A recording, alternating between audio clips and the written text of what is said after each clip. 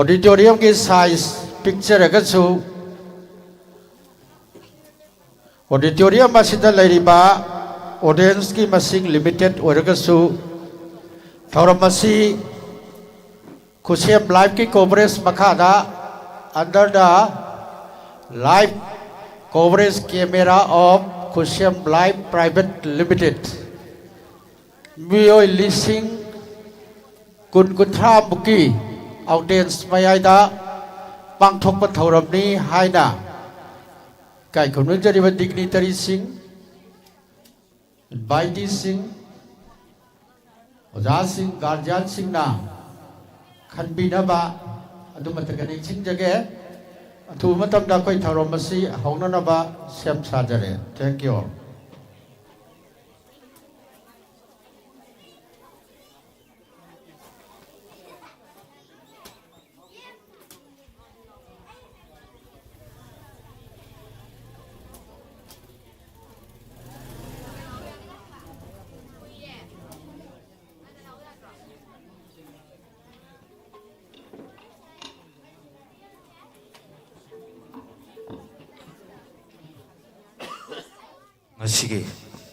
सिगुमलबा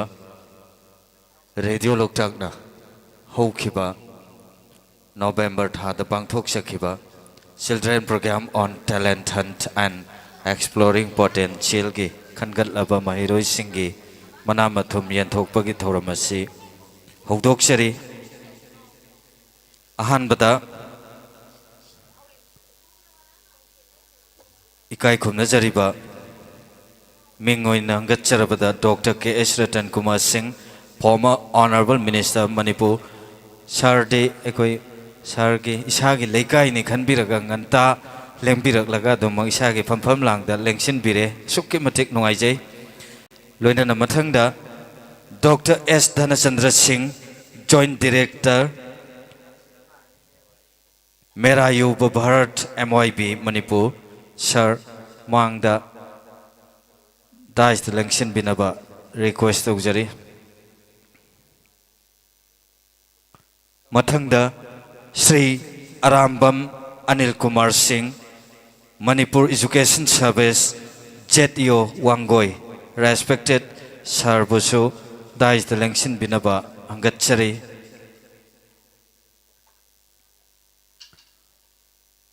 लोइनना Shri Yumnam Hemchandra Singh Manipur education service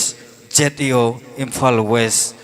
सर्वसु दाइस लेंशन बिनाबा रिक्वेस्ट तौजरी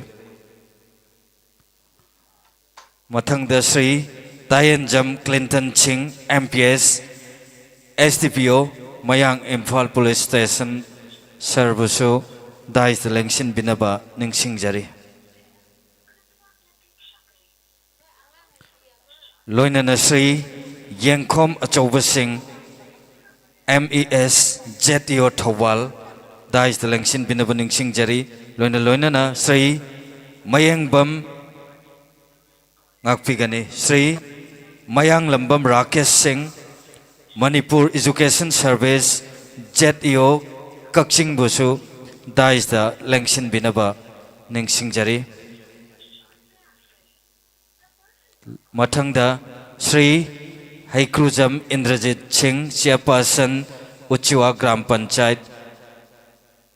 काय खुमनजरिबा सर होजे होजे दाइस लेंशन दुना मांगजौना लेबिरे मथंगदा श्री मयंगबम ज्ञानेंद्र सिंह नॉमिनेटेड मेंबर उच्चिवा जिला परिषद पुसु दाइस लेंशन बिनाबा निंगसिंगजरी लोइना मथंगदा इकाई खुमनजरिबा मिंगोइना निंगसिंगजरबदा Shri Laishram Kunj Kishore alias Khoiju Singh social worker बुसु दाइस लेंशन बिनाबा नोलुक्सरी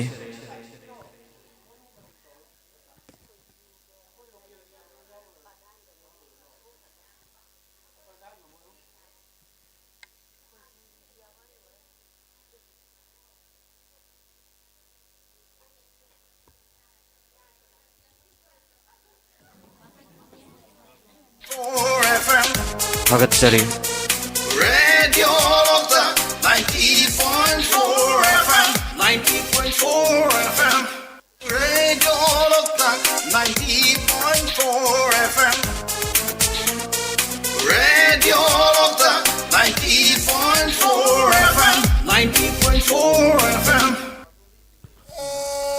थागतचरी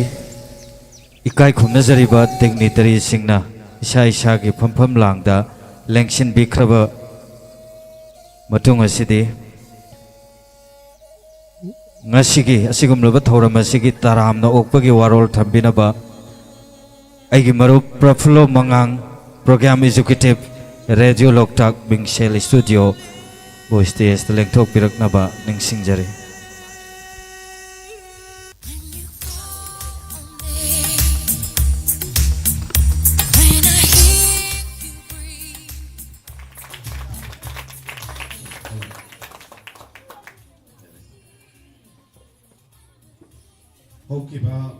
November gitang taraga marita ke hogduna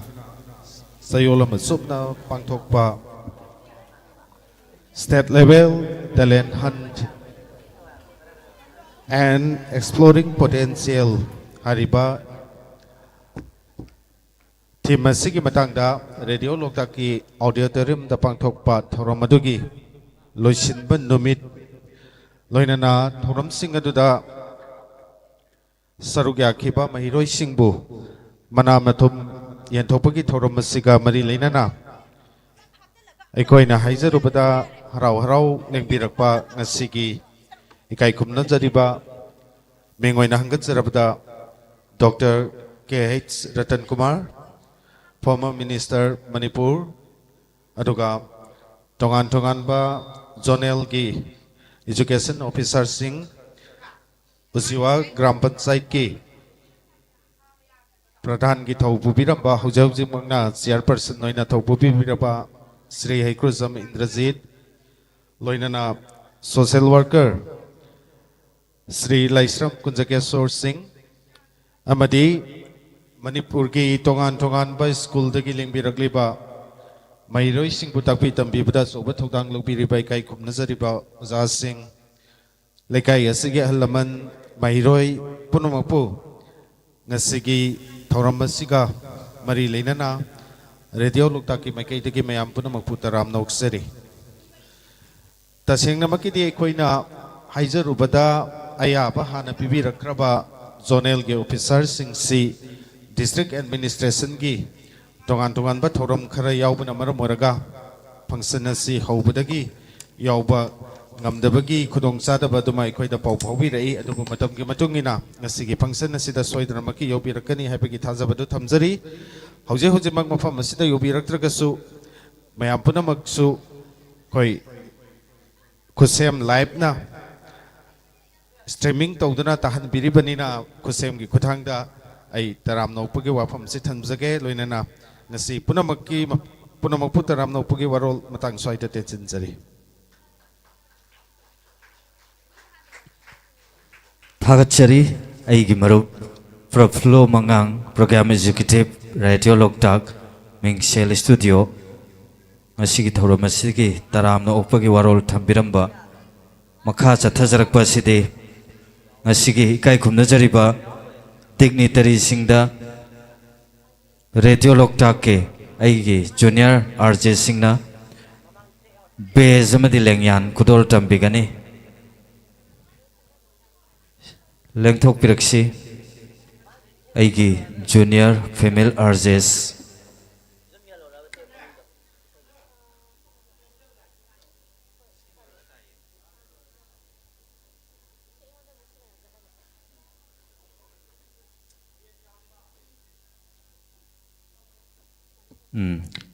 Dati ay amuktangana request samatang Koi stage si khara khajik pik khibana maram oiraga dignitary sing si stage mathakta mangjauna na lengsin binabagi kudong chabadu sinjaba ngamjakita bane aduna kai khumna jariba dais the lengsin biriba mingoina ningsing jarabada Dr. K.H. Ratan Kumar Singh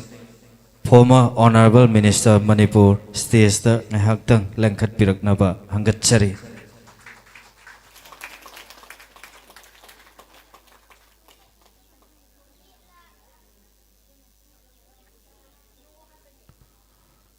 Mathangda Dr. S. Dhanachandra Singh, Joint Director, Mera Yuva Bharat, MYB Manipur stage da ngahaktang lekhat piraknaba ningsingjari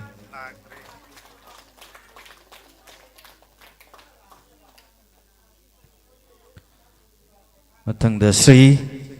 Laisram Kunjakeshwar Elias Khoiju social worker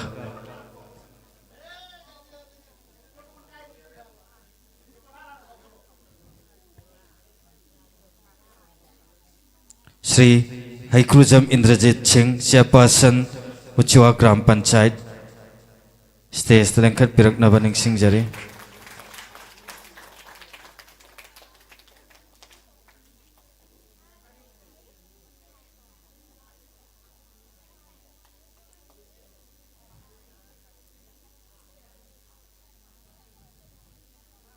mathangda Sri Mayengbam Gyanendra Singh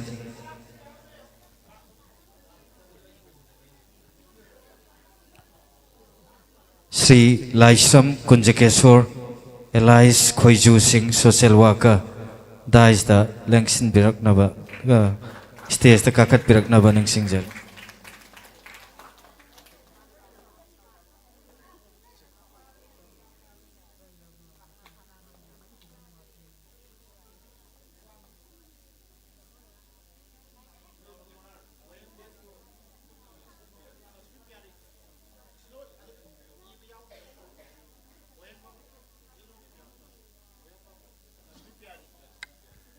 Goi kai khumnajariba Sri Arambam Anil Kumar Singh JTO Wangoi ki behalf ta Madam Lakshmi Piari Wahengbam stage the lengkat piraknaba ningsingjari Madam Lakshmi Piari Wahengbam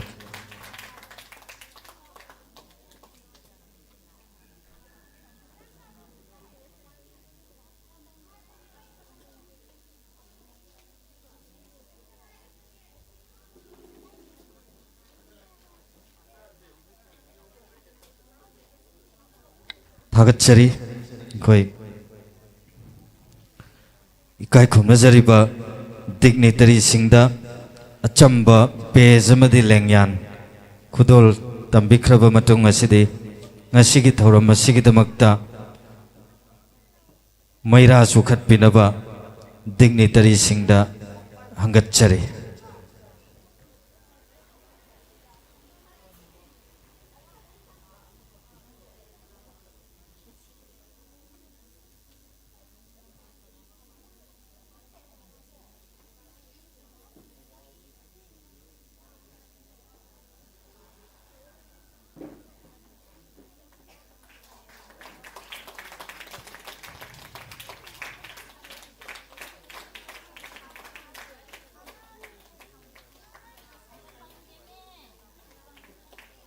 Thagachari ikai khumnajariba dignitary singna ngasigi thoram asigi damakta mai pakna maira sukhatpire ngamkhai leitana thagachari hojikti Sir Singh saisa gi famfam langda lengsin binaba mok ningsingjari mathangda ngasigi thoram asigi keynote address pibinaba gi damakta Hangatchari SS Mangang Station Manager Radio Loktak Uchiwa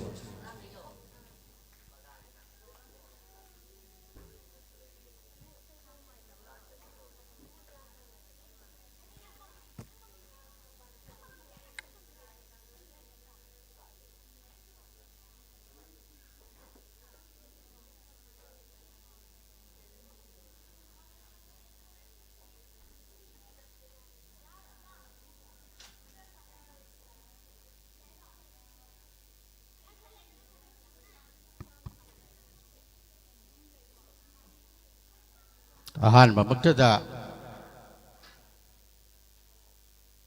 punamaki yaifanabagi damakta punamakpu sembiba mapu thamoida chena thagonajari ngasi December gi tang manga da Radio Loktak na koi ki Beli area gi Zonal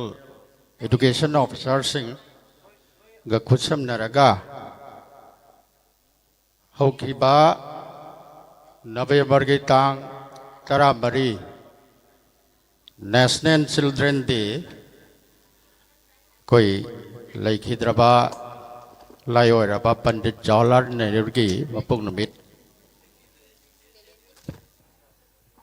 hairiba numidasidagi hukdok charaga World Children Day November tang kunda loisan jaki ba numit tareni chupna chatha jaki ba Children Program on Talent Hunt and Exploring Potential Tauromasi mapung phana pangthok chakraba matungda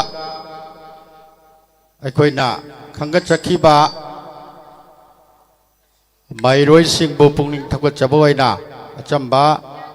mana mathung khara yenthok chanabagi damakta sinjariba thauramasida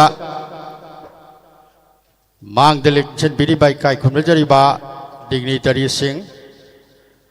maroina agi selibungo Dr. Kumujam Ratan Kumar Singh Honorable former Minister Government of Manipur kai khumjariba respected Pradhan agi marup Haikrujam Indrajit Singh Chairperson Uchiwa Gram Panchayat Loinana Aiga Yam Luna Tinajaba Wangoi Zonal Education Officer Sri Aramba Malil Kumar ki represent Tauraga Lakpiriba Wangoi Jediogi Kai Kumajariba Koi Medam Officer Loinana Yamna energetic oina chawat thongna abaga loinana iram damasi ki damakta karigumba khara tawgani haidana pongpham chetna lembiriba aikoina su thajaba thamjariba aigina oibungo Sri Laisam Kunjakesor Elias Koichu social worker busu kai khumna buchari loinana tauromasibu mapung phan biriba iram damika irika esigi redolokta masi zero level dagi hojik phawada wariba level asi yaurakna bahona matamda yamna chawwa thodang lobi rakhiba egi kai khumna jariba irika esigi Halamal Singh tauromasibu masakhang biduna Sai Sagi School gi Mairoi Singh matam chana thabirakuna hariba Talent Hunt and Exploring Potential gi thauramasida mapung phana saruk yananaba honahan bikiba school gi secretary Singh principal headmaster headmistress guardian Singh kai khumno bachari loinana ramda America esigi kai khumna jariba kai punamak aigi nuksireba isainau Mairoi Singh thodok endokna ngasigi piklaba auditorium asida pangthok chariba chamba thauramasibu Manipur ki kachin koya sinba thungna uhan batana tana Prithvi ki mafam sinba thungna uhan biriba Khusem Life Private Limited ki nuksi charaba aigi Marup Singh kai kun bolchari tasengna redolokta ki mangla lamakak leijai akhoi ki community radio station asi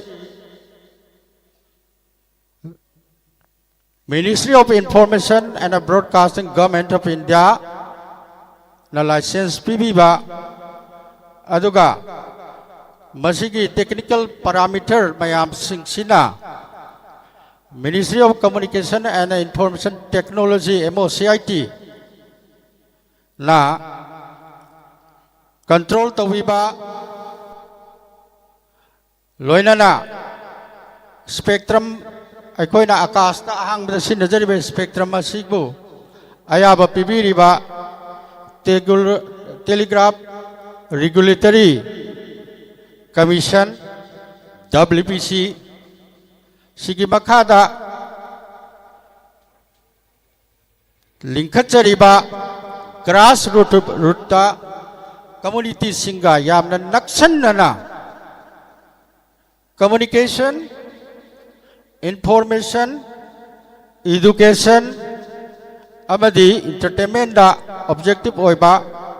chamchamba community platform ama oijariba radio loktak na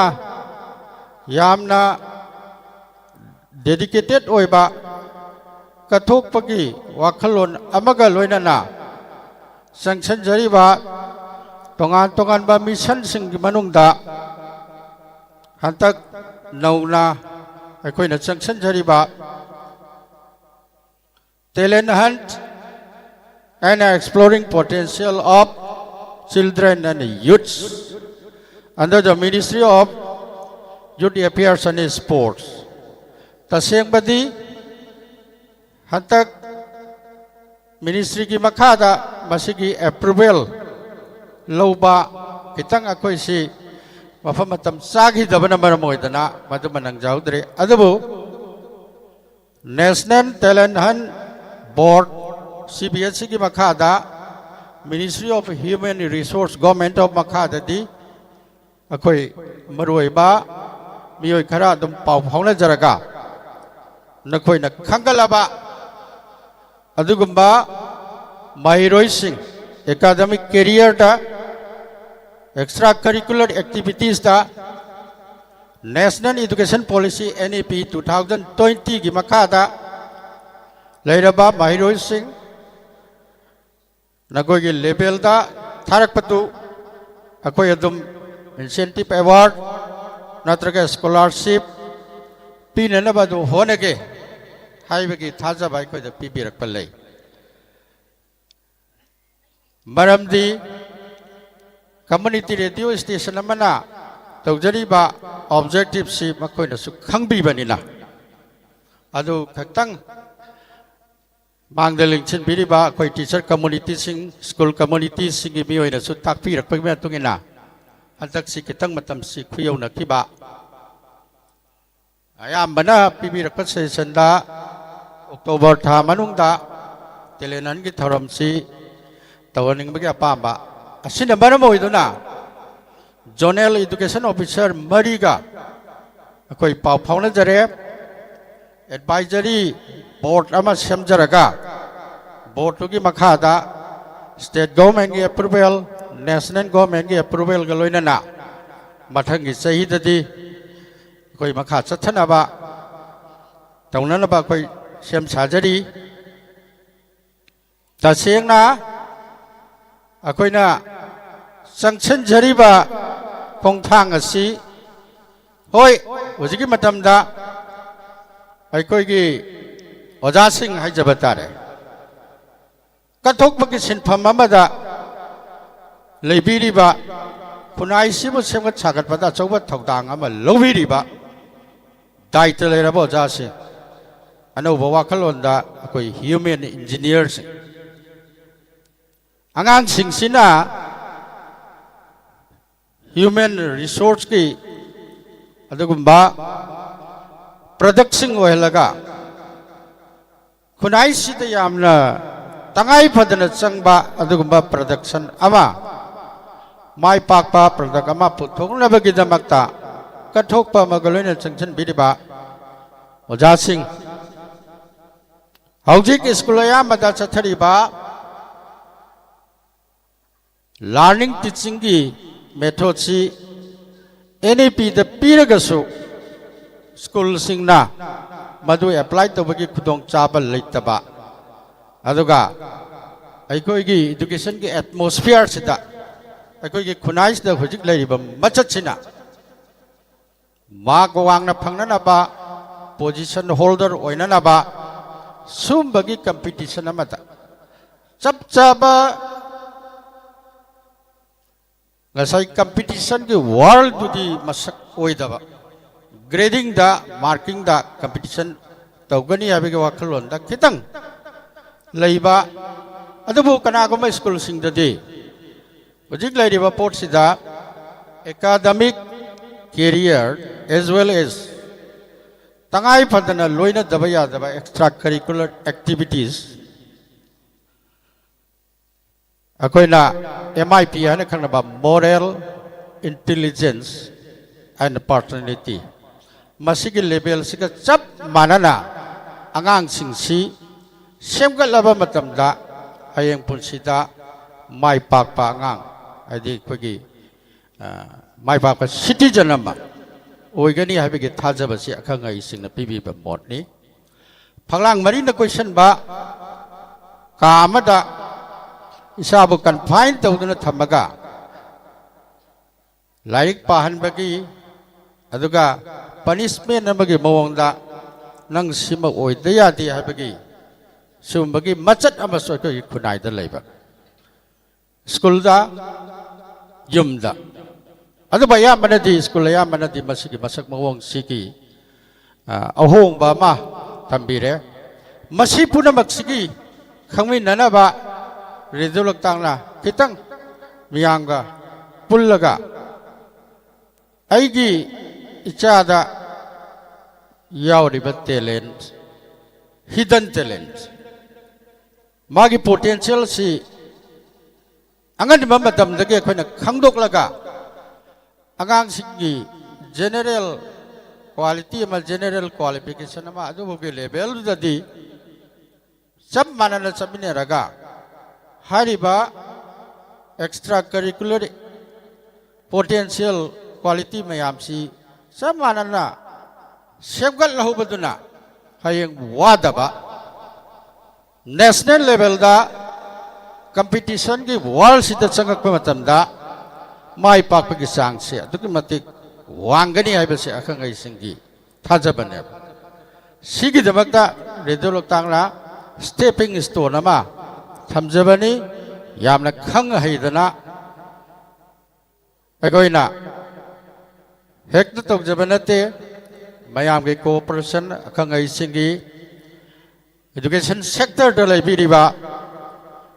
educational institution की authority सिंह education department की authority सिंह तानरगा अखोई मांगद चंगसनबगी थौरांग सेम सादुना लेजरी तसेंगना रेडियो लोकताक करिगुम्बा रिसोर्स अमद लेजदब सुबना तंगी वॉलंटरी अखोई की दा थबक तौमिनरी बाइगी नुक्सिजरबे स्टाफ सिंगसे स्टाफ पु हाइदो भाई काय जरे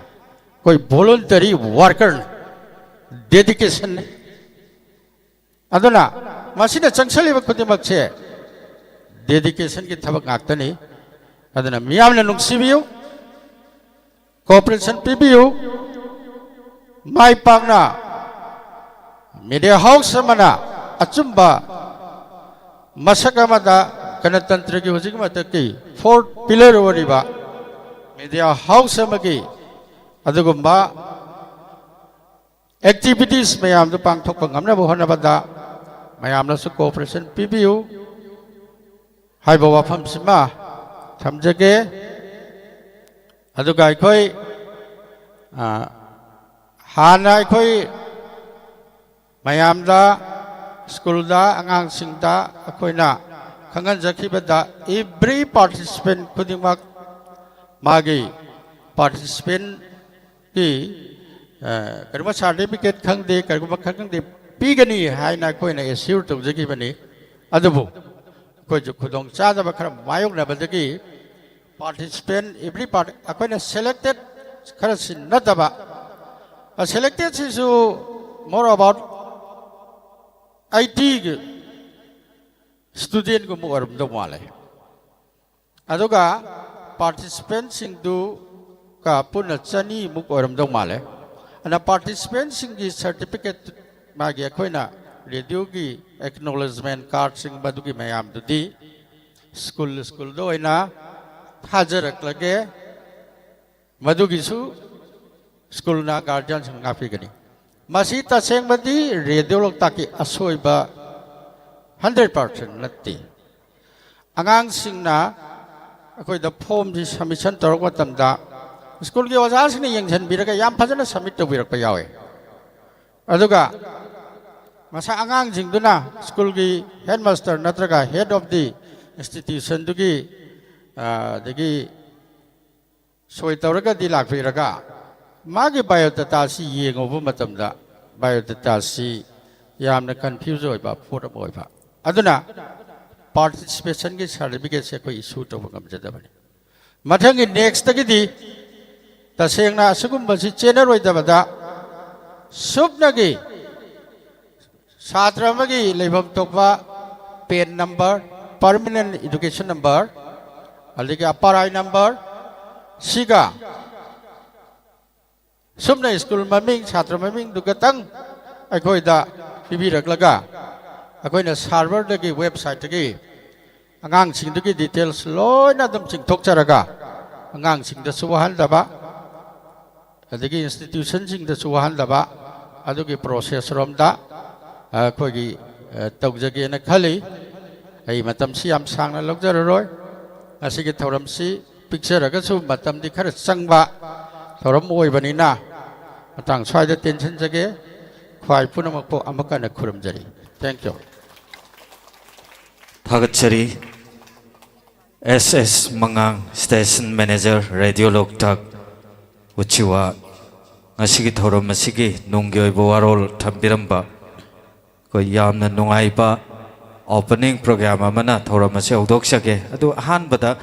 handak ke khoi gi thorom si sin basi personality develop tawna na ba angang singse personality haibasi karino angang singsi ta di taram gani khangamoi personality karino yong amamai se som yeng se nang kanano ai chhatra ne karamba makhal gi chhatra no nang thakshi khasi thogalon masak khangba yam phajaba chhatra amara si personality ni ko nangi kok ta khalle bado phajana ningtamna akiba yaudana mingon phongdok pangamba si personality ni yaubane kana gumba ngang ekoi ipai pu gi wahaida mirak mission thikai bado manggon da phamal leiramba kana gumba ngang ama akoi manga truk changjan ba kappa ga chenjan gi ne ba imong da lauraga they have no answer sorry they have no question makhoi da question leite ba kana una doino baba kau thora ora ima kau thora ora hangningai question leite ba mangon da personality amatte yaute ba adune ba mirak kha thokpa adusu afaba lambi da competition da sita sengna radio loktak na masi objective ne ekoi ge aduna mathangi chahi da su sigumba children program on talent hunt and exploring potential gi thoram si maru oina school gi oja sing amadi khwai de hen maru oina mama mapa guardian sing na isa sing do pura ga lak bio bi yohan bio adom gi angang sing do kayam personality develop tau ge yang bio thagachri mathang side olympia maibam huidrom loyangamba amadi salam angelina stage ta kakat pirakani loina nangasigi special opening dance as utpi gani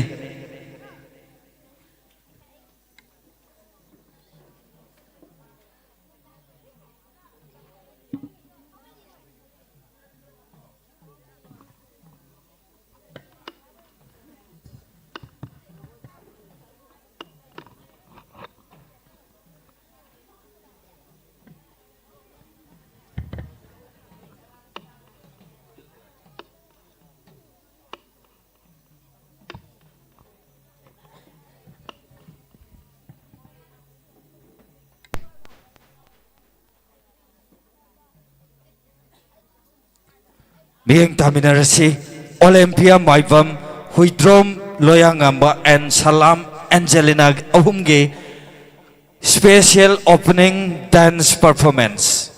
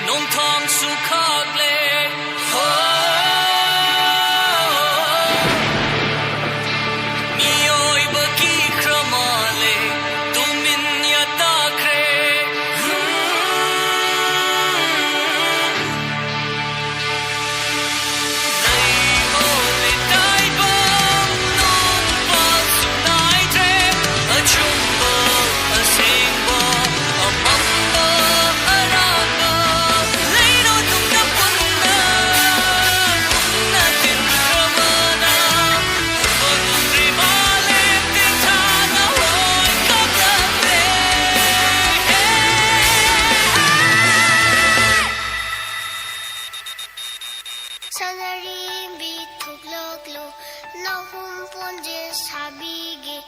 lai khubak khubige sanare mi thokloklo sanare mi thokloklo na hum ponje sabige lai khubak khubige sanare mi thokloklo sanare mi thokloklo na hum ponje sabige lai khubak khubige sanare mi thokloklo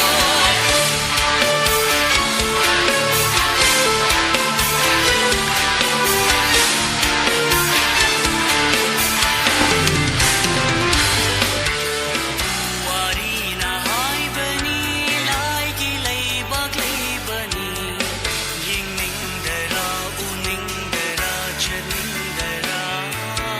lam na shan thi resu nak ne lo na lai shibu pamu dara nuk shi dara chau thok dara karak dara khambal dara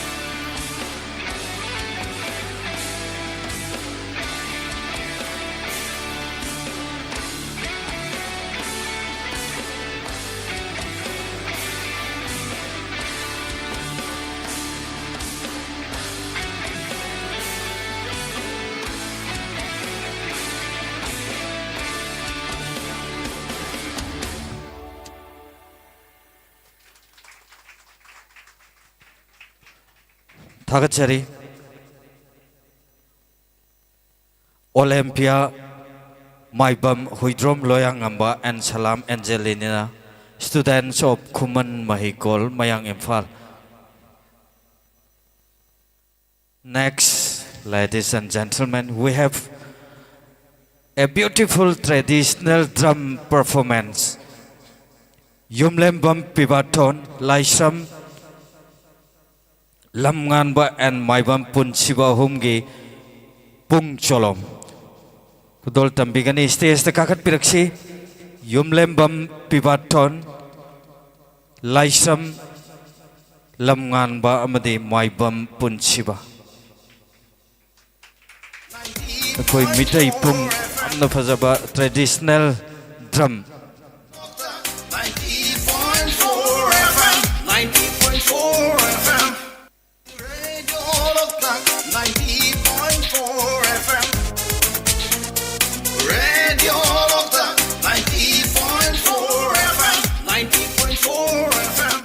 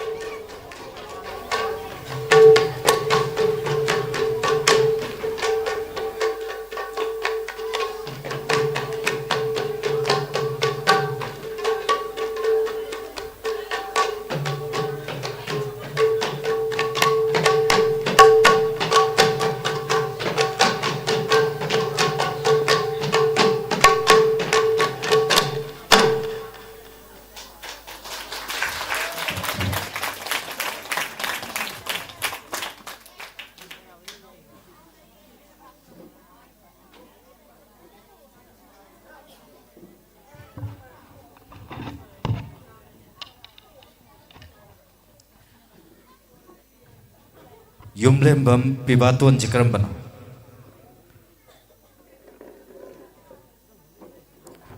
ꯄꯤꯕꯥꯇꯣꯟꯁꯤ ꯀꯥꯏꯗꯩꯅꯣ इरम सिपाही दगे Babai Ming कई कोबा युमलेमम सोमेंद्रो नंग हाना काय काय दा ngasi gi sumaina pung cholom si ut krage mamang da इबुनो वांग्ब्रेंगी कनो लाई हराबदा उक्रे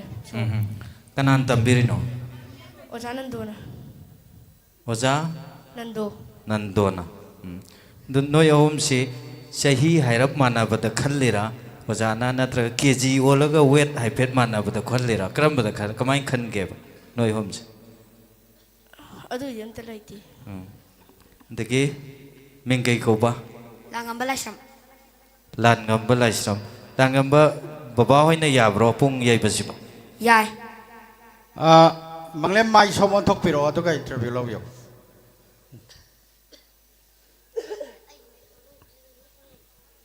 ama wali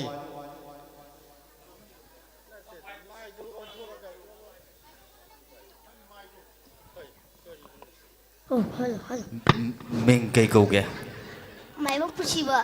maibam punsiba Ah, punsiba na ipik pi ko kamai to pung ju kha pik pro ah. lumdro Ha. lumdra ba Lumde. lumdia Hmm.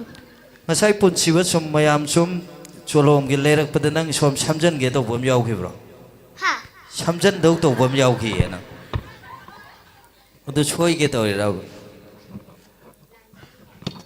Magi. line chambage okay niyom ne ba ko atu radio lokta ki stage ta sumaina pung cholom utpasibu nungai bro Nungai. nungai ya kan hayo ne Nungai. babai ming di kai kau ba Aku pai mami rumah kanta. ratan thagadi adudi koi tramar ahum yumlem bam pibaton laisam lamngan bam di maibam punchiba ahum sida loina na lengyan khudol tampigani manglem please loina na khoi gi ngasai gi performer ahum dance ki jo punnang ta kagat pio dance ki performer ahum do hoi program no sida next ana leiba tane Olympia maibam huidrom loyangamba and salam angelina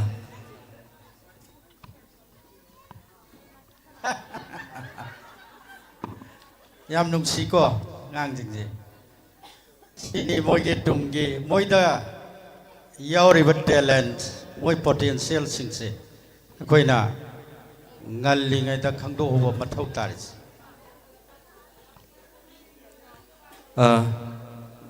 dais the lengsin piriba singilaktage mingoina ningsing jarabada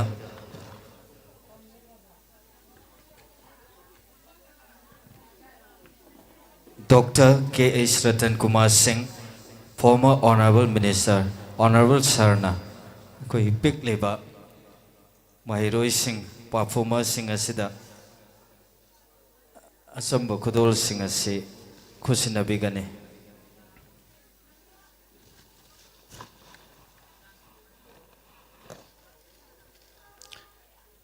RJ yar gai mai somoto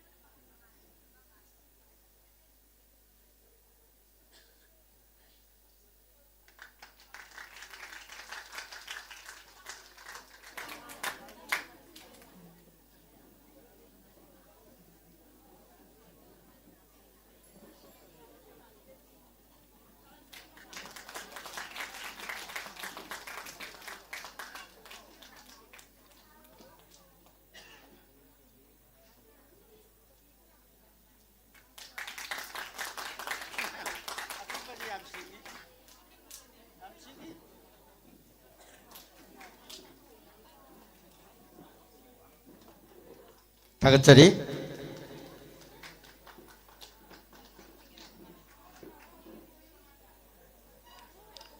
carry on Manglem मा लेहोगे तो यामना फजबा excellent performance खुदोल तमलमी पिकलिबा Tungi असा चाउना थंबा याबा दुगुमलबा अंगांग सिंहाक्तने मथंग सिदी कोई award distribution अदुने Ahaan बता लौखत लिबा event से song इसेगी award लांथोकपा मु हौजरगे first I have third position goes to SH Netrajit. Please come on the stage. HH Netrajit. Third position for song.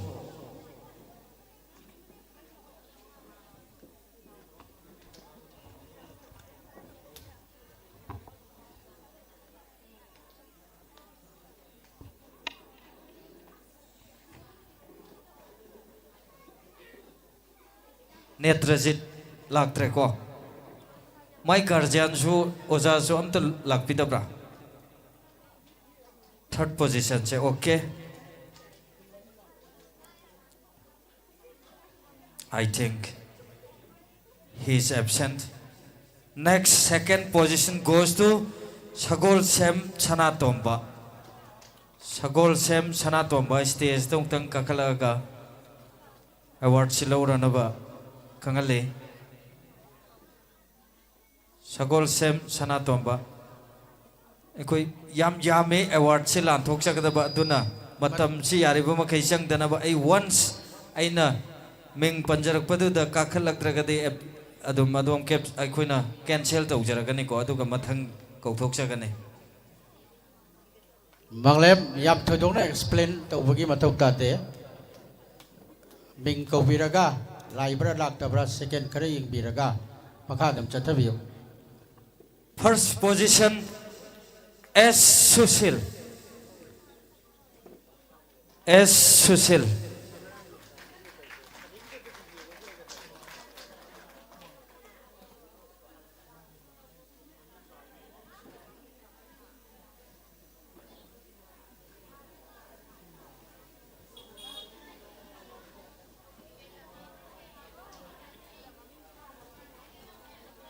dignitary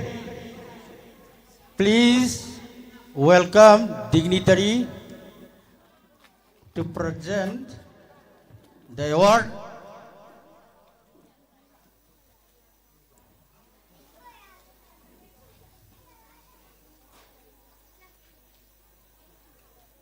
Salam Susil Singh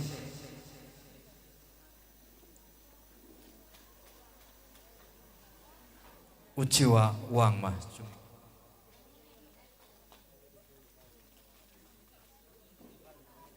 Okay kai khumna jariba akogi dais election biriba singilakta Sri Haikrujam Indrajit Singh Chairperson Uchiwa JP Sarna award se lanthok pigane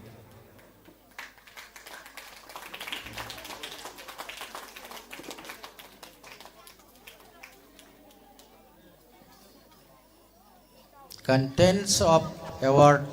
please explain Mr. Manglem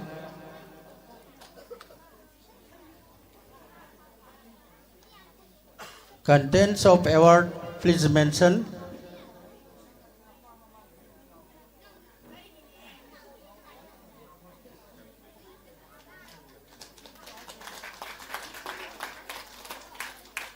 Proflo, please mention the contents of award. कोई bag तो P रवनी ना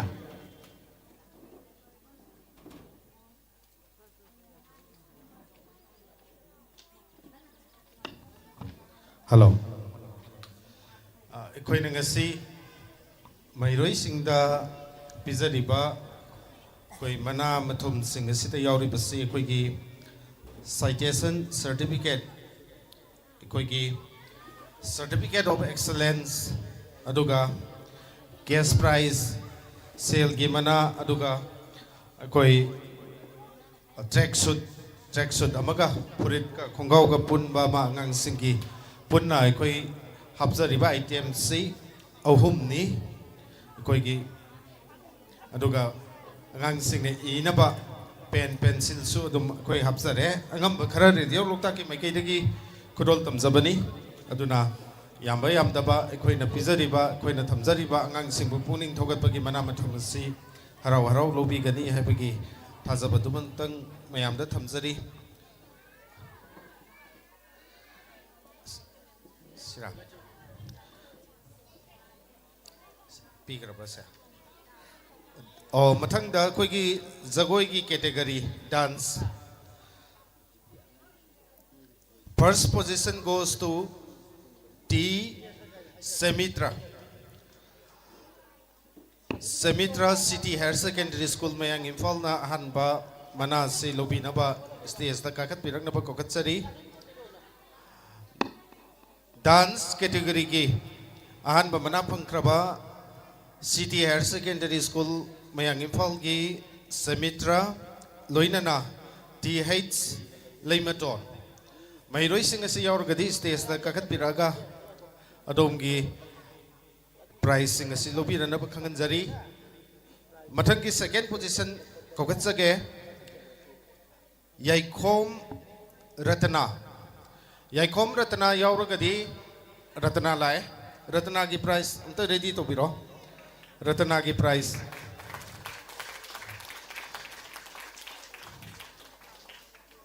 कोई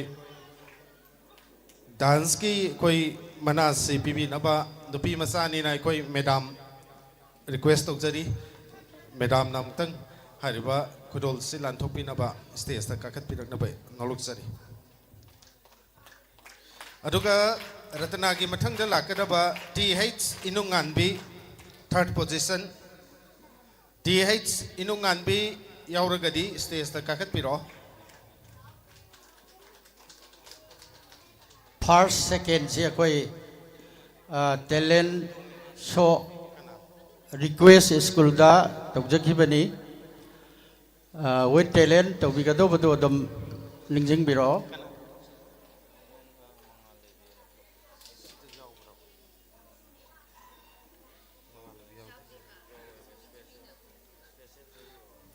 अदुगा special jury award ता मंगालेबी नौरेम की मंगालेबी ख्वाइदगी सही नौरीबी अंगांगनी कोई jury सिंगना कोई की कोरियोग्राफर अजातोम्बा कोकट पियो होय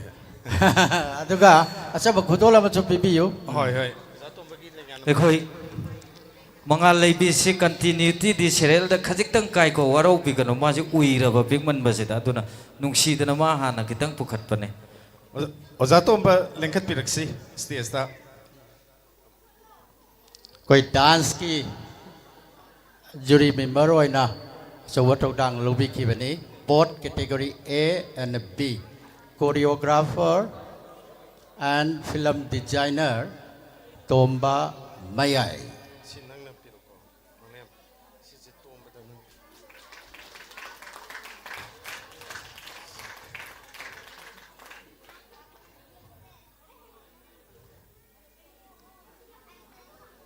angang e piri ngai jaw ajatom bagi kip kau ni ko अदुगा कोई ओजातोम बदसु रेडियो लोकता के मैके दगी असंबा खुदोल अमतंग पिजरी ओजाबु इकाई खुम नजरी थगत सरी मथंग दा मैथमेटिकल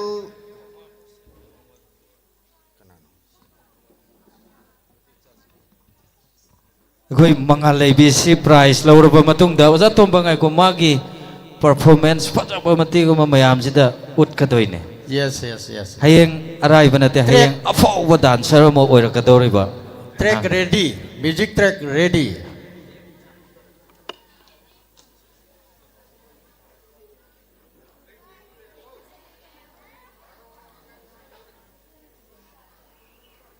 कोई स्टाफ साइड के तंग तबियो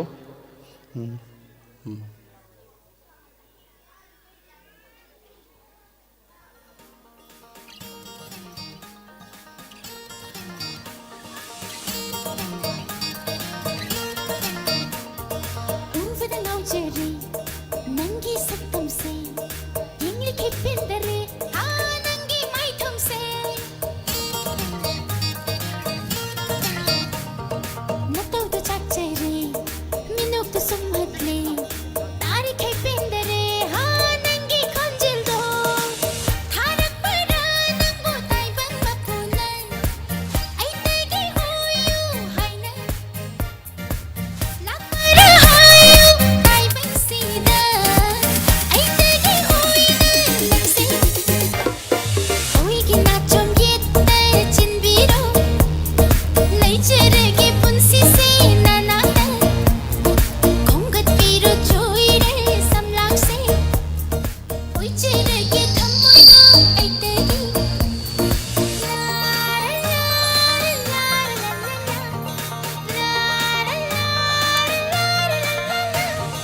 ha khoi mu ha khoang jing wa khoi mu nang bu ba lei rang she sat kai re san na vi lei rang she sat kai re check chill lo kamoi check chill lo ha check chill lo da check chill lo jet na tham jil lo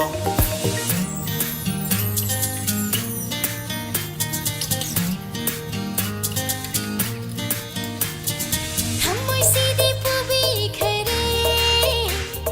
pukning bu sulai ta handare nanna khangsen na na lai thokpa aidi prok hey chak I anning bu sulai jene appa bu sulai jene musi irang kai thel kavadu tane pam jaba oi ki nachom yetta chinbiro leicherege punsi se nanata kongat piro choire samlakse oicherege thammoido aitegi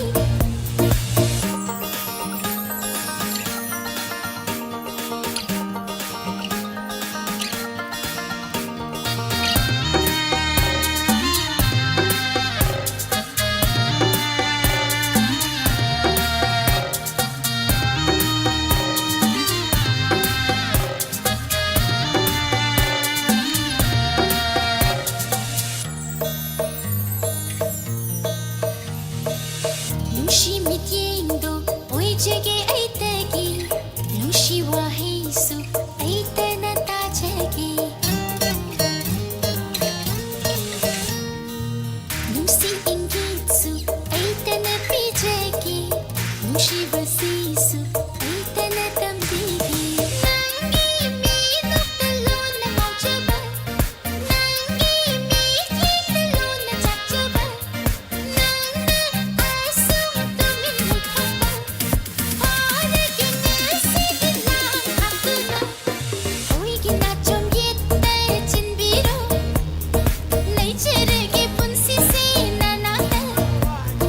kongat piro choire samlakse oicherege thammoido aitegi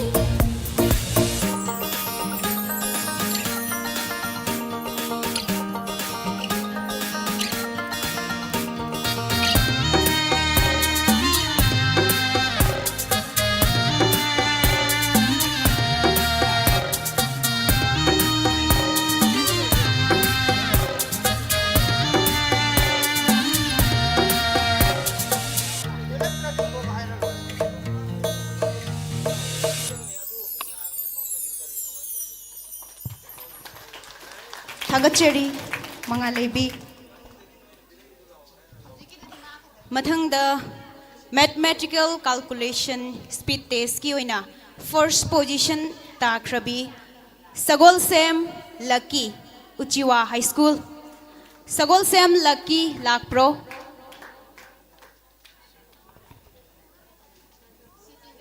Sagol Sem Lucky Kitang Thusiko Aduga award sibu khusinabi gadaba Sir Mayang Lambam Rakesh Singh, MES JDO Kaksing. Sir Mayang Lambam Rakesh Singh.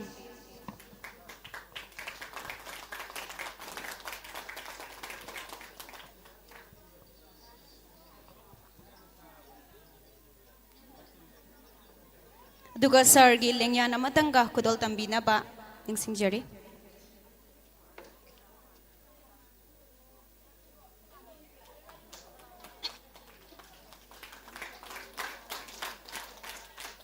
Mathangda Anishuba second position takibi Mayengbam Rosni. Mayengbam Rosni. Lakta bro. Laktre ko. Third position da Sagol Sam Jameson, Uchiwa High School. Sagol Sam Jameson lak pro. Laga di khud thangat pira uko. Okay. Lao lao. Aduga award asibu. Khusin nabiga daba. Laistram Kunja Kishore, Elias Khoizu Singh, social worker, sir na award khusin nabiga ni.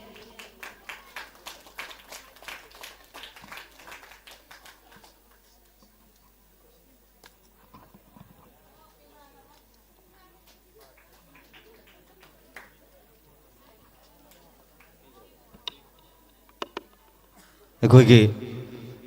ꯑꯉꯥꯡꯁꯤꯡ radio ꯂꯣꯛꯇꯥꯛꯅ ꯅꯈꯣꯏꯗ ꯈꯨꯗꯣꯜ ꯇꯝꯂꯤꯕ ꯄ꯭ꯔꯖꯦꯟꯇꯦꯁꯟꯁꯤ ꯈꯨꯗꯣꯜꯁꯤ ꯑꯉꯥꯡꯕ ꯕꯦꯒꯁꯤꯒꯤ ꯃꯅꯨꯡꯗ ꯌꯥꯎꯔꯤꯁꯤ certificate ꯑꯃ track ꯁꯨꯠ uniform ꯑꯃ ꯑꯗꯒꯤ case ꯍꯥꯏꯕꯗꯤ ꯁꯦꯜꯒꯤ ꯃꯅꯥ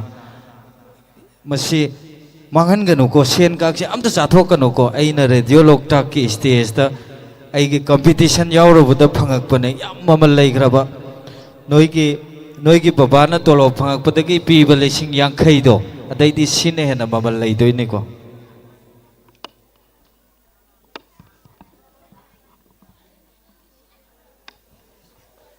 अदुगा लोइना हौजी हौजिंगमा अवार्ड येंथोगलिबा से date 14 National Children's Day da pangthokhiba competition adugi award ni makha tarakpada drawing competition gi oina please akoigi dignitary M Rakesh JDO Kaksing please welcome pigra baba ding ado jagi keno tang award tang pian graba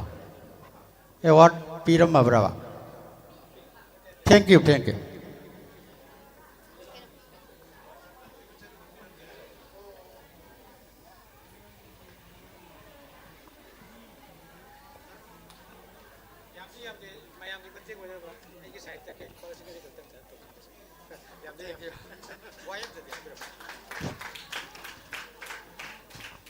Ngasi December ki tang mga yaphro numit sida Radio Loktak ki stage da aibusu saruk yabinanaba akhoi Uja Suranjoy na invitation to birak ko yam nungai jai Uja Suranjoy ki mateng dagi akhoi na community radio ki kuthang da government ki Manipur government ki paikhalai ba education ki lambi sida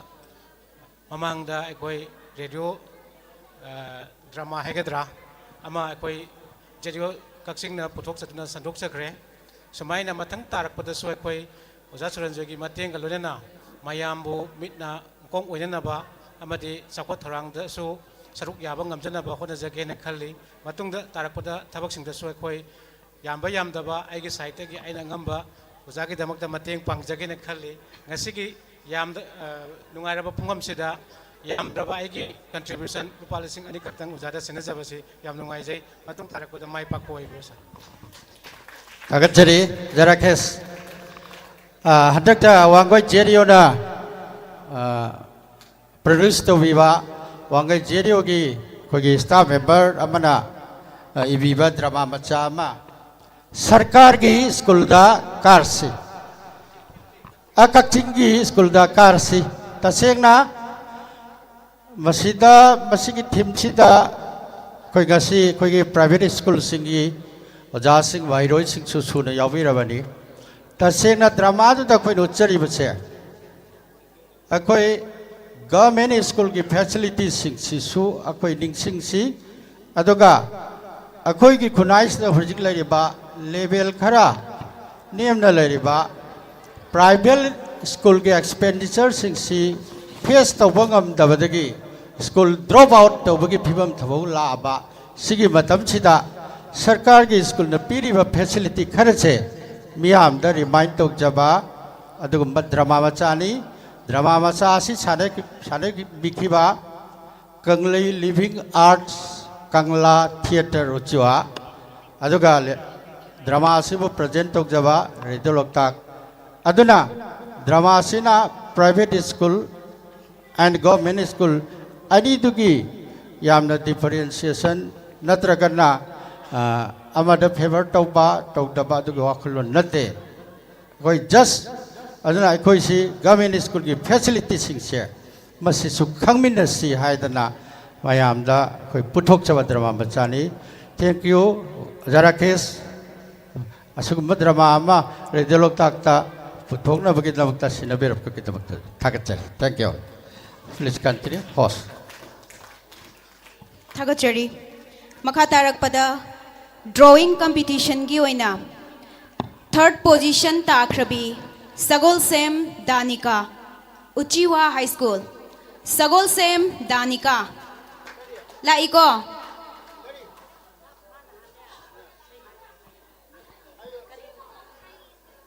लागता bro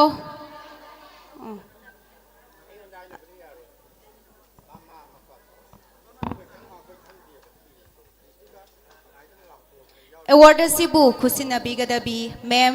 Vidya Lakshmi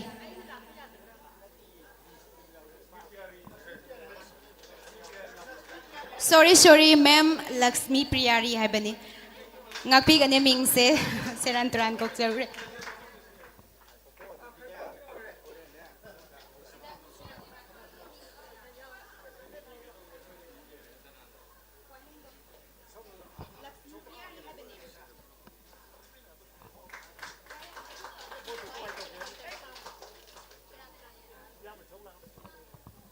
ma'am हाइपेतंग ngai biu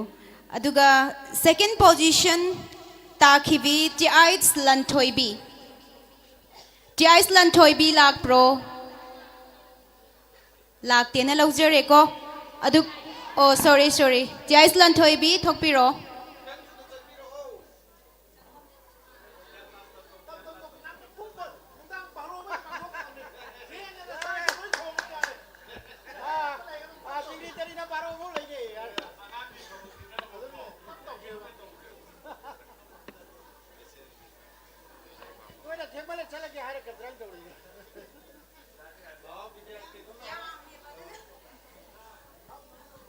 ꯑꯩꯈꯣꯏꯁꯤ ꯌꯥꯝ ꯇꯦꯟꯇꯛꯄ ꯋꯥꯐꯝ ꯑꯅꯤ ꯈꯛꯇ ꯊꯝꯖꯒꯦ ꯇꯉꯥꯏ ꯐꯗꯅ ꯑꯩꯈꯣꯏꯒꯤ ꯑꯦꯋꯥꯔꯗꯁꯤꯡꯁꯤꯁꯨ ꯉꯔꯥꯡ ꯑꯊꯦꯡꯕꯗ ꯑꯣꯏꯅ ꯌꯧꯔꯛꯄ ꯑꯗꯨꯅ ꯃꯁꯤ ꯈꯟꯇꯣꯛ ꯈꯟꯖꯤꯟ ꯍꯥꯏꯕꯗꯤ ꯁꯥꯇ꯭ꯔꯗꯨꯗ ꯅꯨꯄꯥ ꯃꯆꯥꯗꯨꯗ ꯁ꯭ꯀꯥꯔꯠ ꯄꯤꯔꯨꯕ ꯌꯥꯄꯣꯠꯇꯦꯗꯣ ꯃꯁꯤ ꯑꯍꯤꯡ ꯇꯨꯝꯅꯕ ꯅꯠꯇꯦ ꯑꯩꯈꯣꯏꯒꯤ ꯁ꯭ꯇꯥꯐꯁꯤꯡꯁꯤ ꯉꯔꯥꯡꯗꯩ ꯁꯤꯟꯕꯗ ꯈꯔꯁꯨ ꯑꯩꯈꯣꯏ ꯔꯦꯁꯄꯦꯛꯇꯦꯠ ꯁꯔ JDOꯁꯤꯡꯁꯤꯅ हंदक्सी इपाई पाइद्रब कनो खर ngannasु mangjaunasu pibiraktre खर thengtak pibire yam waba dagi ngang sisu amuk kauthoga ni rule tawse na laktabadu cancel tawge kitang angang ni minute 10 kun chontharaga lakpasu yauri makoi du pibi khibana phaba madusu repeat tawbase mathau tabra na khanjaba aduna kitang continuity kairaga su ngasi simtang di इकाई खुमना dignitary Singh दिलिकाय से कि ख्वाई अलमल सिंह लोइबा फाव थेंगलसु थेंगना सरुक याबियो हाइदना ए नोलुक्सरे अदुगा अरोइबा drawing competition की first position ताख्रबा खांगानबा मयेंगबम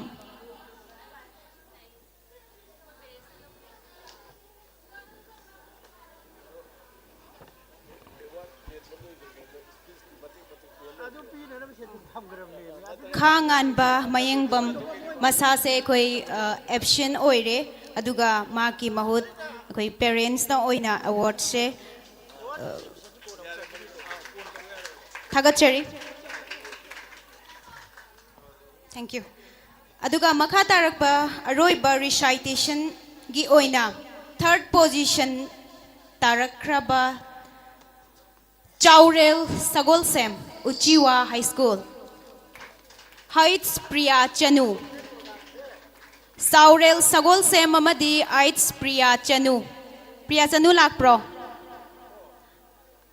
award खुसिनबी गदबा sir MD Hibjur Rahman AIJDO Kakching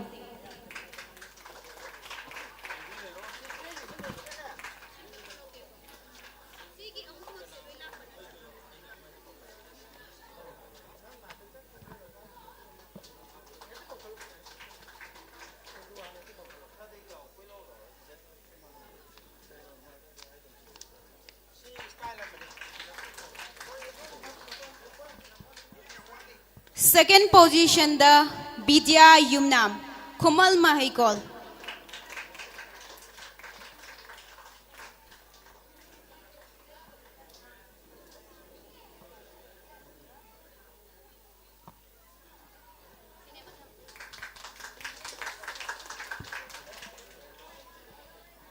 First position the Lanchenba Maitei Naurem Anishubada Amomona Angom Lanchenba Maitei Naurem Amomona Angom Lanchenba Lakta bro Lakte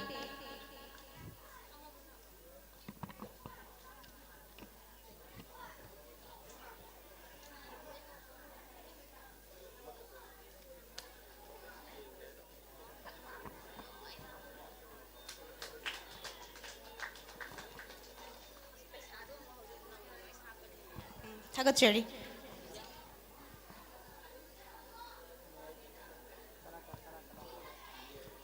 अदुगा ngasai अखोइना लाउथोक सेखिबा कंपटीशन असिगी कैटेगरी सिंग असिगी अमुक्तंगा हन्ना अखोइ ngasai award लौखिदबा सिंग कोना यौसल्लकपा यावरगदि अदुम थोकपिरो मिंग मथंग मनाउ नाइना लाउथोक सेरके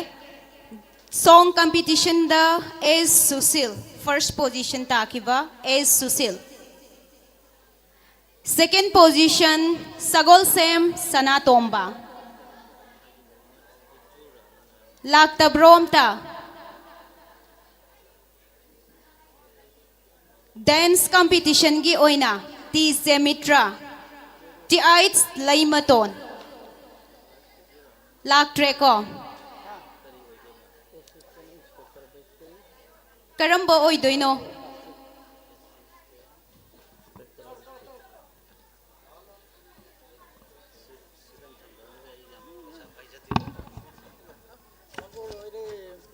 Ming Semitra oidera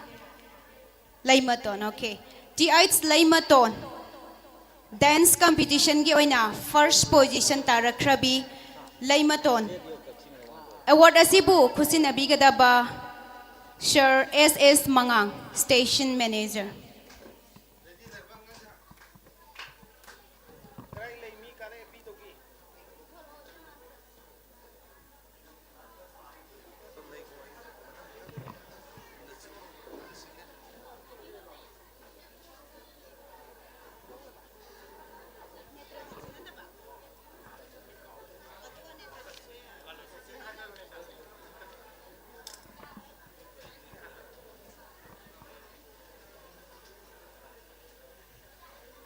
Madhangda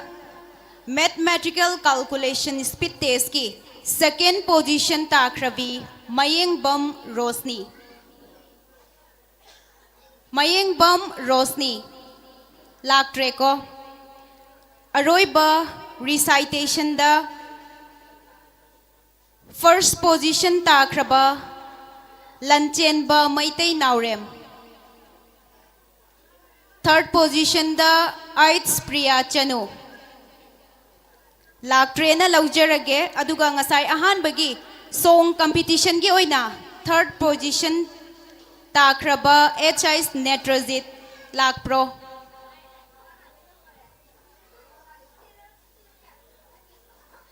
award asibu khusinabigdaba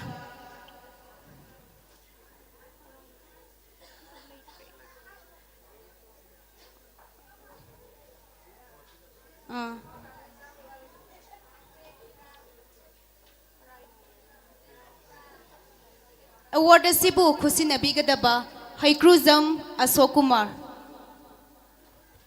Ozana award asi khusinabigani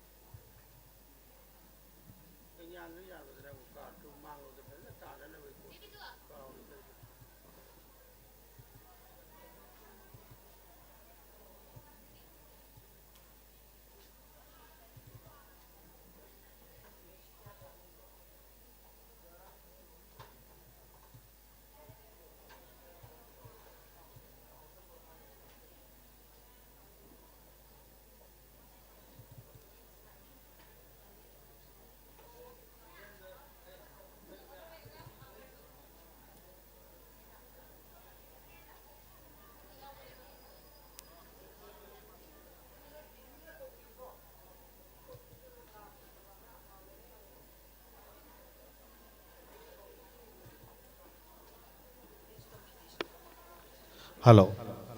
Biju Laishram तक पिरो सोमदा ngai leire koi ngasai prize lauthokibada sithau banga ama hujik yaure na takpire aduna bizu umta somda sanction biro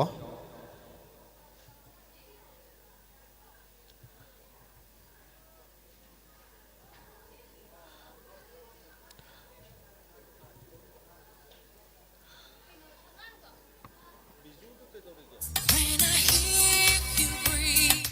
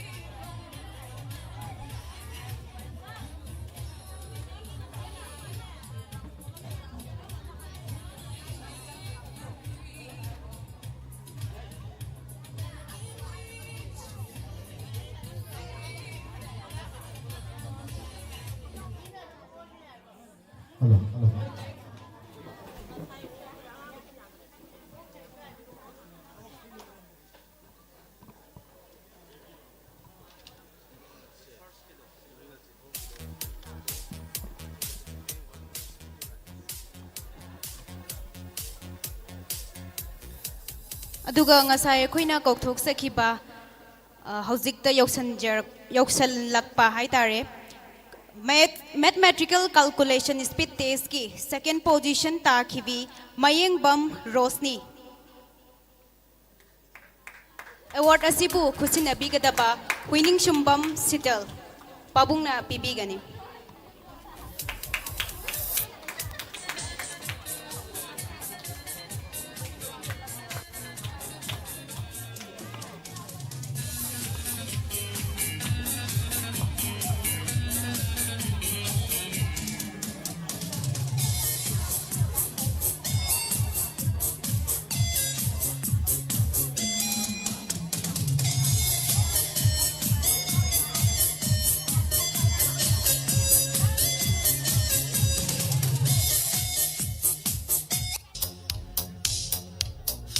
अदुगा dance competition की ओइना third position ताख्रबी the आइट्स इनुंगानबी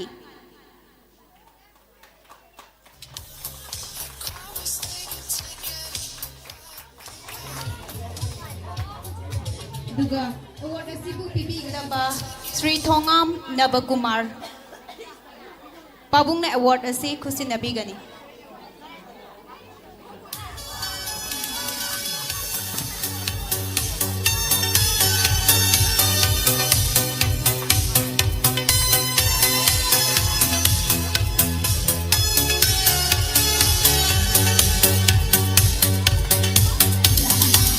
See your smile beneath the city lights. She's my fuse away in summer nights. We dancing to the just fades away.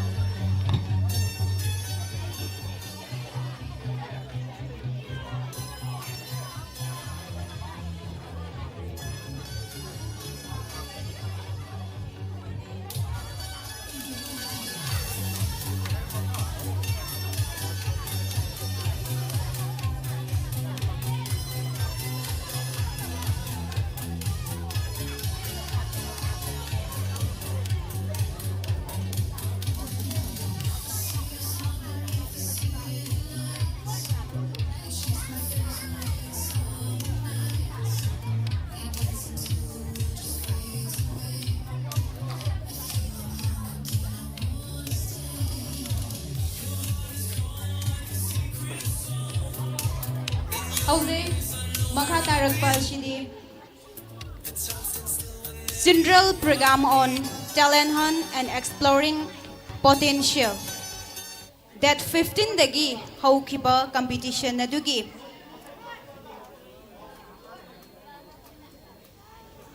award yenthokpagi tanja laujage.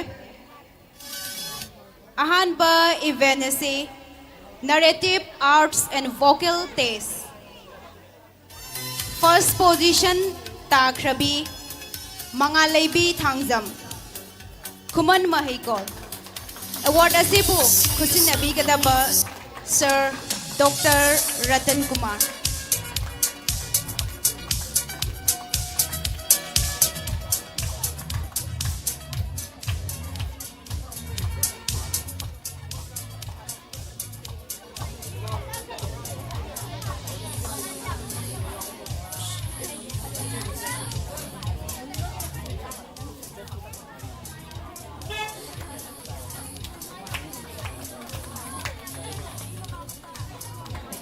Madhangda second position Richard Thokso Kuman Mahikol. Award asisu adumag Sir Dr. K.H. Ratan Kumar Singh, former Honorable Minister na adumag kusinabi gani. Richard Thoksom lag bro, lag ta bro. Parents lag bro.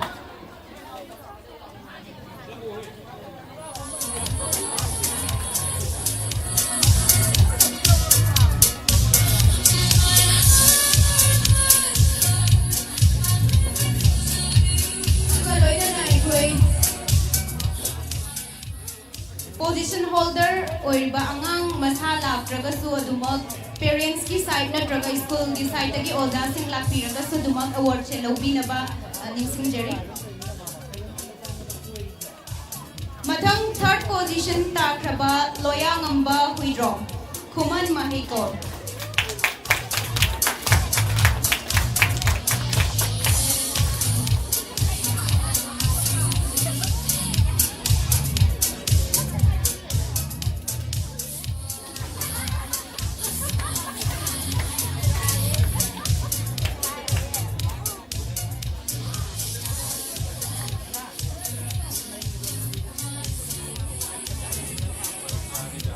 Makatarakpa si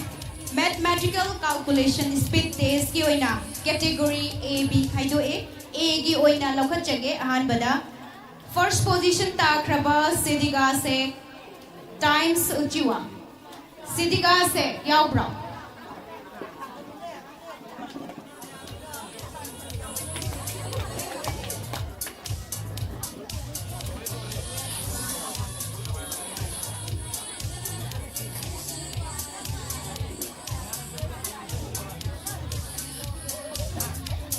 Second position,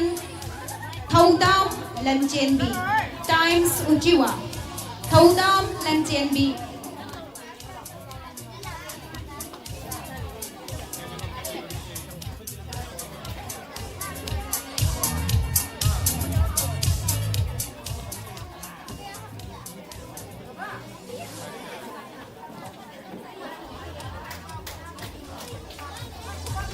Third position, Takraba Maikam Sana,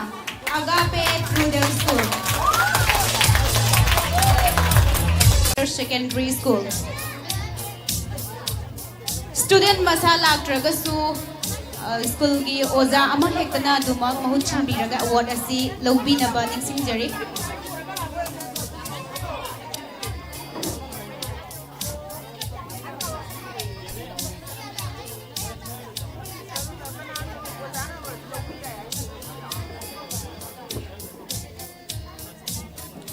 Second position Takrabi Sagol Sem Tingkai Nganbi, daughter of S. Prafulo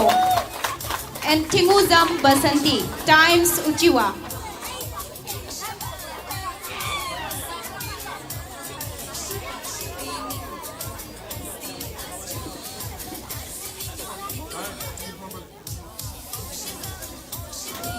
Third position Takraba Salam Malenganba, son of Salam Mani and Salam Ongbi Toy Devi, Times Uchiwa. Salam Malenganba Lakpro Pilana Wapam Pradan Tambinaba in Sinjari.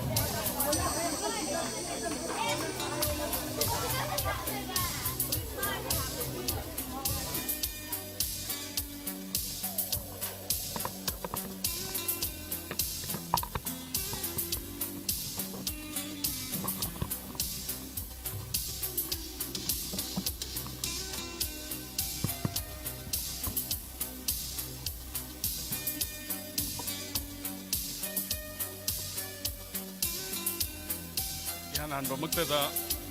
Lamdamasibu Ponbiriba Ibudo Evento Anibu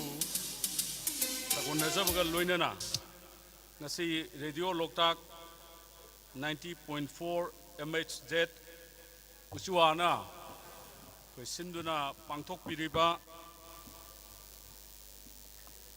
Numitaret is Chupna Pangtokiba Children Program on Talent Hunt and Exploiting Potentials Haidana Kuigi November gi Tang Tara Mari Dagina Kun Pauba Sathagiba Madugi Talent Hunt Program Maduga Mari Lenana Pangtoiba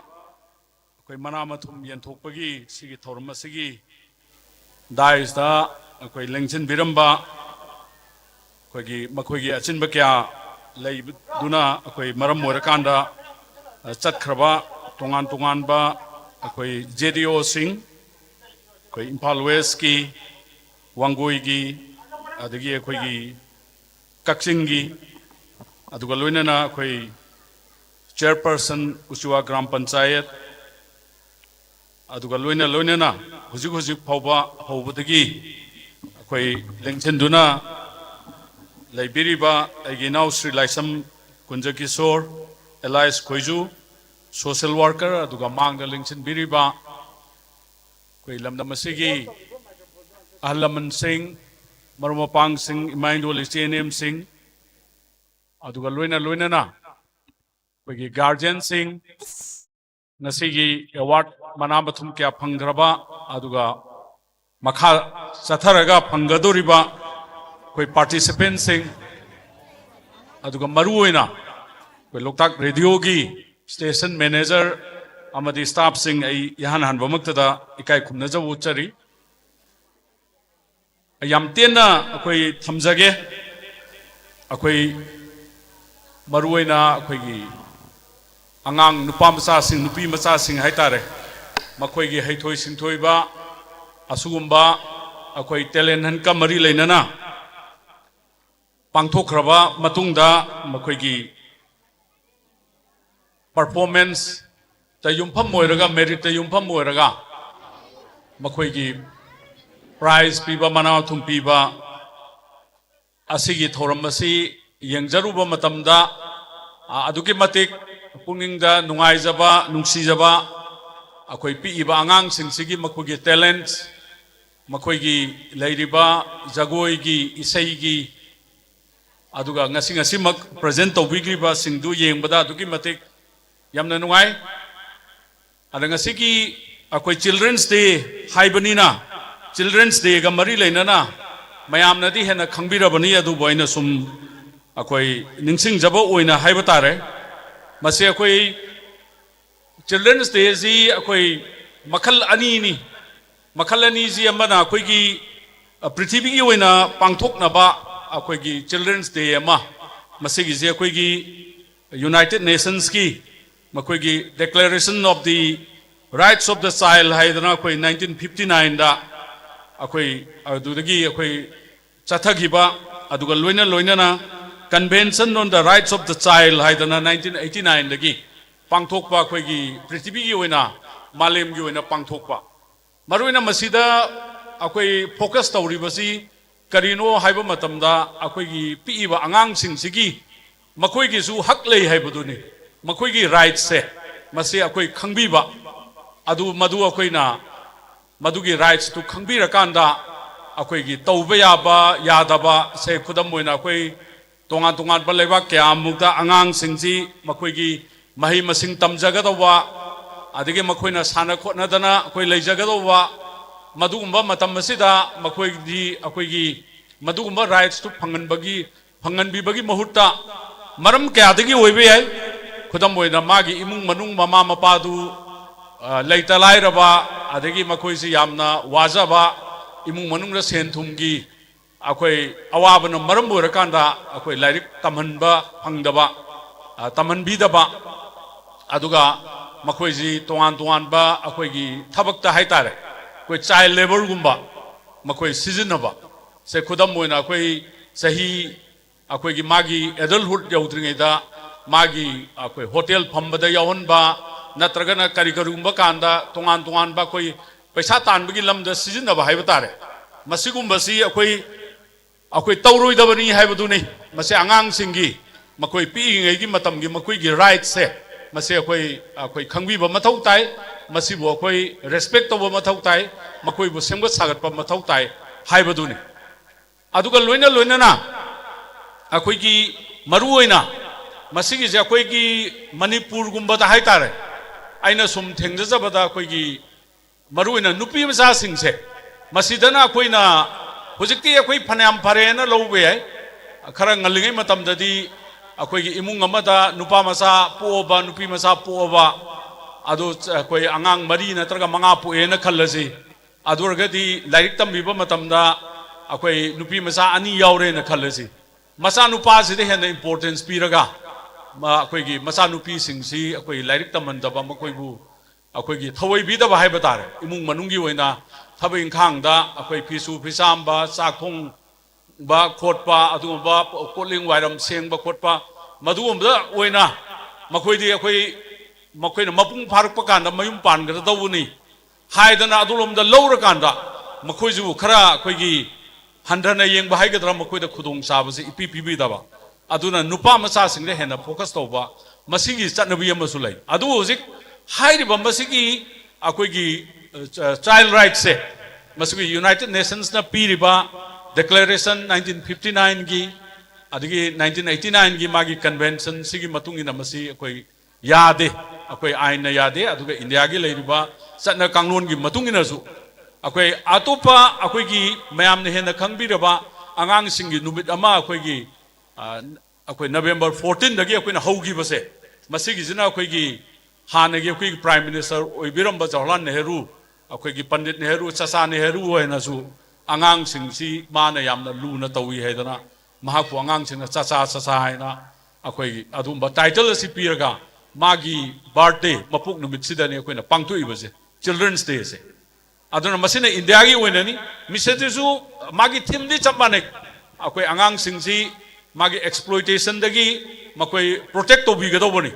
like तमजगदोबो मतम सानजगदोबो मतम मसुगुम मतम दा मखोइबु अखोइना abuse तोबिबा हाय तारा लाना मखोइ सेंदा लंबी दा सिजनबा hotel फंबदो ओइबे याय नत्रगा check सुबदो ओइबे याय नत्रगा तोंगान तोंगानबा मदुगुमबदा मारी लाइक तमहनबिदबा मदुगुमबदा तौरोइदबनी हायबसे मसिगी निंगसिंगनबगी अदगी अतोप खरा मदना मागी अखोइगी मागी नोरिशमेंट माखोइ चिंजाक से फजना पीबीबा पीबा आंगांसिंग मागी पीजबा मतमदा मखोइ फजना अखोइगी चिंजाक से फजना पीबीगदोबनी हायबदुनि मसामो फना अखोइ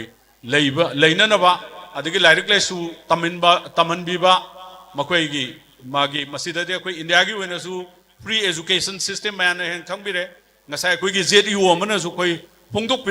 pyramid ni madudi koi even koi gi station manager koi gi radio lokta ki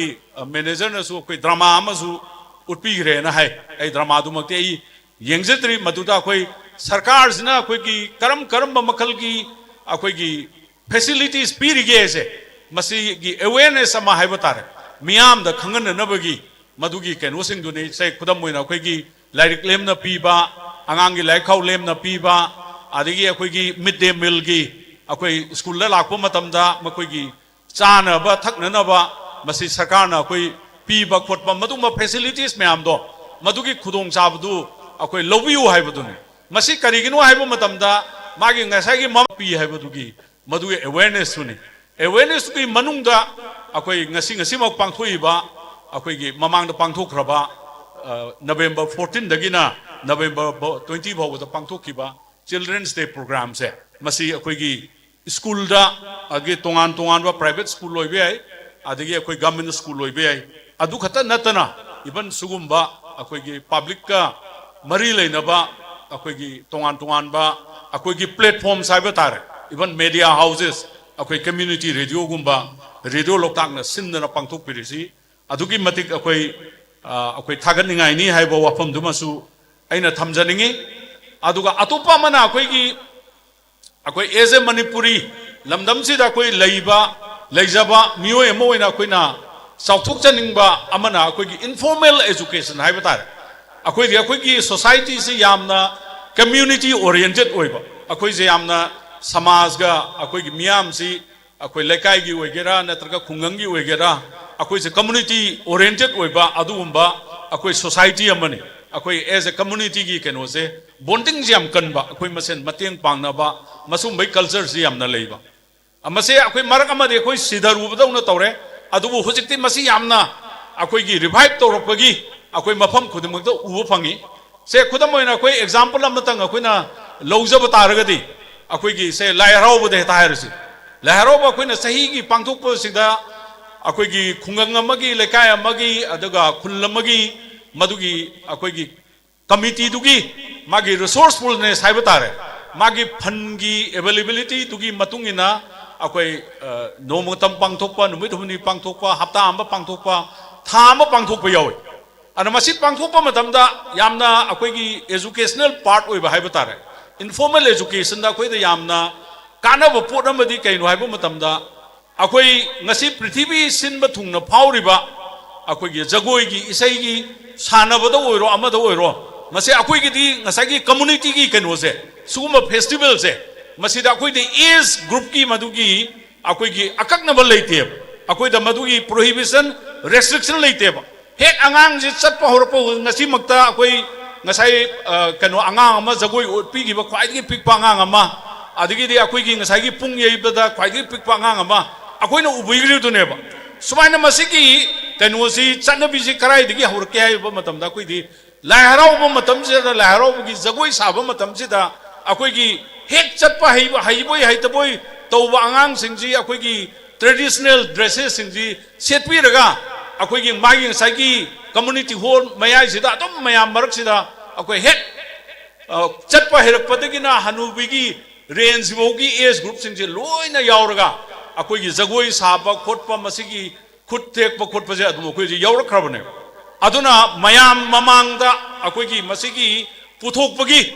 मयाम ममांगी मागी स्टेज फ्राइट लेबा मियाम थोकपगी मदुगी कैनोसिंग लोइनमक अखोगी सोशलाइजेशन की प्रोसेस अदुदा अखोई यावग्रबनेब मसिने अखोगी इनफॉर्मल ओइना ओइजरगसु अखोगी पार्ट ऑफ कल्चर ओइना मसिदा अखोइदे यामना अखोगी कैनोसिदा मणिपुरी कल्चर मरुइना मैतेगी लाई हराउबा अदुगी कबुइदसु अखोगी कबुइगी हराउबा तोंगान तोंगान ट्राइबल की इंडिजिनस की फेस्टिवल मैम सिदा मसुगुम मैम से अखोई लोइनरगा दुम लाएब मसिगी कांडबसिमा अदगी अखोई इसैदो ओइबा तारगसु इवन मदुगी मनुंगदा अखोई थिएटर की ड्रामा की पोटसी अदुम खर खर अदुम लोइनमा अदुम यावखरबनी अदुना अखोइना मणिपुर की अखोई पृथ्वी की इंडिया दना नतना पृथ्वी दंगसी अखोइना थिएटर की लमदा फिल्म की लमदा ड्रामा दा अदगी जगोइदा इसैदा मसिगी मैम अमा अखोइगी टैलेंट मैम अमा पुथोइसे कैनोदा अखोइगी ग्रास रूट तगी मसिगी अखोइगी कैनोमा चटनबी अमा लाखबसे मसिगी अचौबा अखोइ कानबदुमा अखोइ लई हाइबदु आइना ngasiगी चिल्ड्रंस डे की थौरम मसिगा मरी लेनना आई मदुगी कैनोदु आगी सुम मयामदा अखोइ सुम निंगजिंग मिनबा हाइब तारे अखोइ मदुगी कैनोदुमा आई तेंतकना आई थमजबनी अदुना आइना लुसिनजरकपदा असुगुम्बा अखोइगी प्राइज डिस्ट्रीब्यूशन सेरेमनी असिदा अहापुसु यावबा फंगनबिबा मसिगी दमकता अखोइ सिनबी लांगबिरिबा लोकताक रेडियो की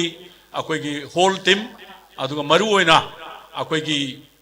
कैनोसी अखोइगी स्टेशन मैनेजर आइगी इबाई हाइजब तारे Shri सुरंजोय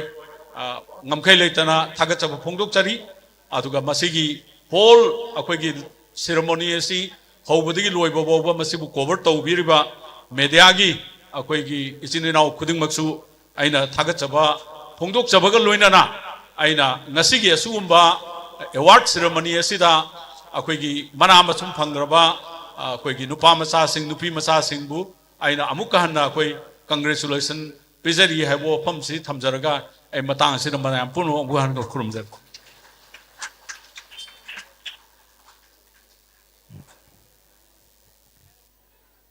Thagachiri, Dr. K.I.T. Ratan Kumar Singh, former Honorable Minister. Sir na wafam kara thambiramba haningai litana thagachiri. Aduga marak sida aikoigi lengbiragliba singi laktagi ikai khumnaba uchaba oina achamba khudol khara tamjanabagi damakta kauthoksage Haikruzam Sova Singh, Secretary Times Uchiwa. Haikruzam Sova Singh, Secretary Times Uchiwa.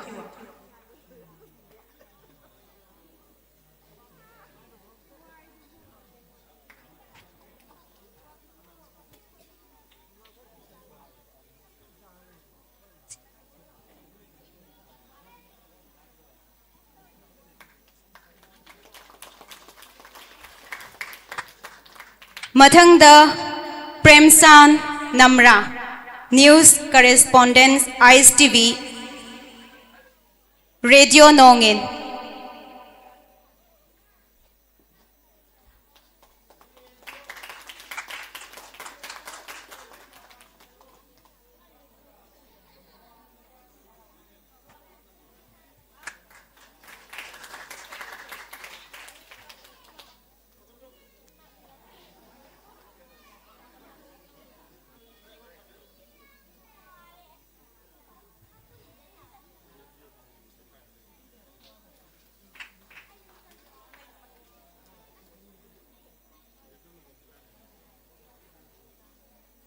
Mathangda Sir Principal Kuman Mahikol Mayang Infa Ming Diauzatre Sir Lakpiraga di amutang lengkat pirak na ba ning singjari achamba kudola matang tamzana bagitan jalaw zage Mathangda Moirang Them Lokeshor Little Master English Higher Secondary School asige ozani ozabu sui kai kumna baucha boina lengyala matang kudol tambina baning singjari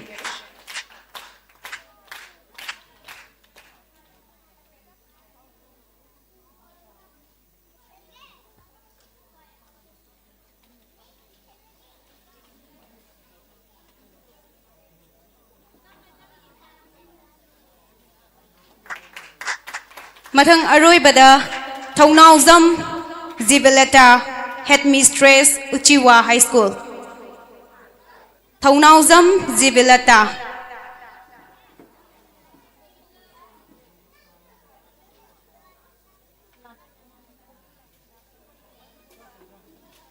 Koi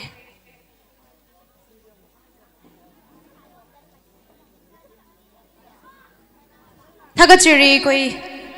mem se lakti lak piram bani adubu koi gi ground sida dilai biram dre auditorium sida makha tarak pada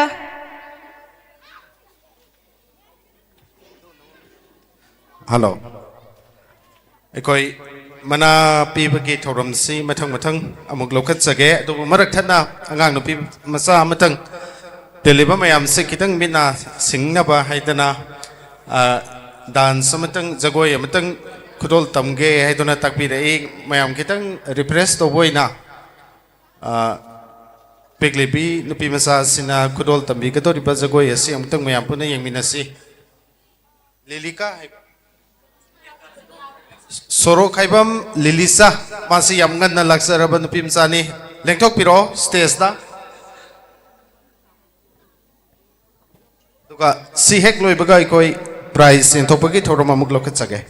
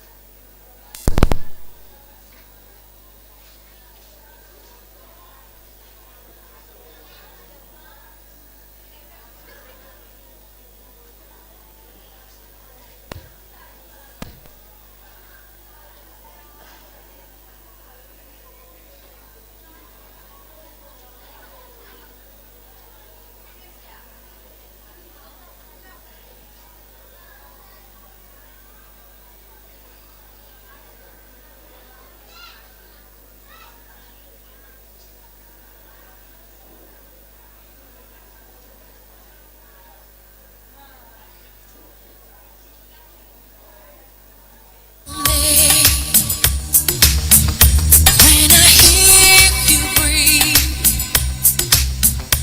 I get wings to fly. I feel that I'm alive.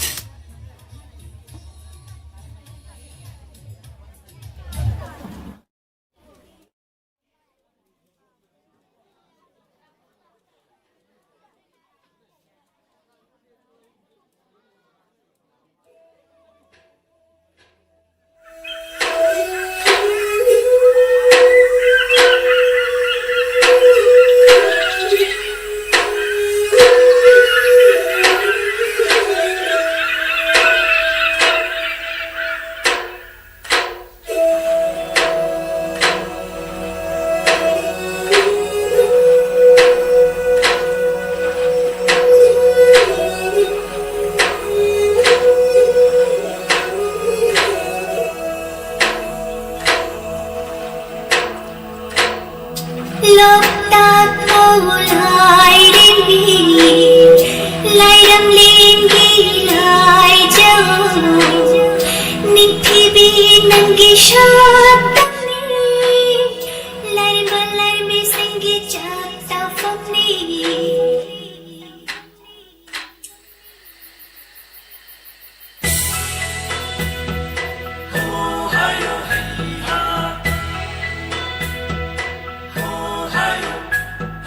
Nasay kong dalay basing bupil hanba, layam bagi daw digi say hekta, layam bigo shay thari, shay hekta gitan thana,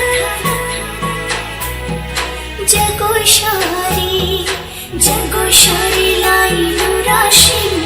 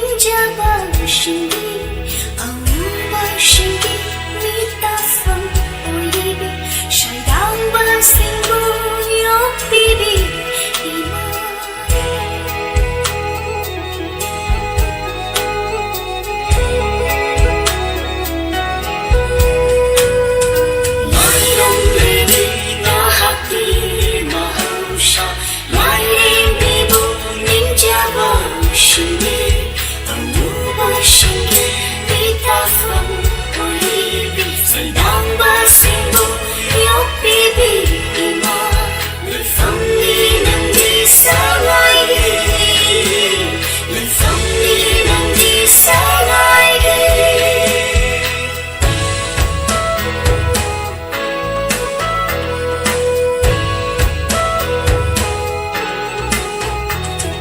ꯁꯤꯡꯁꯪꯅ ꯄꯣꯝꯗ ꯆꯠꯇꯥꯕ ꯃꯇꯝ ꯀꯌꯥꯒꯤ ꯃꯃꯥꯡꯗꯒꯤ ꯃꯍꯧꯁꯥ ꯂꯥꯏꯔꯦꯝꯕꯤꯒꯤ ꯇꯝꯄꯥꯛꯇ ꯂꯩꯖꯕ 진상과 보다 작다가 맞다 그야기 고마운데기 마호샤 나이린 비기 땀바들 내자가 레이펑니 레이펑니 낭비 샤나이리 레이펑니 레이펑니 낭비 샤나이리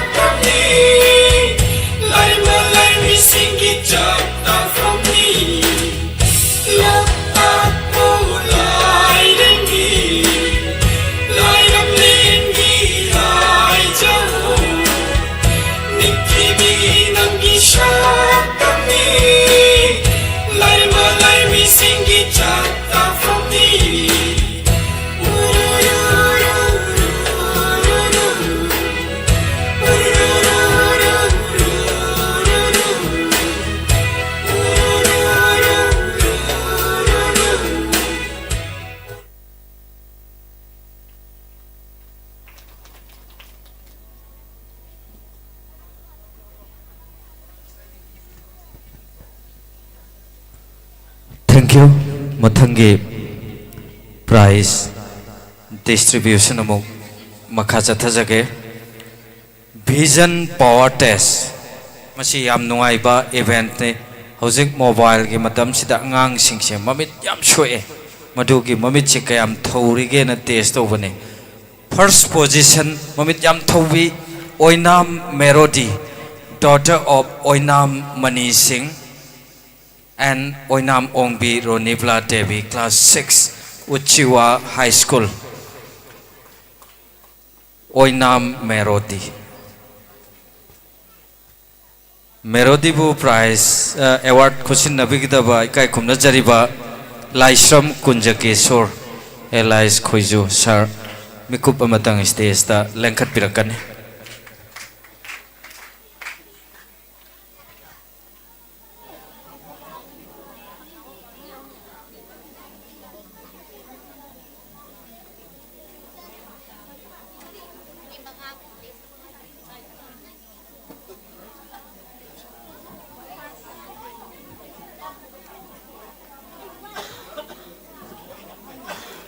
Mathangi vision test ki second position si manga khalle ko mahiroi manga chapana ba moi mamit che doctor da test ro so manani stage da mathang kang khalak si Eunice Thokchom, son of Thokchom Priyo Kumar Maitai and H.H. Maya, class 8, a student of Kuman Mahikol.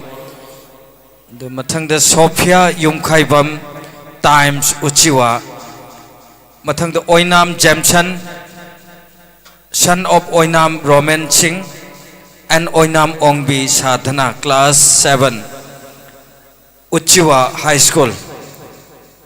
And Shalam Susmita, daughter of Shalam Ibethoi Singh, son of Sushila Devi, class 5. Salam Susmita, daughter of Salam Ibetoy Singh and Salam Ongbi Susila Devi, class 5.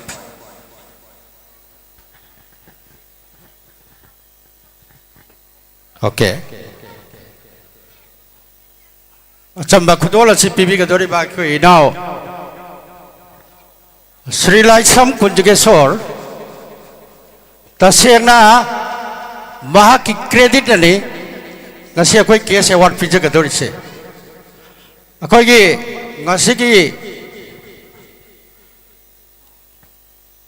Children program on talent hunt and exploring potential sige. Case award sige 90% Kogi na wasina. Tangay padana Asugumba Kogi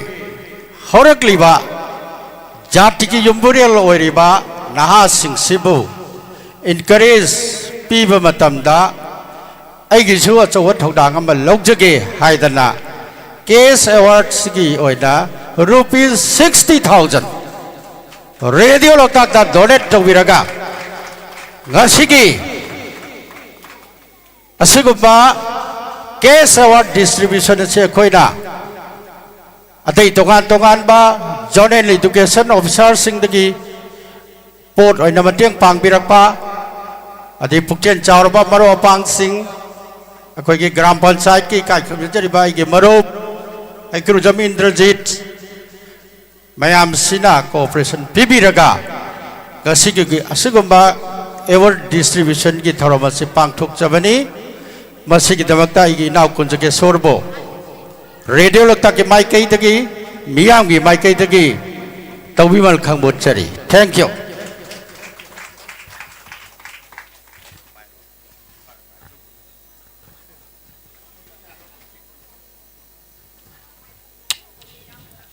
aduga Sophia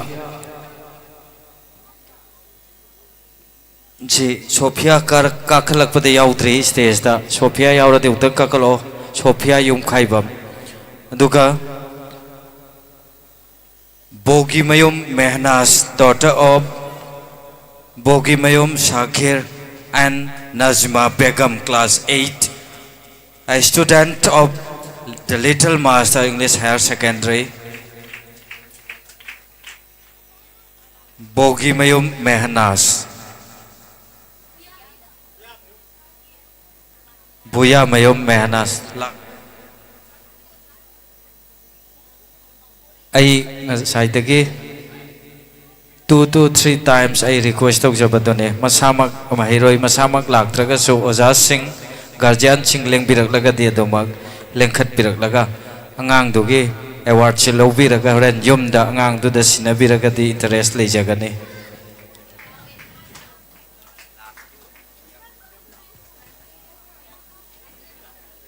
Buya Mayom Mehanas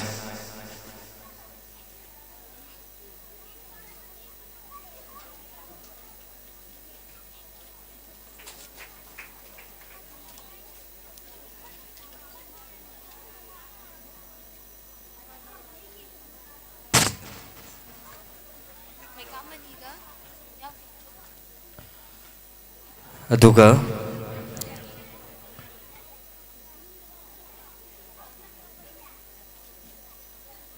third position the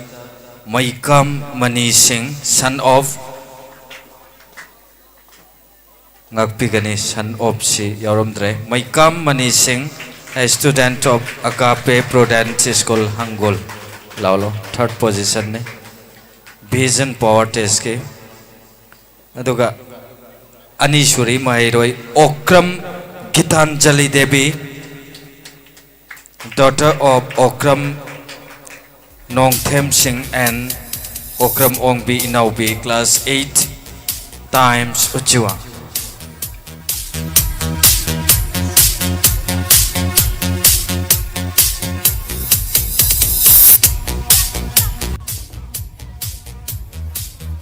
Gitanjali ji Laktrabo. Gitanjali is absent.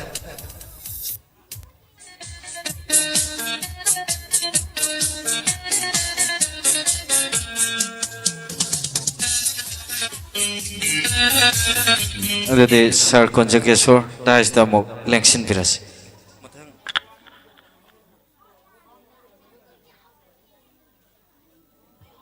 ꯑꯣ ꯑꯩꯈꯣꯏ ꯁ꯭ꯇꯦꯖꯁꯤ ꯀꯥꯊꯣꯛ ꯀꯥꯁꯤꯟ ꯋꯥꯗꯅꯕ ꯁꯤꯗ ꯂꯩꯕꯤꯔꯤꯉꯩꯗ ꯑꯩꯈꯣꯏꯒꯤ ꯃꯍꯩꯔꯣꯏꯁꯤꯡꯁꯤꯒꯤ ꯄꯨꯛꯅꯤꯡ ꯊꯧꯒꯠꯄ ꯌꯥꯕ ꯋꯥꯐꯝ ꯈꯔ ꯊꯝꯕꯤꯅꯕ ꯅꯤꯡꯁꯤꯡꯖꯔꯤ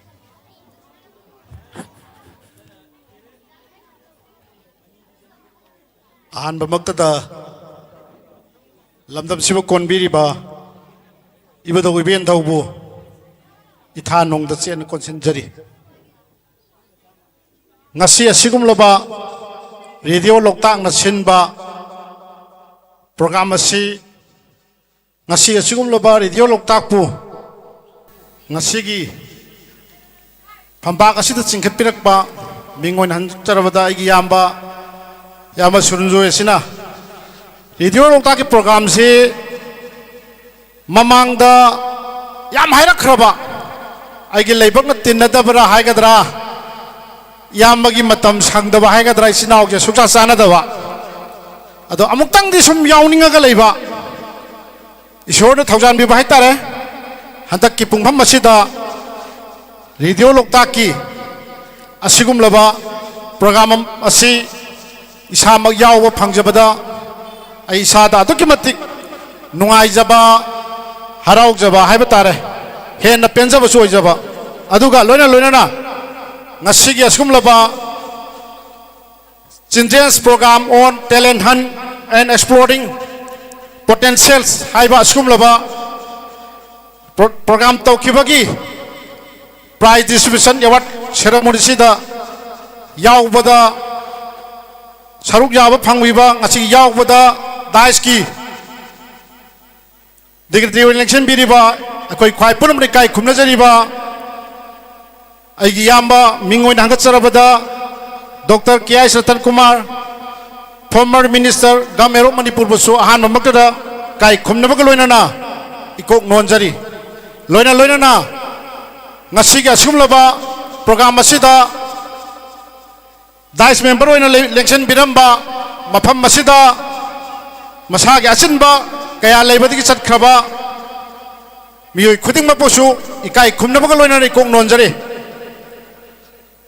yamna nungaijaba haiba tare waje aina hana hai haugodone bubo ayamana hana haigre maramde khoidagi hena akhoi bu kadai da soi khigadaga na lamjing laptak pirak padum yama mani adoma khoi gi matungda khoina wa ngang mase ngangningai kaya laite tawudabo aigi thamoi gi oiba aina khangjaba knowledge khara share tokjaba sigi tanja pibi bidamakta radio loktak pusu amukana thagatsari agang jing nakoi langano aidi wa ngang ma noi ga wari sanaraga wa ngang ga doine aduna nakoi da wa haige munnataw aduna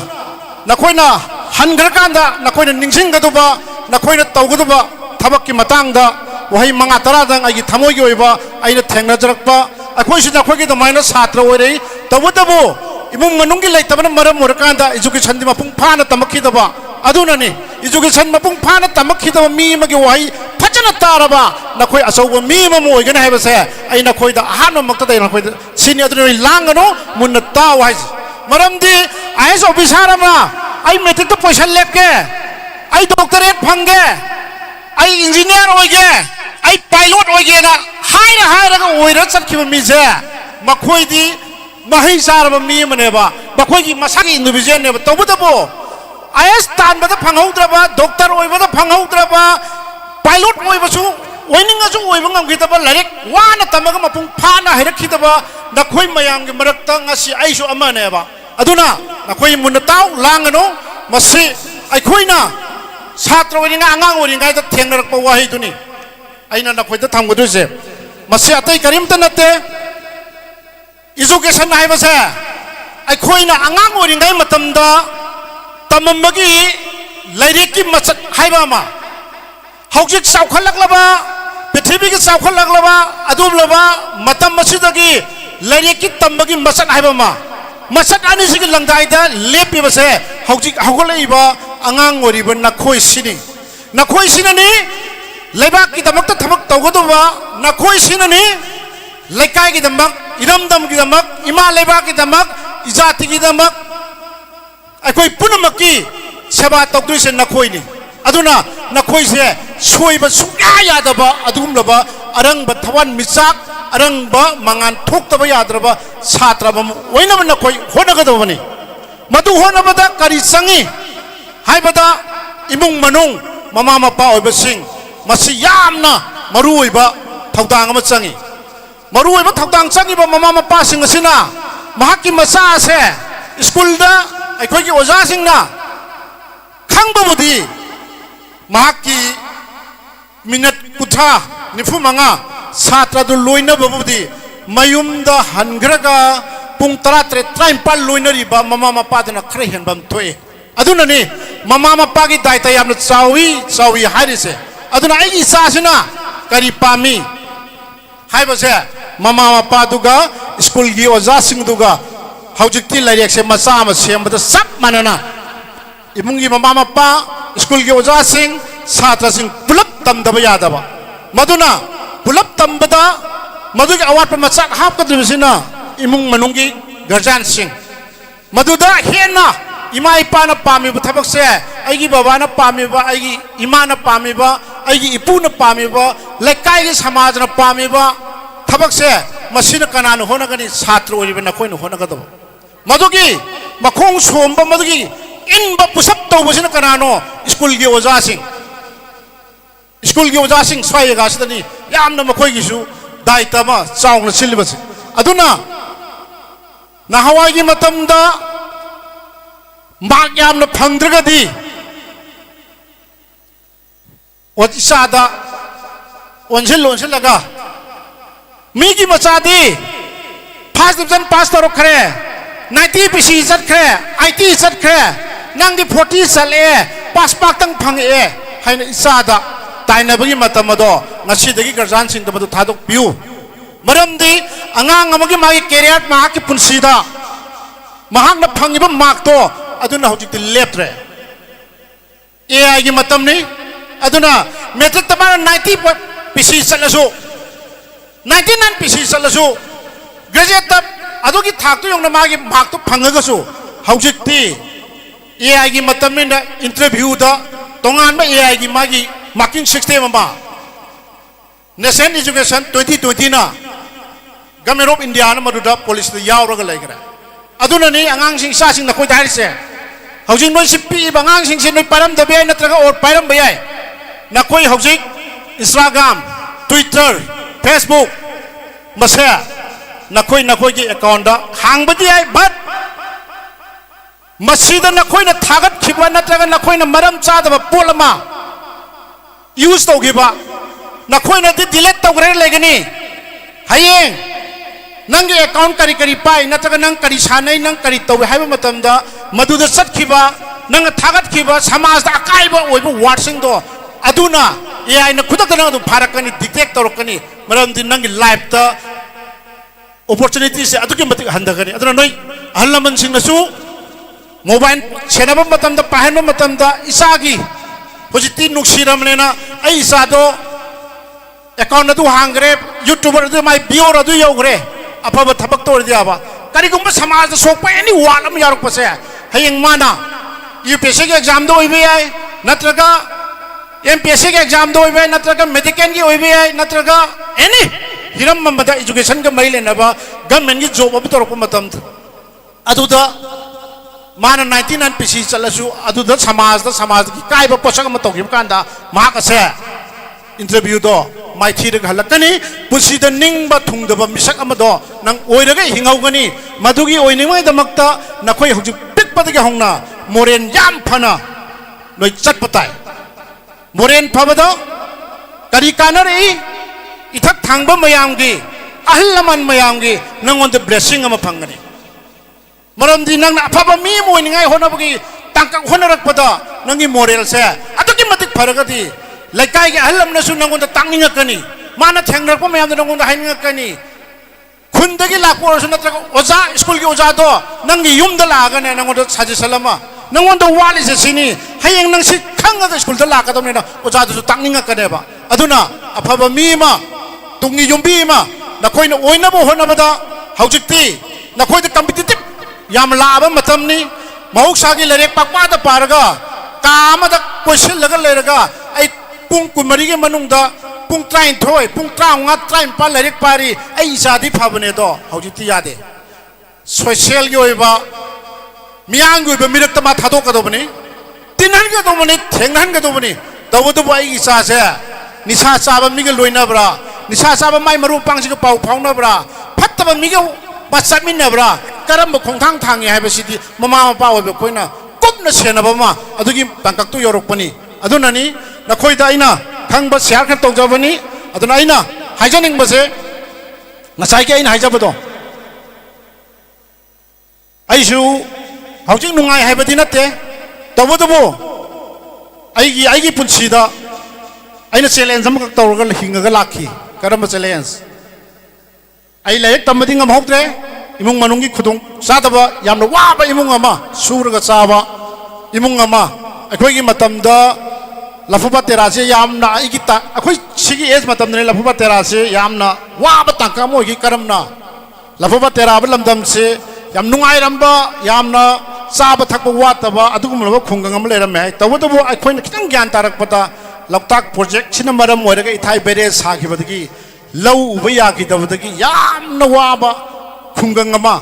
chufam nompham leitaba lau urure ithai bere thingkalaga lau hita siba nga pham tawbagi knowledge leitaba ahal laman jingjina yamna waba takak amada hingiba adai da polakhiba macha makhak oirubana lerek mapung phana tambang amakhide tawadabu aigi pungning lauksing aingonda leijariba aigi wakhal lauksing se thadharaga ai ngasi doctor engineer natraga IS IPS MCS SO oibadi ngamgidaba yai tawadabu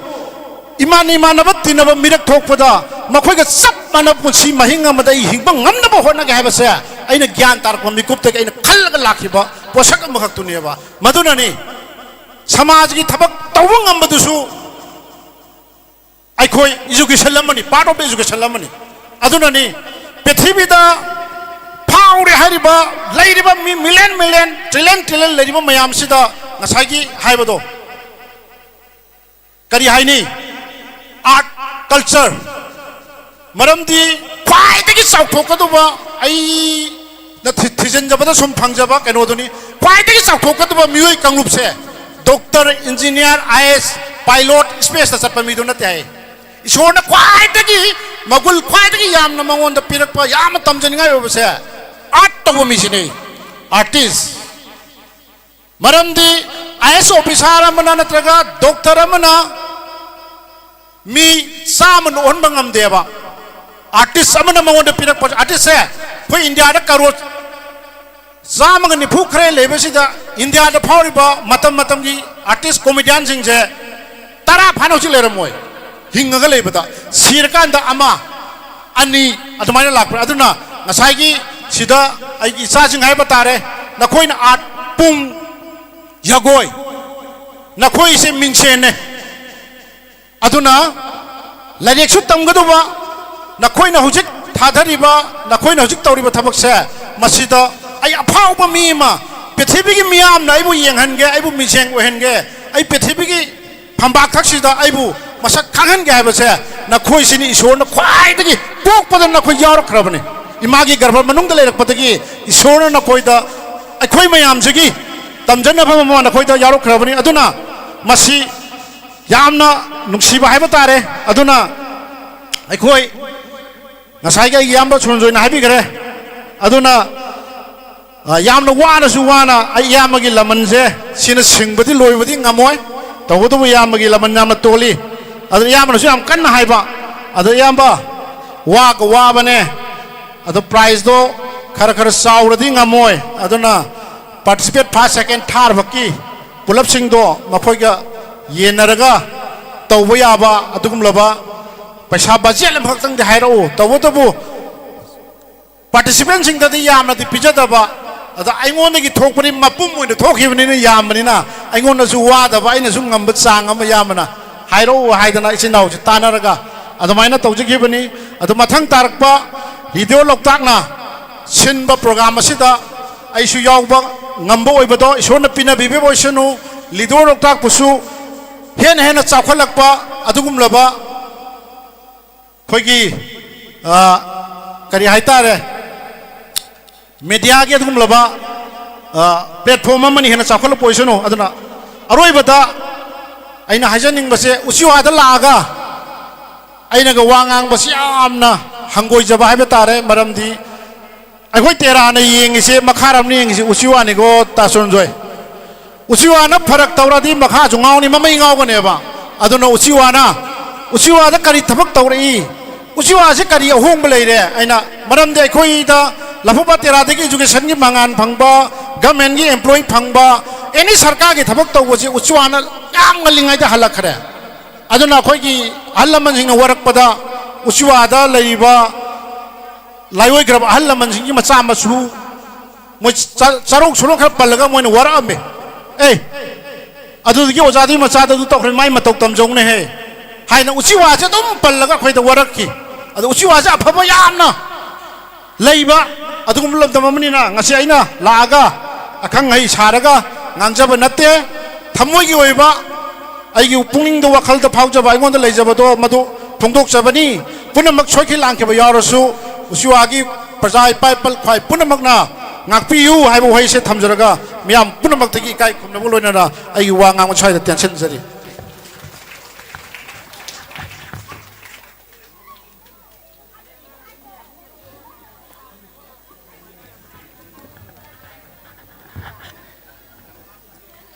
अखोई ngasai yam ganna award pina bagidamakta lauthokchabada kakhalakkhidaba children programme के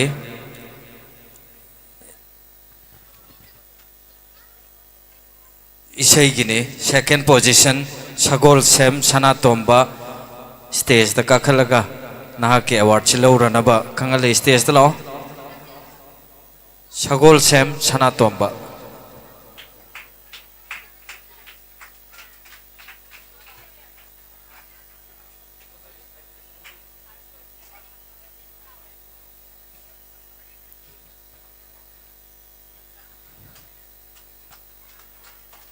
शेषकपने second position नि Sagolsem Sanatomba मथंगदा recitation की सैरेंग थिबगे first position Lanchenba Meitei Naorem a student of Angahal Higher Secondary School Wangkoi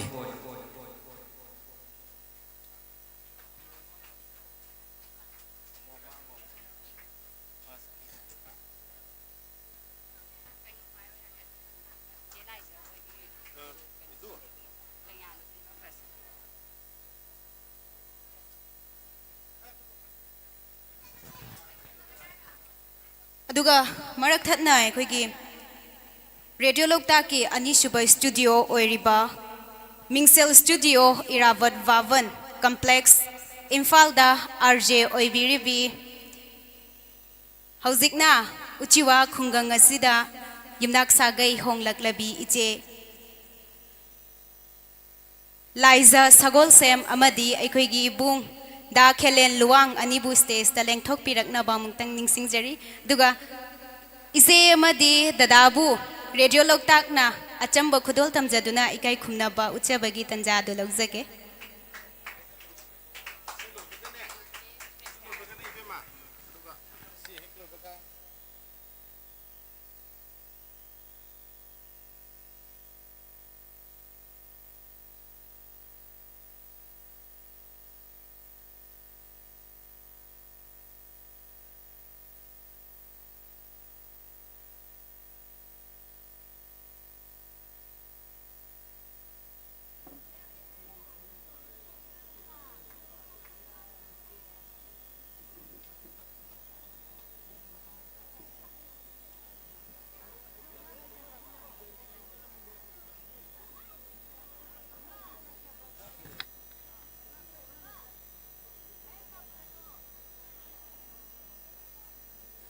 अदुगा मथंग सिना कोई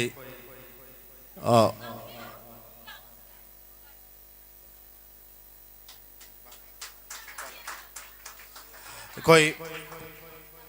ꯑꯣꯏꯅꯥꯝꯒꯤ ꯁꯤꯋꯥ ꯃꯃꯥꯡ ꯂꯩꯀꯥꯏꯗꯒꯤ ꯑꯩꯒꯤ ꯅꯨꯡꯁꯤꯔꯕ ꯏꯅꯥꯎ ꯑꯣꯏꯅꯥꯝ ꯁꯅꯥ ꯁ꯭ꯇꯦꯖꯇ ꯑꯃꯨꯛꯇꯪ ꯀꯥꯈꯠꯄꯤꯔꯛꯑꯣ ꯑꯗꯨꯒ ꯑꯆꯝꯕ ꯈꯨꯗꯣꯜ ꯑꯃꯇꯪ ꯑꯩꯈꯣꯏ ꯔꯦꯗꯤꯑꯣ ꯂꯣꯛꯇꯥꯛꯀꯤ ꯃꯥꯏꯀꯩꯗꯒꯤ इनाउदा खुदोल तमजगे अगापे स्कूल की अगे नाउ ओइनाम सना स्टेज द लेंखत पिरक्सी अदुगा सिगी मरकथन अखोगी लेंबी रईबा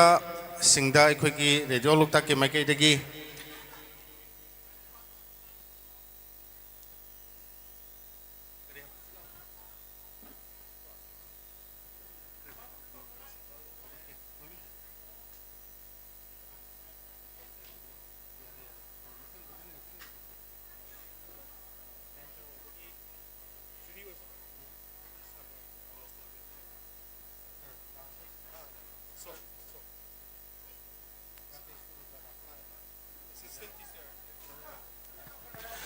अदुका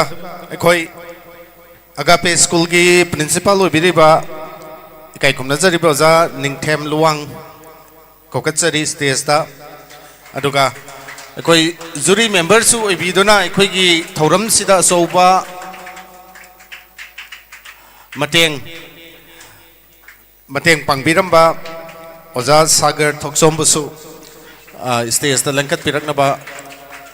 रेडियो लोकताक के माइकैदगी खंगनजरी हाइरिबा इकाई खुमनबगी अखोई असंबल लेंयानसी स्टेशन असिगी अगी सल बिजु लाइस्रमना मथंग मथंग उतंग लेंयान सिंह अदो ओजा सिंह द खुदोल तंबिगनी अदुगा सिगी मरक्सिदा अखोगी अर्जे सिंहना लेंबिरैबा अखोगी महिरोई सिंह अदुगा अहल सिंह दमकता अखोई सिंजरिबा रिफ्रेशमेंट सिंह दो अंतंग अथुबा मतम दमतंग मथंग मथंग मयाम दमतंग यौहनबा हाइजरी थागतसरी ओजा अहुमबु ngasiगी फंक्शन असिदा यामना ngannna महिरोई मयाम अमा पुबीदना थवाई यावना अखोगी फंक्शन असि माइ पाकनबा होनबदा सोबा थौदांग लौबीबनी मखाता बसी आई मरूप मंगलेम लाइसमदा खुसिनजगे करम्बा सिजा करम्बनो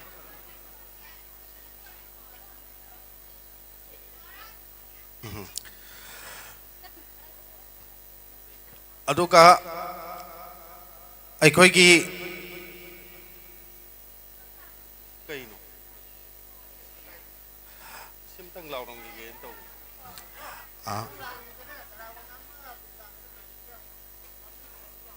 होय अंगांग लाहौलगे यारे अदुगा अखोई मरकथना कईनोमतंग निचिंग जरमगे अखोई इंग्लिश लैंग्वेज टेस्ट की दमकता अखोइना प्रेस ता सर्टिफिकेट सिंगसी पिजबनी अदुबु प्रेस तगी खितंग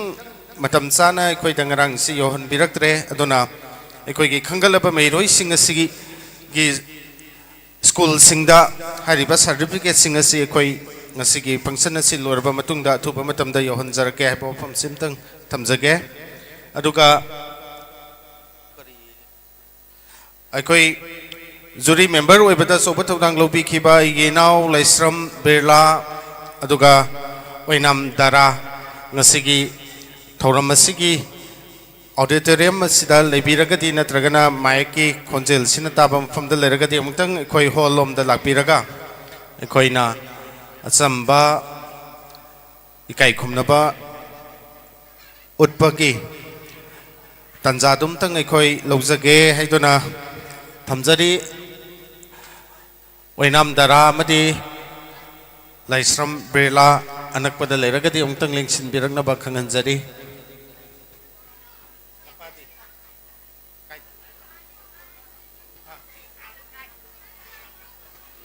अदुगा मखा तारप थनोमगी दमकता इगे मरुप मंगलेम लाइस्रम अमतंग स्टेज रोमदा लेंखत पिरगनबा खंगनजरी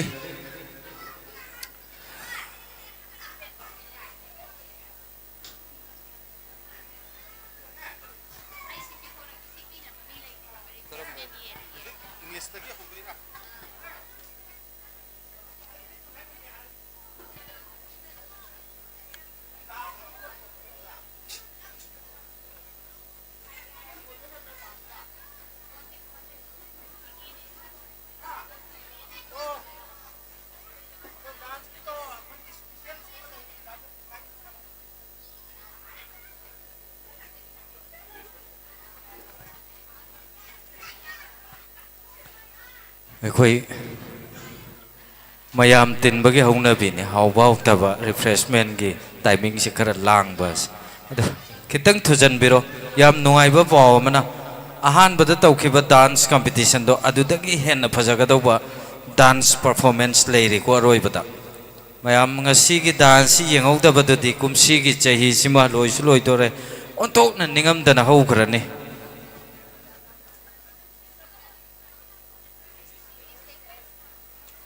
ꯍꯧꯖꯤꯛ ꯑꯃꯨꯛ ꯄ꯭ꯔꯥꯏꯖ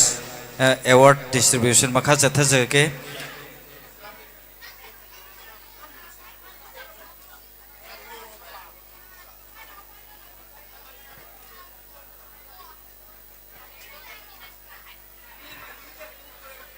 ꯑꯩꯈꯣꯏ ꯆꯥꯕ ꯊꯛꯄꯒꯤ ꯃꯤꯅꯤꯠ 5ꯗꯪ ꯕ꯭ꯔꯦꯛ ꯂꯧꯖꯒꯦ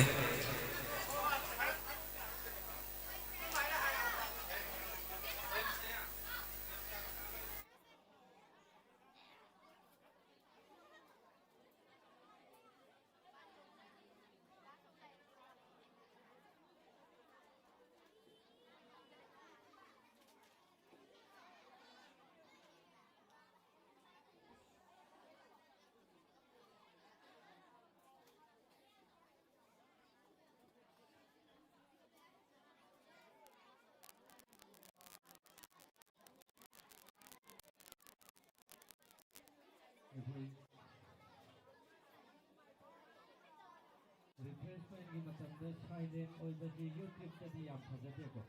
ꯑꯗꯨꯅ ꯌꯥꯝ ꯅꯨꯡꯉꯥꯏꯕ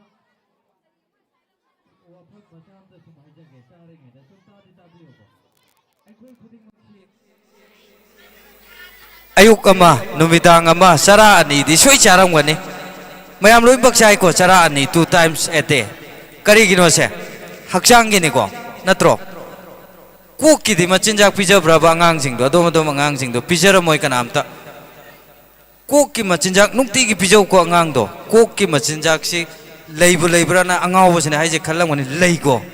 ꯀꯣꯛꯀꯤ ꯃꯆꯤꯟꯖꯥꯛꯁꯤ ꯂꯩ ꯅꯣꯂꯦꯖ ꯂꯧꯁꯤꯡ ꯒ꯭ꯌꯥꯟ ꯁꯤ ꯀꯣꯛꯀꯤ ꯃꯆꯤꯟꯖꯥꯛꯅꯤꯀꯣ ꯁꯤ ꯀꯥꯏꯗ ꯐꯪꯉꯤ ꯀꯥꯏꯗꯩ ꯐꯪꯉꯤꯁꯦ ꯂꯥꯏꯔꯤꯛꯇꯒꯤ ꯃꯦꯗꯤꯌꯥ ꯍꯥꯎꯁꯇꯒꯤ ꯌꯦꯡꯉꯣ ꯉꯁꯤꯒꯤ ꯐꯪꯁꯟ ꯃꯌꯥꯝ ꯇꯤꯟꯕꯁꯤ ꯉꯁꯥꯏ ꯁꯔ ꯀꯨꯟꯖꯀꯦꯁꯣꯔꯅ ꯀꯥ ꯍꯥꯏꯔꯝꯕꯗꯨ ꯂꯧꯁꯤꯟꯅꯤꯡꯉꯥꯏ ꯃꯌꯥꯝ ꯂꯩꯈ꯭ꯔꯦ ꯂꯩꯇ꯭ꯔꯣ ꯃꯗꯩ ꯔꯦꯗꯤꯑꯣ ꯂꯣꯛꯇꯥꯛꯁꯤ ꯑꯦꯟꯇꯔꯇꯦꯟꯃꯦꯟ ꯄ꯭ꯔꯣꯒ꯭राꯝ ꯈꯛꯇ ꯅꯠꯇꯦꯀꯣ ꯑꯩꯈꯣꯏꯁꯤ ꯀꯣꯔꯣꯅꯥ ꯚꯥꯏꯔꯁꯀꯤ ꯃꯇꯝꯗ ꯀꯣꯚꯤꯗ 19ꯒꯤ ꯃꯇꯝꯗ ꯁ꯭ꯀꯨꯜ ꯀꯣꯂꯦꯖ ꯂꯣꯏꯅ ꯑꯣꯐ ꯂꯩꯈꯤꯕ ꯃꯇꯝꯗ ꯑꯩꯈꯣꯏ ꯑꯐꯕ ꯑꯣꯖꯥ ꯃꯌꯥꯝ ꯑꯃ ꯀꯧꯔꯒ ꯑꯣꯟꯂꯥꯏꯟ ꯀ꯭ꯂꯥꯁ ꯆꯥꯡ ꯅꯥꯏꯅ ꯑꯗꯨꯝ ꯇꯧꯖꯈꯤ ꯃꯍꯩꯔꯣꯏꯁꯤꯡ ꯑꯗꯨꯝ ꯐꯖꯅ ꯄꯥꯔꯇꯤꯁꯤꯄꯦꯠ ꯇꯧꯏ ꯌꯥꯝ ꯃꯥꯏ ꯄꯥꯛꯈꯤ ꯑꯗꯨꯅ ꯑꯩꯈꯣꯏ ꯔꯦꯗꯤꯑꯣ ꯂꯣꯛꯇꯥꯛꯁꯤꯁꯨ ꯏꯖꯨꯀꯦꯁꯟꯒꯤ ꯄꯥꯔꯠ ꯑꯃꯅꯦ ꯍꯥꯏꯕꯗ ꯂꯥꯜꯂꯣꯏ ꯃꯗꯒꯤ ꯃꯁꯤ ꯅꯠꯇꯕꯗ ꯑꯩꯈꯣꯏꯅ ꯁꯨꯡꯈꯟ ꯈꯜꯂꯨꯗꯕ ꯑꯃ ꯍꯟꯗꯛꯀꯤ ꯂꯥꯟꯁꯤꯗ ꯎꯕ ꯐꯪꯉꯤ ꯀꯩꯅꯣ ꯈꯪꯕ꯭ꯔꯥ ꯏꯟꯐꯣꯔꯃꯦꯁꯟ ꯑꯃꯗꯤ ꯃꯤꯁ ꯏꯟꯐꯣꯔꯃꯦꯁꯟꯁꯦ ꯂꯥꯟꯒꯤ ꯈ꯭ꯋꯥꯏꯗꯒꯤ ꯐꯕ ꯈꯨꯠꯂꯥꯏ ꯑꯣꯏꯅ ꯁꯤꯖꯤꯟꯅꯩꯌꯦꯕ ꯍꯟꯗꯛꯀꯤ ꯂꯥꯟꯁꯤꯗ ꯑꯗꯨ ꯑꯣꯏꯇꯥꯔꯒꯗꯤ ꯏꯟꯐꯣꯔꯃꯦꯁꯟ ꯑꯁꯤ ꯀꯌꯥꯒꯤ ꯃꯇꯤꯛ ꯗꯔꯀꯥꯔ ꯑꯣꯏꯔꯛꯏ ꯑꯩꯈꯣꯏ ꯃꯔꯨ ꯑꯣꯏꯔꯛꯏ ꯑꯩꯈꯣꯏ ꯃꯤꯑꯣꯏꯕꯒꯤ ꯄꯨꯟꯁꯤꯗ ꯑꯗꯨꯅ ꯔꯦꯗꯤꯑꯣ ꯇꯥꯕꯁꯦ ꯑꯁꯨꯛꯀꯤ ꯃꯇꯤꯛ ꯀꯥꯟꯅꯩꯀꯣ ꯔꯦꯗꯤꯑꯣꯁꯤ UNꯒꯤ ꯑꯦꯁꯦꯝꯕ꯭ꯂꯤ ꯃꯤꯐꯝꯗ ꯌꯦꯡꯕꯤꯌꯨ ꯃꯥꯒꯤ ꯇꯦꯕꯜꯗꯨꯗ ꯀꯔꯤ ꯊꯝꯒꯦꯅ ꯁꯨꯝꯕ ꯐ꯭ꯂꯥꯋꯔ ꯑꯝꯇ ꯊꯝꯃꯝꯃꯣꯏ ꯔꯦꯗꯤꯑꯣ ꯑꯃ ꯊꯝꯃꯝꯒꯅꯤ ꯀꯔꯤ ꯍꯥꯏꯅꯣ ꯔꯦꯗꯤꯑꯣ ꯅꯦꯚꯔ ꯂꯥꯏꯁ ꯍꯥꯏꯅꯤꯀꯣ ꯔꯦꯗꯤꯑꯣ ꯀꯩꯗꯧꯅꯨꯡꯗ ꯃꯤꯅꯝꯕ ꯉꯥꯡꯗꯦꯅ ꯔꯦꯗꯤꯑꯣꯗ ꯍꯥꯏꯈꯤꯕꯁꯦ ꯑꯆꯨꯝꯕꯅꯦꯕ ꯏꯚꯟ ꯃꯅꯤꯄꯨꯔꯒꯤ ꯃꯤꯑꯣꯏ ꯂꯥꯛ 22ꯁꯤꯒꯤ ꯈꯨꯗꯥꯡꯗ ꯁꯤꯔꯤꯕ ꯘꯔꯤꯒꯤ ꯃꯇꯝꯁꯤ ꯀꯗꯥꯏꯗꯒꯤ ꯁꯦꯝꯗꯣꯛꯏ ꯑꯣꯜ ꯏꯟꯗꯤꯌꯥ ꯔꯦꯗꯤꯑꯣ ꯏꯝꯐꯥꯜꯒꯤ ꯄꯨꯡ 8:30ꯒꯤ ꯄꯥꯎꯗꯒꯤ ꯁꯦꯝꯗꯣꯛꯑꯦꯕ ꯀꯔꯤꯒꯤꯅꯣꯁꯦ ꯇꯥꯏꯝ ꯀꯤꯞ ꯇꯧꯕꯗꯣ ꯔꯦꯗꯤꯑꯣꯅ ꯑꯗꯨꯒꯤꯅꯦ ꯑꯗꯨ ꯑꯣꯏꯔꯒꯗꯤ ꯔꯦꯗꯤꯑꯣꯁꯦ ꯑꯩꯈꯣꯏ ꯈꯨꯗꯤꯡꯃꯛꯅ ꯑꯦꯟꯇꯔꯇꯦꯟꯃꯦꯟ ꯉꯥꯛꯇ ꯑꯣꯏꯅ ꯈꯟꯕꯗꯨꯗꯤ ꯂꯥꯟꯒꯅꯤ ꯁꯤꯅꯤ ꯑꯩꯅ ꯊꯝꯖꯅꯤꯡꯉꯤꯁꯨ ꯑꯗꯒꯤ ꯑꯩꯈꯣꯏ ꯏꯆꯜ ꯏꯆꯦꯁꯤꯡ ꯏꯇꯩꯃꯁꯤꯡꯁꯨ ꯌꯥꯝ ꯆꯥꯟꯅꯕꯅꯤꯗ ꯐꯤ ꯁꯥꯅ ꯔꯦꯗꯤꯑꯣ ꯇꯥꯕ ꯀꯥꯁꯤ ꯌꯥꯝ ꯊꯤ ꯅꯨꯡꯉꯥꯏꯕ ꯊꯕꯛꯁꯨ ꯀꯥꯏꯗꯕ ꯅꯠꯇ꯭ꯔꯥ ꯑꯗꯨ ꯔꯦꯗꯤꯑꯣ ꯂꯣꯛꯇꯥꯛꯀ ꯃꯔꯨꯞ ꯑꯣꯏꯔꯁꯤꯀꯣ ꯊꯦꯡꯛ ꯌꯨ ꯊꯥꯒꯠꯆꯩ ꯄꯟꯊꯨꯡꯒꯤ ꯃꯌꯦꯛ ꯁꯦꯡꯂꯗꯨꯅ ꯊꯃꯣꯏꯒꯤ ꯃꯪꯂꯥꯟ ꯐꯥꯎꯔꯦ ꯄꯟꯊꯨꯡꯒꯤ ꯃꯌꯦꯛ ꯁꯦꯡꯂꯗꯨꯅ ꯂꯦꯡꯗ꯭ꯔꯕ ꯁꯛꯇꯝꯗꯣ ꯎꯗꯅꯤ matam kuina ngairakpado. If you walk in the desert, you will realize the cost of a drop of water. Hai masi khanjilubada ngasigi matamsi am pamure haibadi wat leba mahiroi singi award pigatoba matamsiga mayamgi delaying process siga sukki matik noaite aduna mama mapa waribai kai khumna jariba guardian sing amadi kai khumna jariba oja singna angang sing adu stage da kau khatcharakpa matamda yariba makhai matam sangna lobidana without any delaying stage da thagat pirakna ba ai humble request tawjari. narum thapna aina hinjage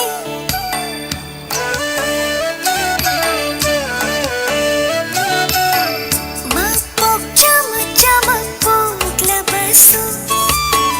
narum thapna aina hinjage puri gumpa merda ye chage nushi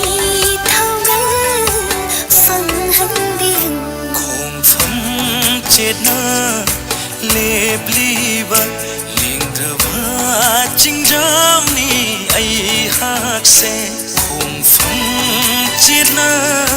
lebliba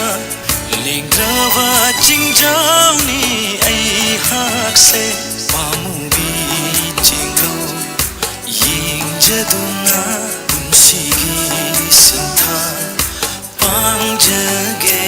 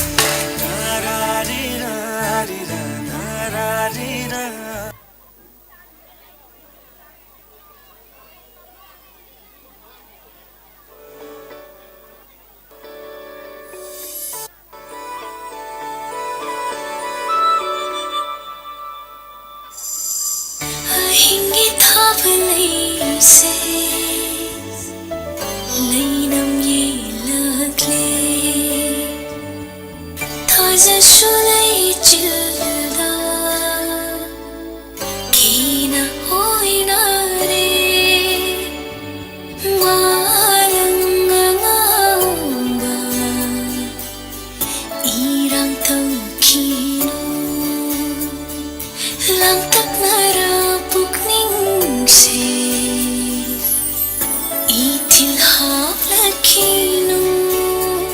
नजरी से है ना मामूली खंजो खोम थांगना मोंघारा लिंजाबा मातनी लोथुना नते थामुई तुंगा पालरे निकलवा है खर्ची कांचा चाना लागी है गिनुशी बलम से थामुई तुंगा पालरे निकलवा है खर्ची कांचा चाना लागी है गिनुशी बलम से करंगा तंगलागा पेन गरी थामुई गे पाउ से जिरो न योंगलाबा ताई बंगा करम चेक्सिन थमगनी नंगसे अइगे थामोइदा अहिंबा खुदोल दिलैते Okay. अइगे थामोइ After break time, let me continue the or award distribution. Now we have English language test for category A. First position goes to M. Rohan Kumar, a student of Akape Prudent School, Hangul. M. Rohan Kumar. Rohan Kumar ki award tasasina. Tais the lengshin biriba singilakta ke. Ahal ibungo. Huining Shumbam Shital. Retire head funded na bibigane.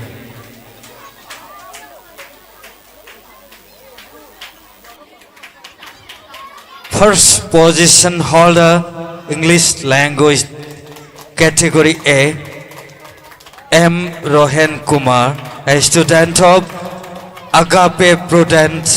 School, Hangul.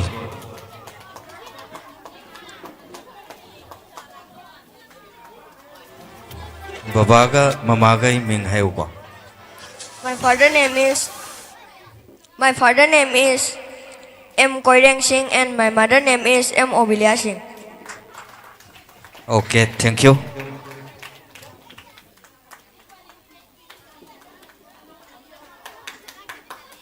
Next is coming for second position of English language test category A. Second position holder goes to Loyang Amba Huidrom, son of Huidrom Suresh and Huidrom Ongbi Anita, class 5. A student of Kuman Mahikol Mayang Imphal. Loyang Amba Huidrom. Loyang Amba gi award sina. Kai kumna jariba aigi mama Haikrujam Ashok Kumarna. Ahal ibungo na bibigane. Loyang Amba Huidrom.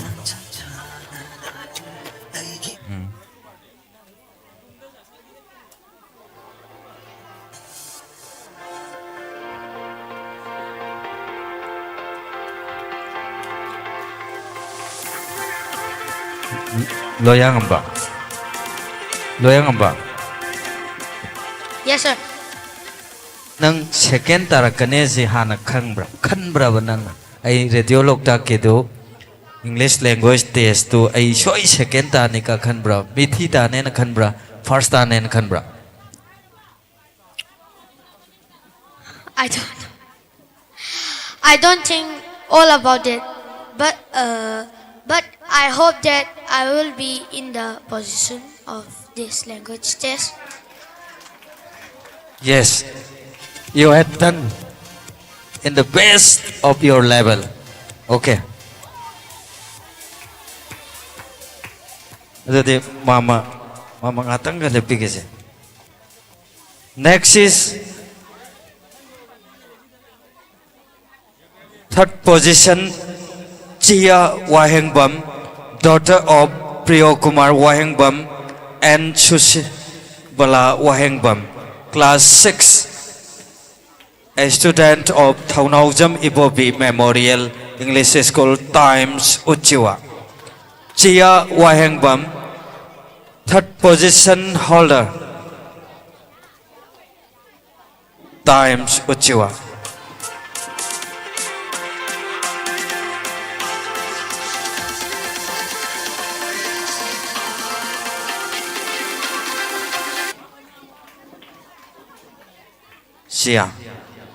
Sia di thar tarak pa se pungning de nuai ta bra haib de radio lokta ke jaje sing sina piri ba mark si ning ba thung de kana khan bra Khande. aina tawra mi do ka okay wa reng khale San. nang na khumam khum gi ba I gi ba do ka pire I ba mark si thar tai si ga chap sare na khan bra ba okay thank you.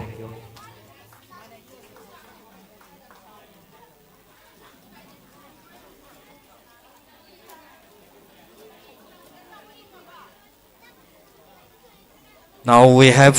English language test category B. First position, Julia Thangjam, a student of Agape Prudence School, Hangul. Julia Thangjam. Julia, cry no, Julia.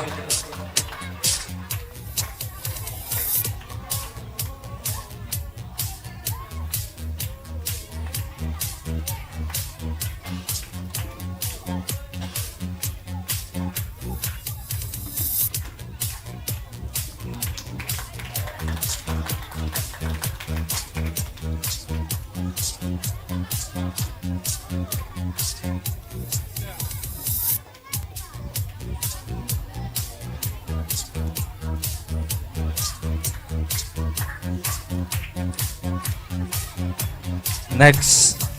English language test category B. Third position holder,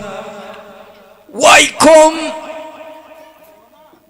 Lanchenbi, a student of Agape Prudence School, Hangul. Lanchenbi, Lao.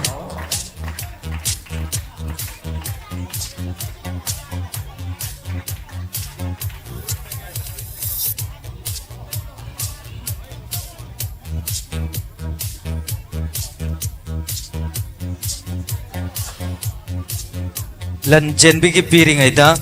amuk suka kalaksi second position holder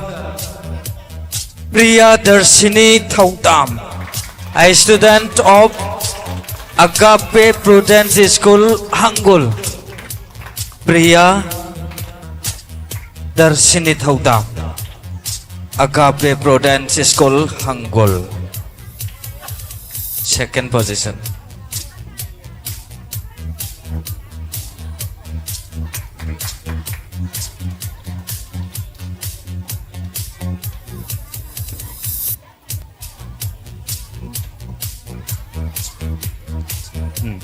Mama mo pham da election birase ya mawara ne koi na le pasu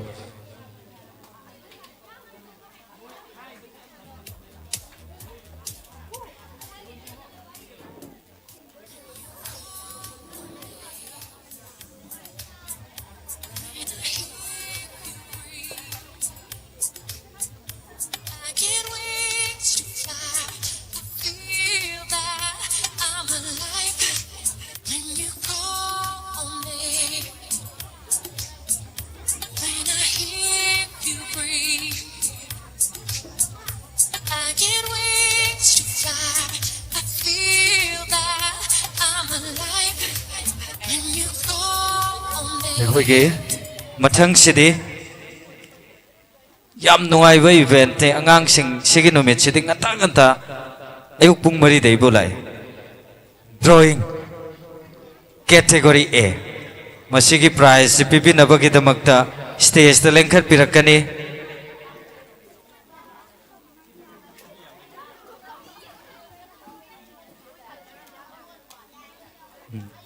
first position holder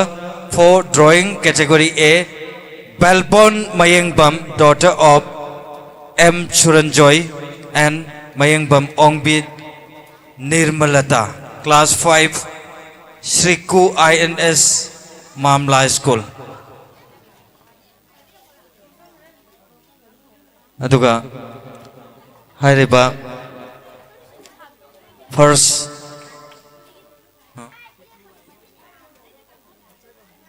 Little Master Gyoza, Hongtang Lenkat Pirakani, Price Vivinava.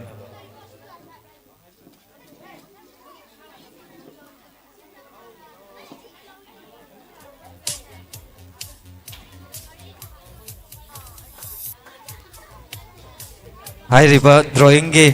first position holder ge award asina Little Mother English Higher Secondary ge Oja Moirang Them Lokeshwar na PB Thagat Cheri Oja Hainingai leitana Mathangi drawing category A ge second position stage the Kakalaksi award launa bagi damakta TH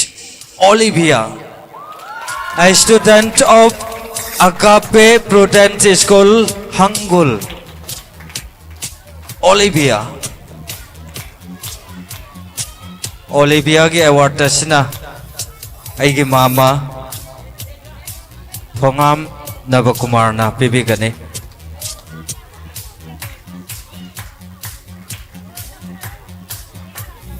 Olivia.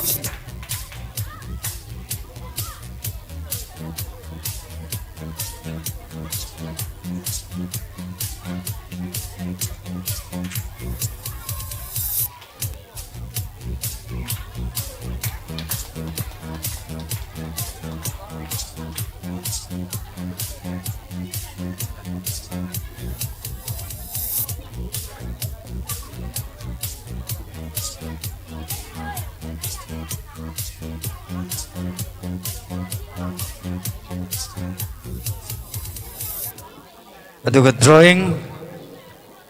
category A ge third position se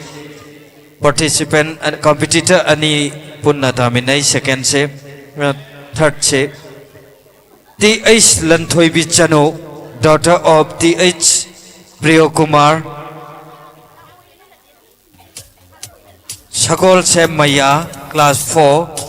Uchiwa Government High School.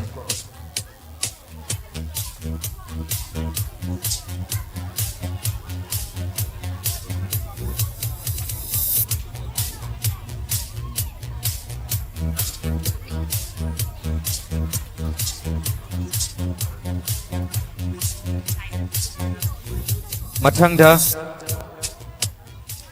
Ifam Arisha, daughter of MD Siraj Udin, Mrs. Tehra, class 5, enlightened knowledge. Laktrabo Ifam Arisha Laktreko, daughter of MD Siraj Udin. Okay. She is absent. Next. This is my last information. Mrs. Tehra, class 5. Mrs. Tahera, class 5, enlightened knowledge. She is also absent. Okay.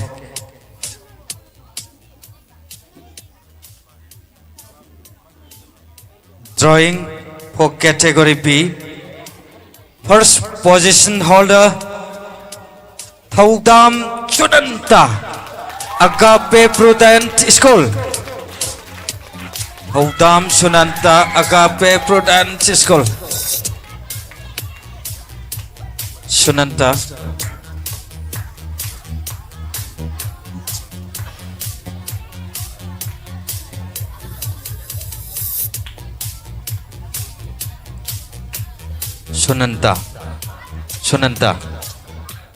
Sunanta is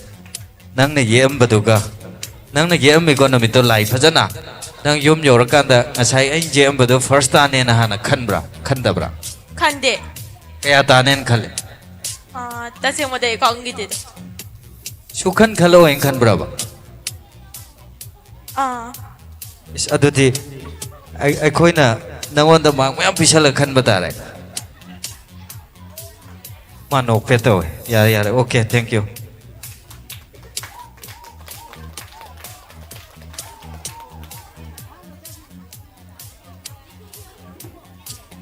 second position Ningthoujam Tespa Chanu, daughter of N. Bhagyachandra and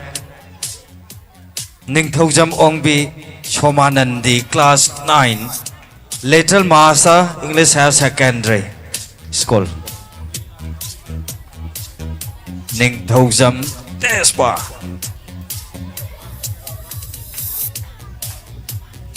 Tespa ki award asiso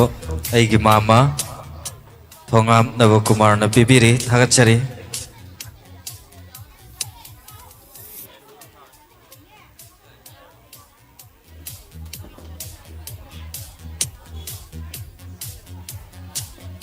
drawing category P ki si third position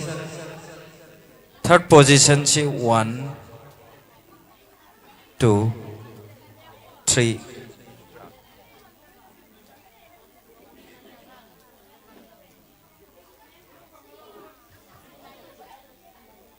third position ki damakta stage ta kakalaksi Eunice Thokchom, son of Thokchom Priyo Kumar. Eunice Thokchom kakalaksi matam mangalagum si ko HH Maya, class 8, Khuman Mahikol.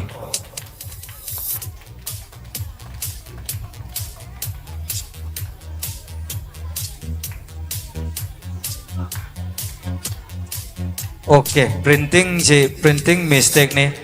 Eunice Thokchom, son of Thokchom Priyo Kumar and HH Maya, class 8, Havani Khuman Mahikol.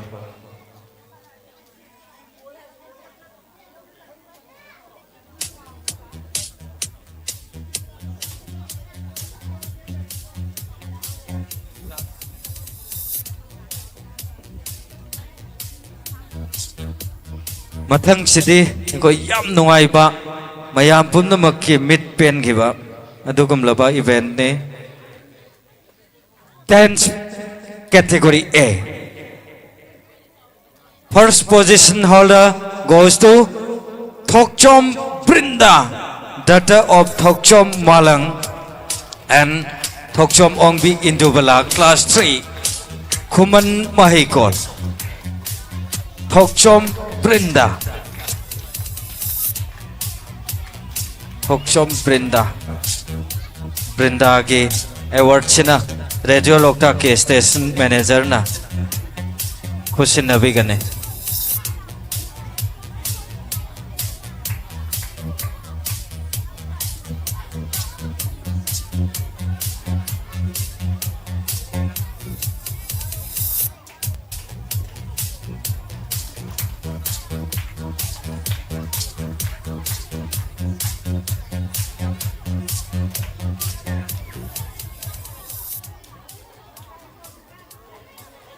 Dance category A ki second position holder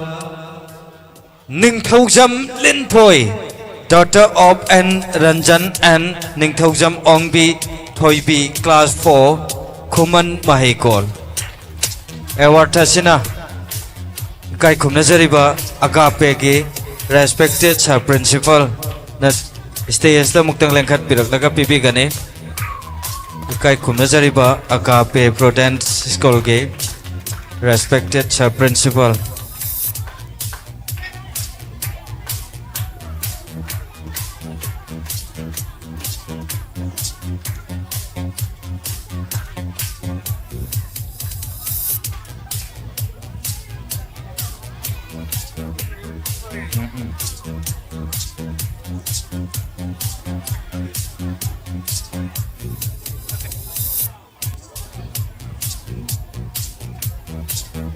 Ningthoujam Linthoi, daughter of N. Ranjan and Ongbi Thoibi, class 4, Khuman Mahikol. Agape ki sir principal na award pipiri mathangda third position holder Amom Mona Angom, daughter of A. Ibo Chandra and Angom Ongbi Ranjana, class 5, Kuman Mahikol.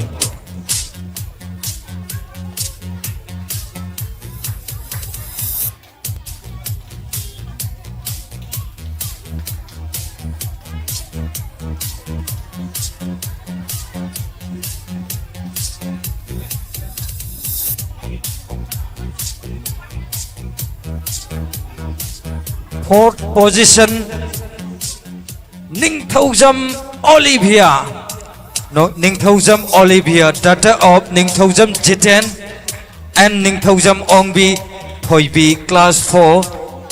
Kuman Mahikol. Olivia Ningthaujam, a student of Kuman Mahikol, Agape Prudence School ke Sir Principal na award Husin Nabiri. Fifth position Haikrujam Chomandala, daughter of H. Scientist Singh and Haikrujam Ongbi Anandibala.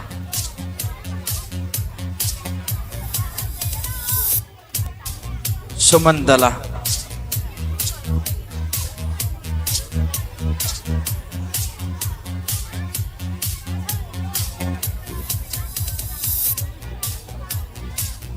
Sumandala se first position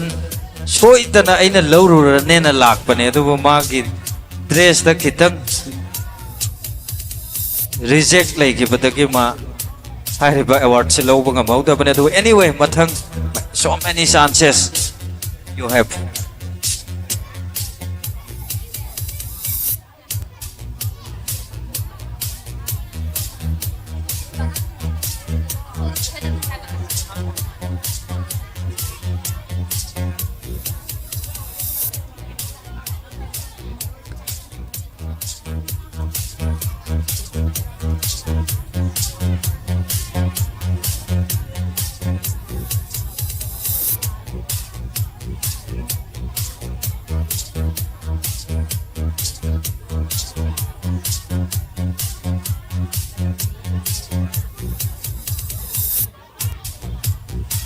Sir, amok pampam da lengsin biras. Mathang asidi prize som pirag leibado audience da boring lakpasya aduna yam na phajaba performance ama presentation nama muyeng minasi. Stage da kakalaksi Ningthaujam Linthoi. Ningthaujam Linthoi, please come on the stage. Linthoi Ningthaujam.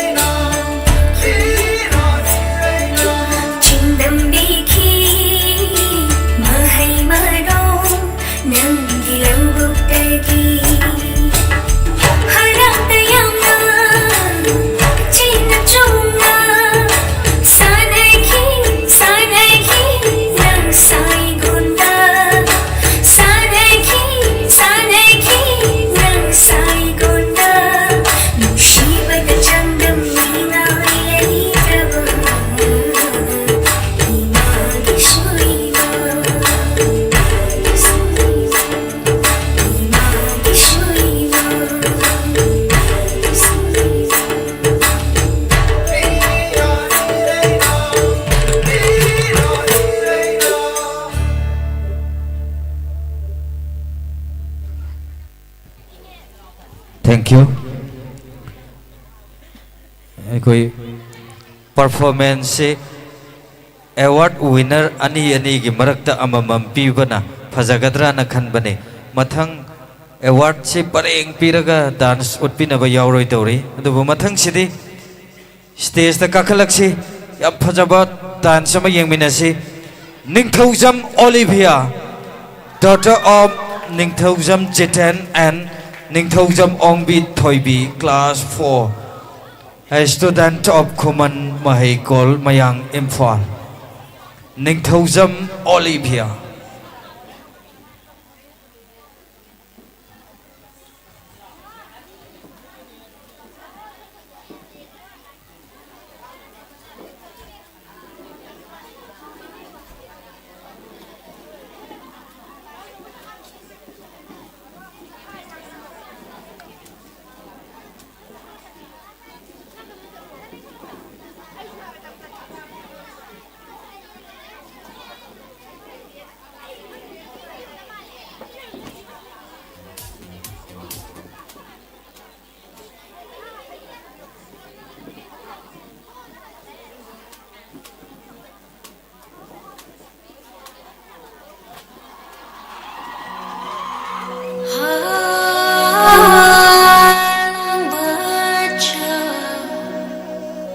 na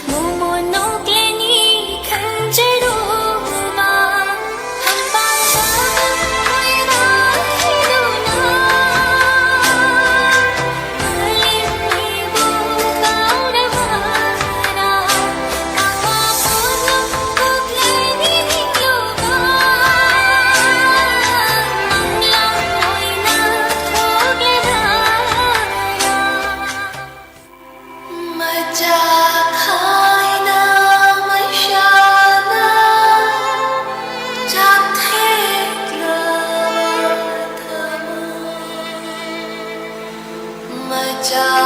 chama chama di thau na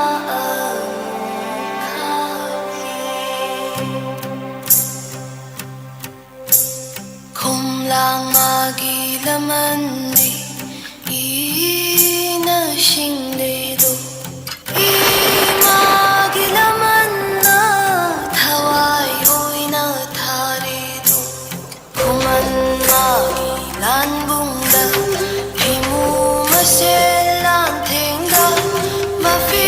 thong da mai ran bi mai nung ti ra trong sinh dây thâu na pha cơ lắm jing ba phi ra da ma thai phi tu na manin kam na hai li lan gi thâu ra ma thâu dây ma mi tang ba leng ap ni khang ni kuman lan bung ni tharan ba gi khusin ni amam ba gi khusin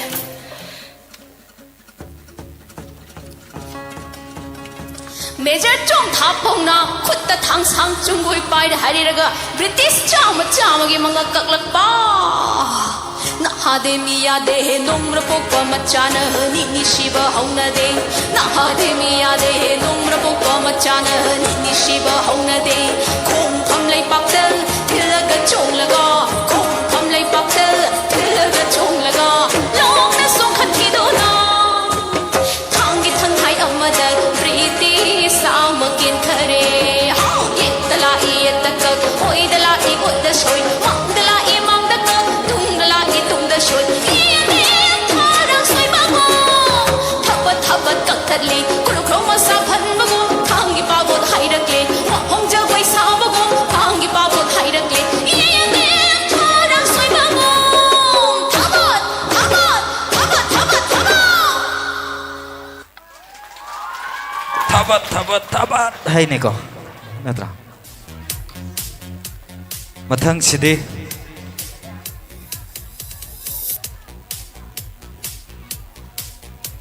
dance competition for category B. First position holder Chongtham Ismail, daughter of G.H. Netrajit and Chongtham Ongbi Nanau Leima, class 9, City Higher Secondary School. First position holder ne aduga magi ahanba performance ama utpigani masigi dance hek loibada ekoi choreographer aigi nau tomba mayaina first ki position ki award asilan thok pigane after his performance aduga I tentak na karigumbo wafam amta ningsing jage yam complain la engonda dance की costume the लागते dress पोरकते कमाइन तौदोइनो even I मसी कनो ता जगे को लंबी चलिंग है लिलम लेरबा सही दी औरकते लोंग जु औरकते चिओ नमया दो खुद इंजन गद्रबा एनी लेथोक पनी खंगदे खोंग न नेला हाट पनी खंगदे आई हिंगनब नत्रो अदुना एनी तौबियोबा ड्रेस तो चप चाबा costume मंग नत्रगा जो तुम परफॉर्मेंस उठपियोबा मसी it's not competition okay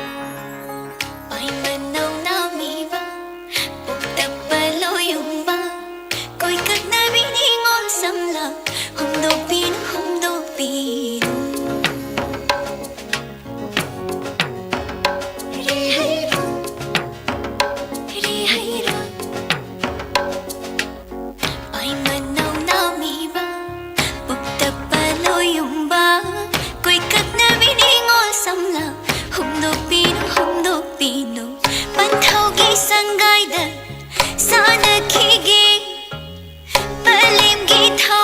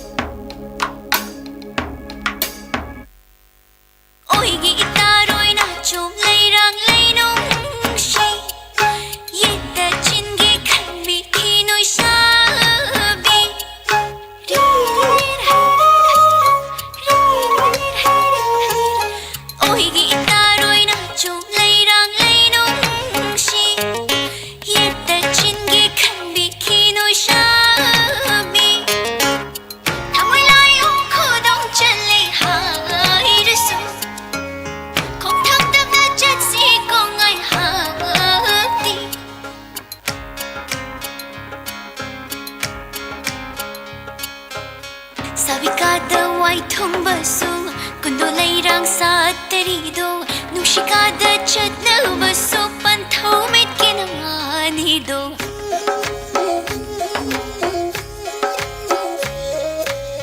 Sabikada wai thongbasu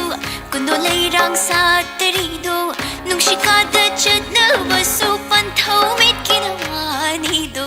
koi kaknabi samlang Nabi samlang do pinu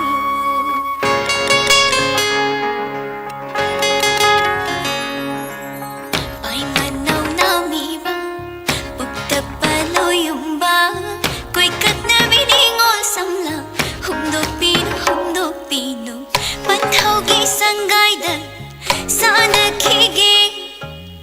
Palim gi thau gai Phang jaru khige Koi kat nabi samlang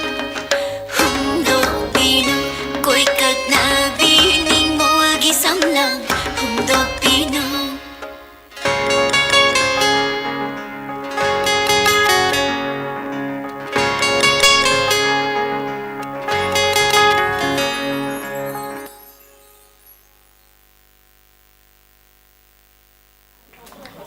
Thank you. Okay.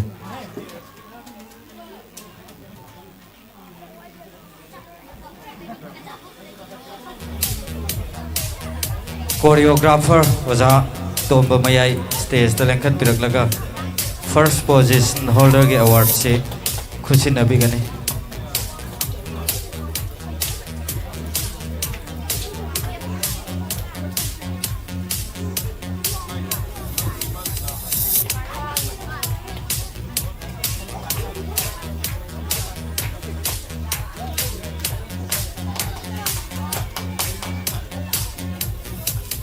Oza Tombana ai Ozai subject animak pibiramasi second position Shumanjit Thangjam son of Surjit Thangjam and Thangjam Ongbi Manglembe class 9 the Little Master English Higher Secondary School Samuro Shumanjit Thangjam second position second gini ko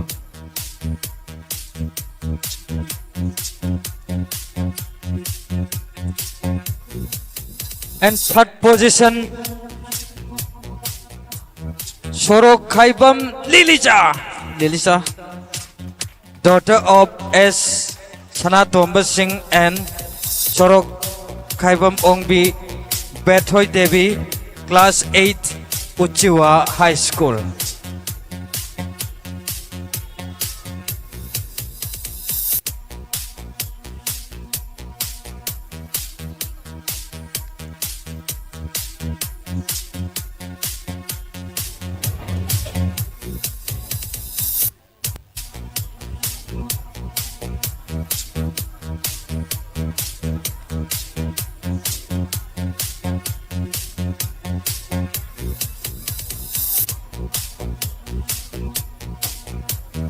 Mathang Sidi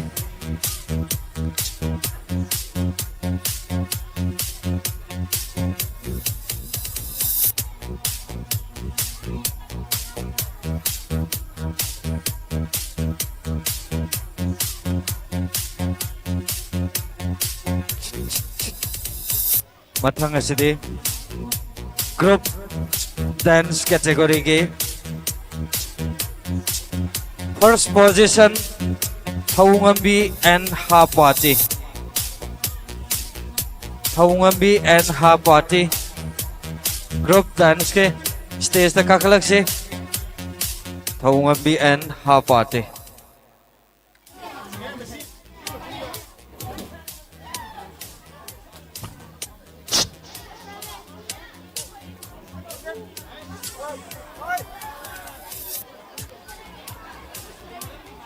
Thaungambi and Your Party lao Thaungambi ra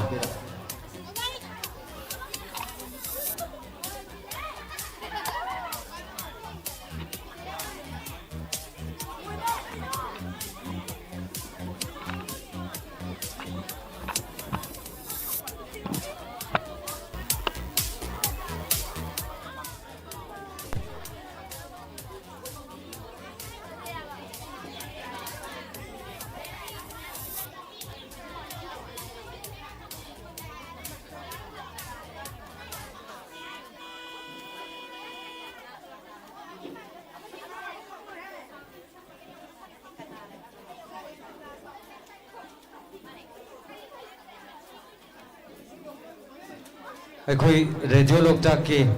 get ꯃꯄꯥꯟ ꯑꯅꯛꯄꯗ bullet ꯑꯃꯒ ꯑꯇꯣꯞꯄ two wheeler ꯑꯃꯒ ꯈꯥꯝꯖꯤꯟꯕꯤꯔꯝꯃꯥꯅꯦ ꯃꯗꯨ ꯃꯐꯝ ꯆꯥꯗꯦ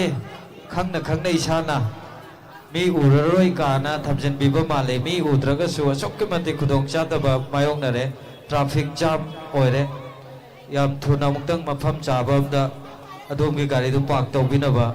ꯈꯪꯍꯟꯖꯔꯤ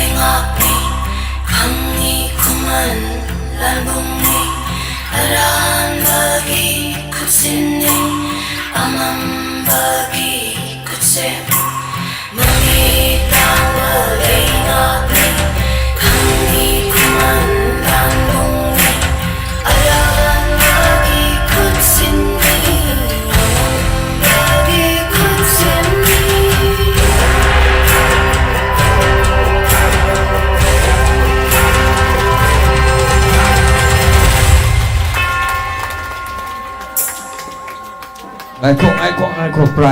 prize của cái tàu này có aduga mahiroi singna khangjan kadaba se na khoi gi performance to hana utlaba adoi ta ga de performance loi baka hojik changge toi to changanova na khoi gi na han competition yau khi bagi award to adu pura ga chang ki tau ne ko khange ko atai ju ne ko ina khangan jai che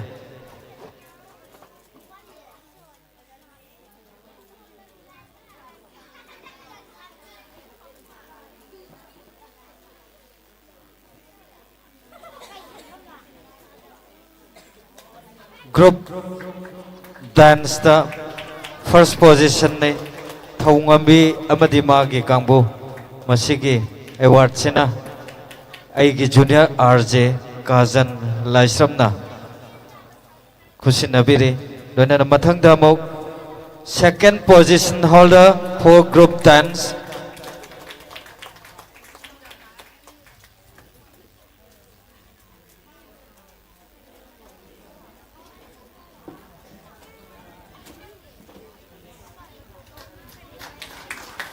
Thank you. Second position holder, Olivia and her party. Second position holder, group dance.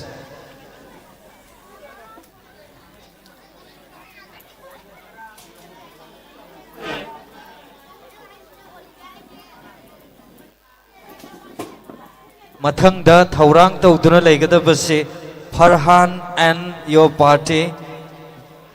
Dolai Pabam Farhan Rubani Shani Dolai Pabam Nabia Abdul Rashid Taz Begum Yami thaurang tawduna leibiroko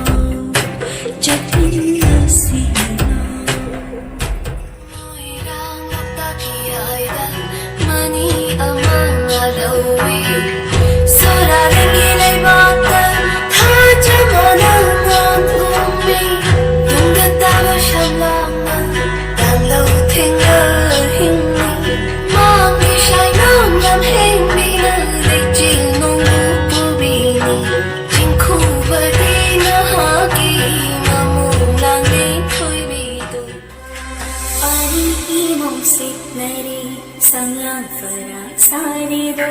mitlo pira tangdare ari pangal laga mai thong kalam leni mono kleni khanjero ma hambang sama koi ma hiruna leni bo kaam ne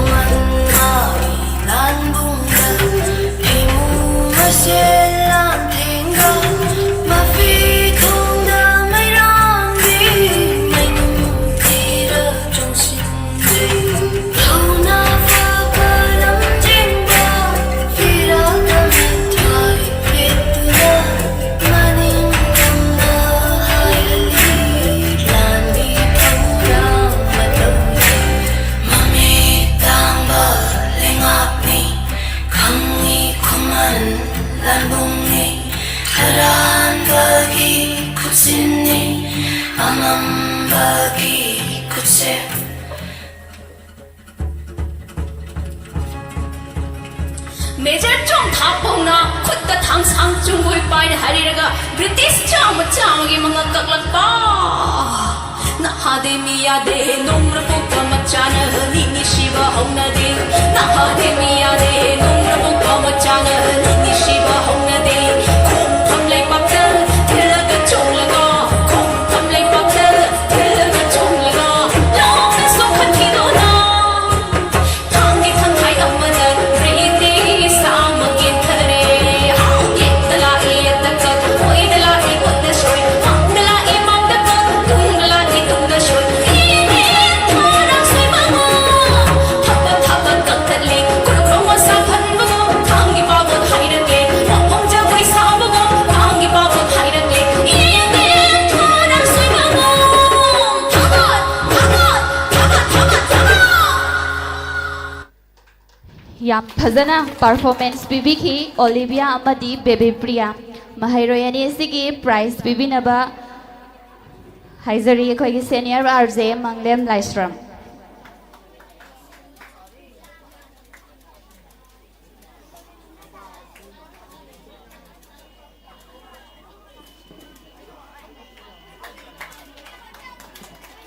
Thagachari Mathangi performance Utpineba Mug Kausinjage Farhin Amadi Mahaki Party aduga dance competition asigi group ki oina makoina third position su takhibani Kausinjage Farhan Dolai Pabam Nabiha Dolai Pabam Raihana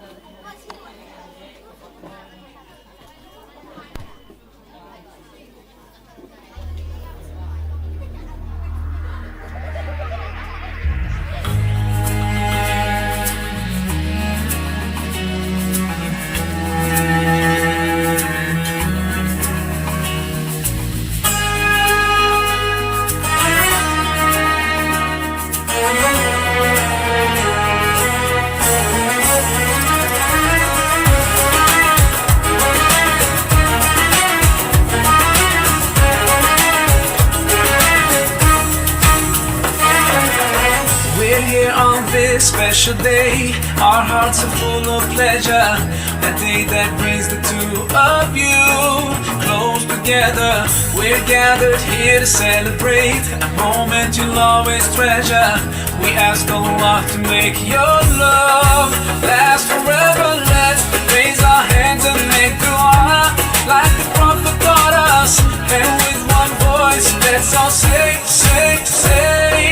Barakallahu lakuma wa baraka alaykuma wa jama'a baynakuma fil khair. Barakallahu lakuma wa baraka alaykuma wa jama'a baynakuma fil khair.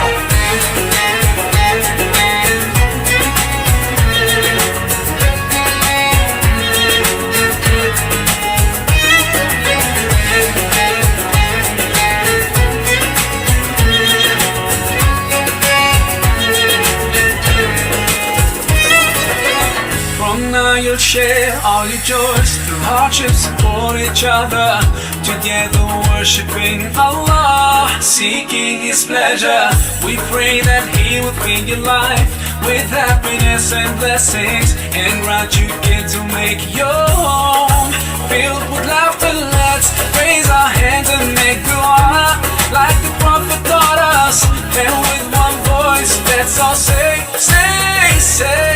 Barakallahu lakuma wa baraka alaykuma wa jama'a baynakuma fil khair. Barakallahu lakuma wa baraka alaykuma wa jama'a baynakuma fil khair.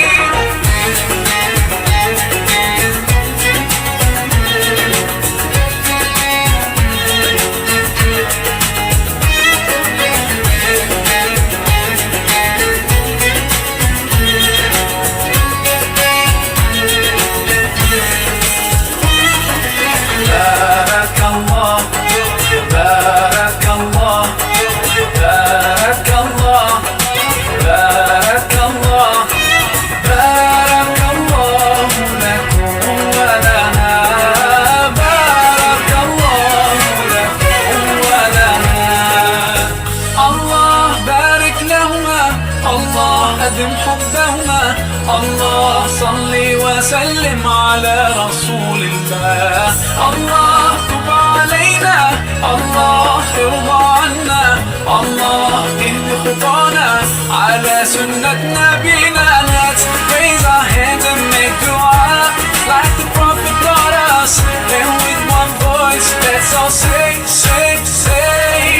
Barakallahu lakuma wa baraka alaykuma wa jama'a baynakuma fil khair. Barakallahu lakuma wa baraka alaykuma wa jama'a baynakuma fil khair. Barakallahu lakuma wa baraka alaykuma wa jama'a baynakuma fil khair. Barakallahu lakuma wa baraka alaykuma wa jama'a baynakuma fil khair.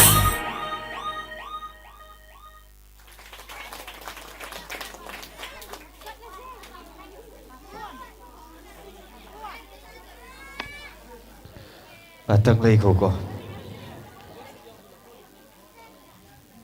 Koi group dance ke third position. Farhan amadi Farhan ke kangbu ne ko. Farhan amadi ma ki party ki prize pibinaba ikai khumna jariba mingoina gacharabada Sagol Sam Dhabli Singh, retired principal Mayalambi College, Bharat Jyoti Calcutta, Lions Club of Leimarol, Lions Club of Imphal, Kai Khumna Jariba Ozana, Mahiroi Singh Asida, award si Khusin Nabidona Pungning Thawat Pigane.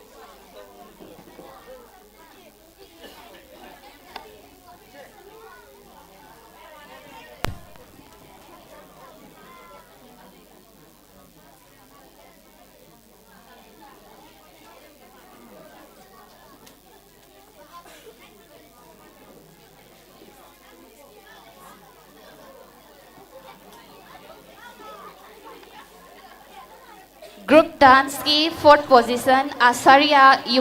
Yumkhaibam amadi Rani Little Master Higher Secondary School Yaubro Asaria Masa laktraga su school ki satra oirasu aja oirasu adum kakhat pirakpa yagani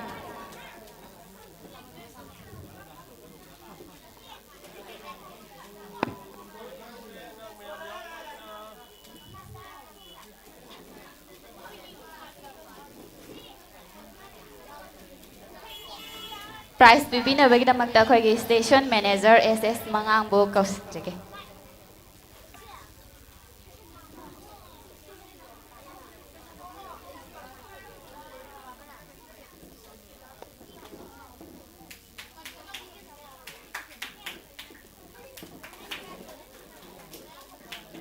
Mayam se waba bagibudi yam wabiram lagani adu boloira kadore yamaktre event ani khatang ngaisha lagle duna warasuwana lodo faudang mayam punna saruk yaminagi siana thamjage makha thaba event song competition gi category A amomona angom khuman mahekol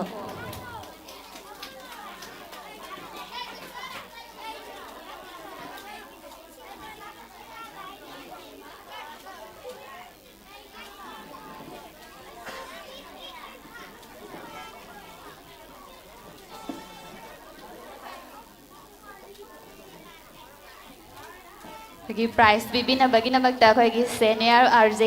J Bizu Laistrom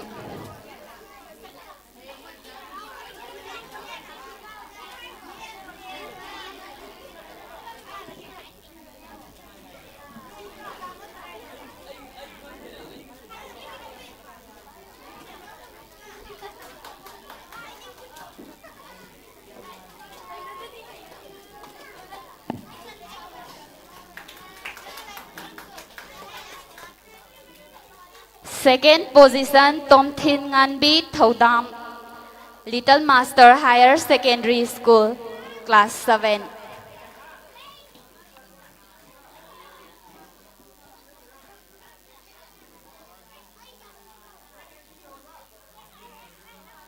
Tom Thin Nganbi gi dance performance among mayam punna mideng taminase Ngakpi gani isay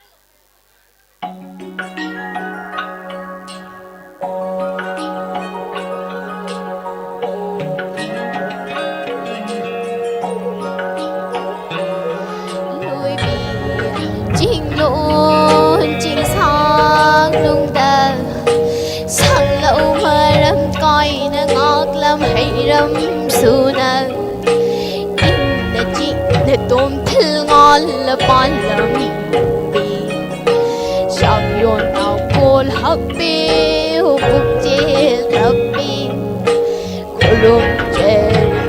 자식나 thousand 비유 이마레 빡동 시비 lôi bì chính luôn chính sang nung đà sang lâu mà rắm coi na ngọt làm hay rắm su na in na chính na tôm thư ngon là bon lầm bì sắc yun nào cô hấp biêu bục chế tập bì cô lùng chế na cha sinh na thâu gian biêu ima lấy bác tung shi bi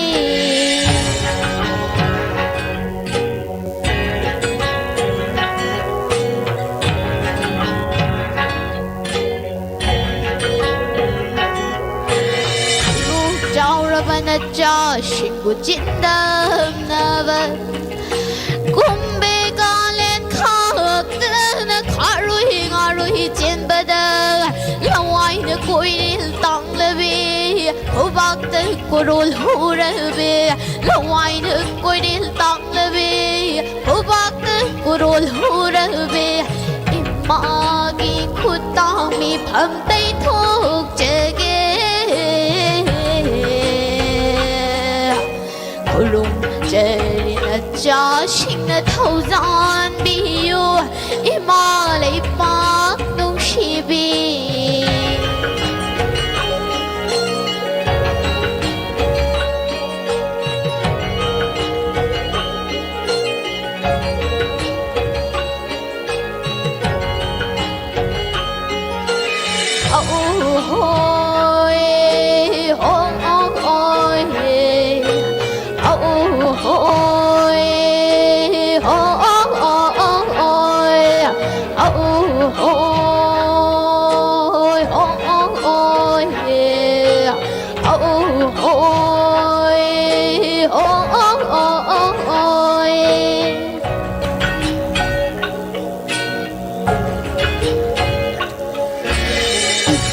bao râu râu sinh na mình chết u rô kinh jege ima gi thâu giòn mít in na bắc chết thi ran thế jege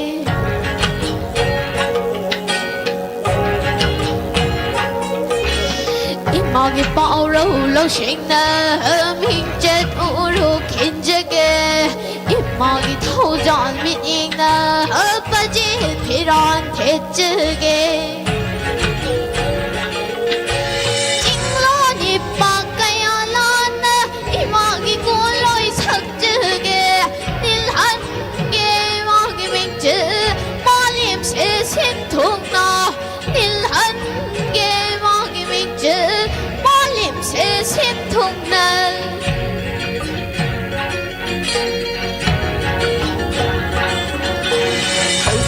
na pari na mumbu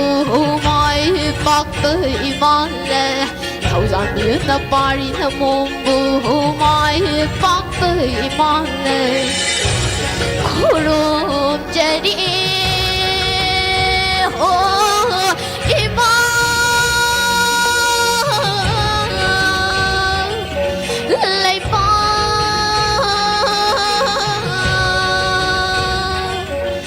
nung Bunga bubuong ko ng kurunjay.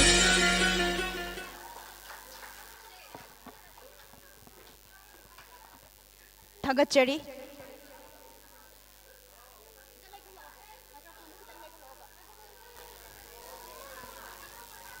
Ngasigi song competition asigi category A gi third position Olympia Maibam, daughter of M. Bidyaras and Ilangbam Memi, class 5, Kuman Mahikol. Award asi Khusina Bigadaba, Sir S.S. Mangang, Station Manager.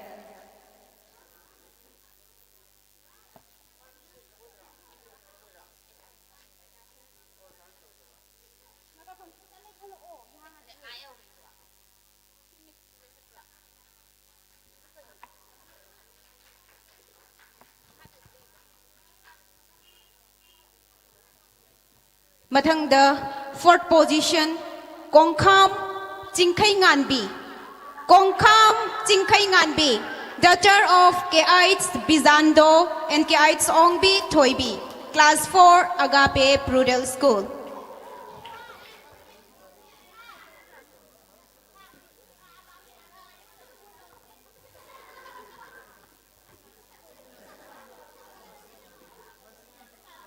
Award asi khusin bigadaba Sir SS Mangang Station Manager.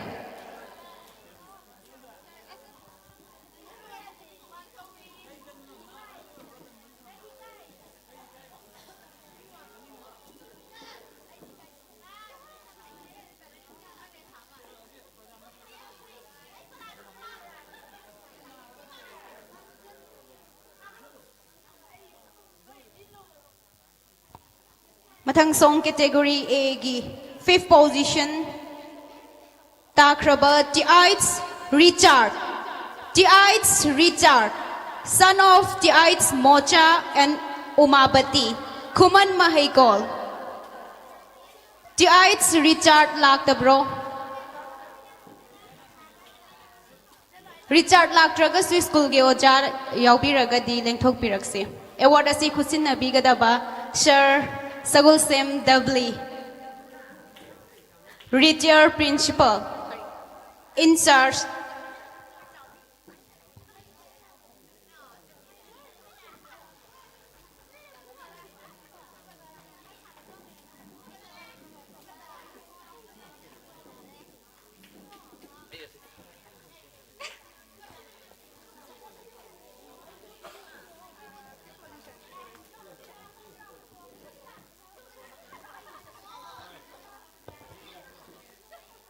Mathang Aroiba event general knowledge khatangai re GK gi oina category A gi lokhatchage. First position takraba Korau Nganba Mangang. Korau Nganba Mangang, son of Sagol Sem Santos Mangang and Sagol Sem Ongbi Amusana Leima, Class 6, JNV Kumbo.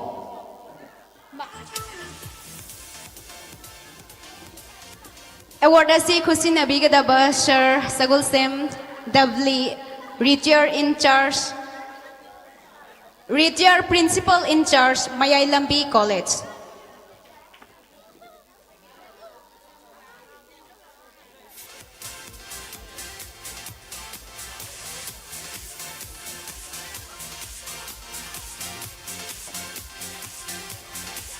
Mathangda second position takraba Keites Aboy Maite, Agape Prudel School.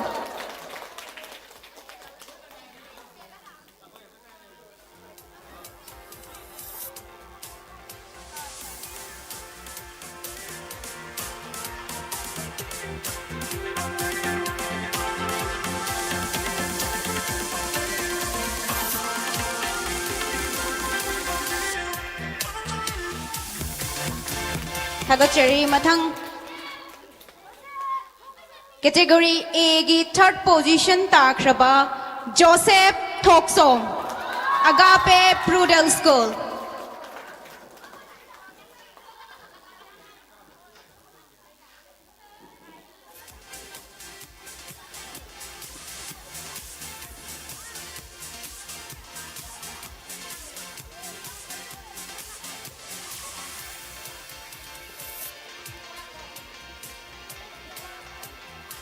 Loinana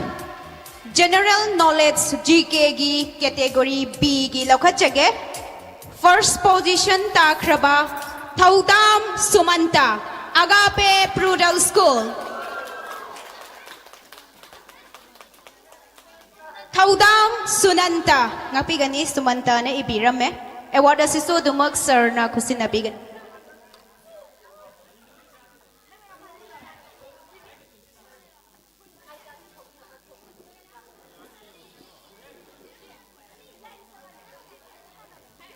Babaga mamaga giming hairam mo ko.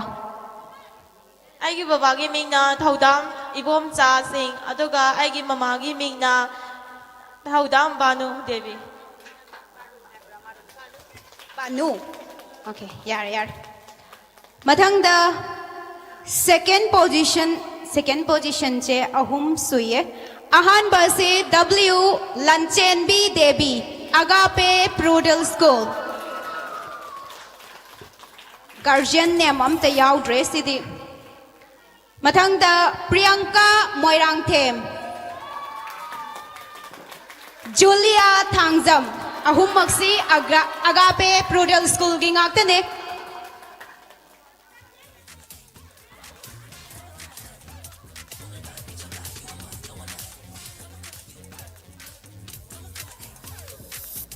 Baba mama gaming hiram mo ko aduga class ka. My father name is Bikram and my mother name is Bembem. And I am studying in class 8. Thank you.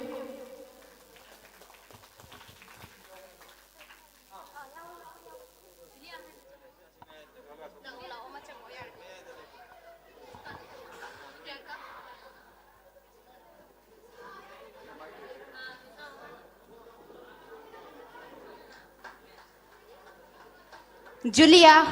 mama baba gaming aduga class tuga hiram mo ko. My father name is Jugesor Thangzam and my mother name is Modula Thangzam. And I study in class 8.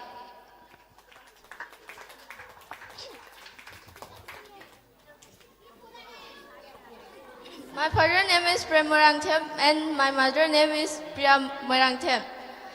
And I am studying in class 7.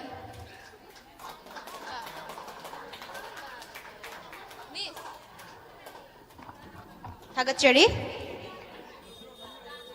Aruiba ngasigi GK gi category B sigi third position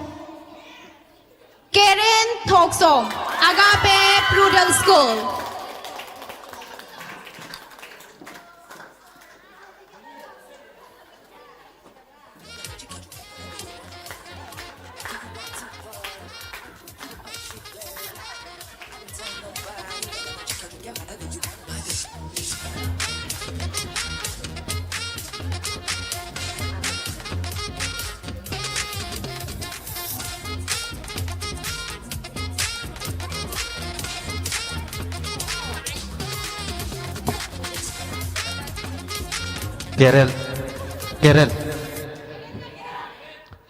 Kerel ngay ko.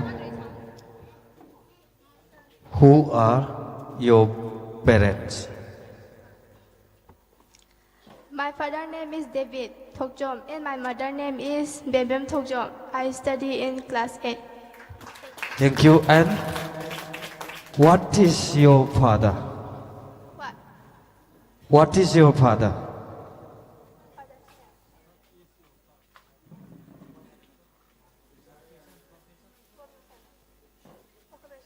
What is your father haragadi nangi babado kai thabak tawe? He is teacher or he is cultivator. He is carpenter. So many occupations. He is farmer and driver. Okay, thanks. Check.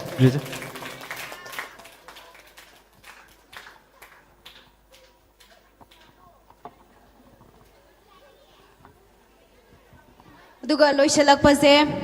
ngasai goi date 14 da pangthokhiba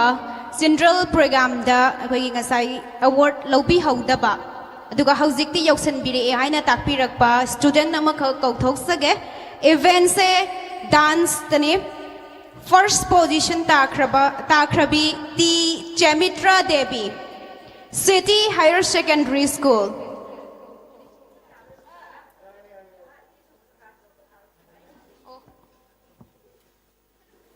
Award asi khusi nabigadaba Sir SS Mangang, Station Manager, Radio Lokta.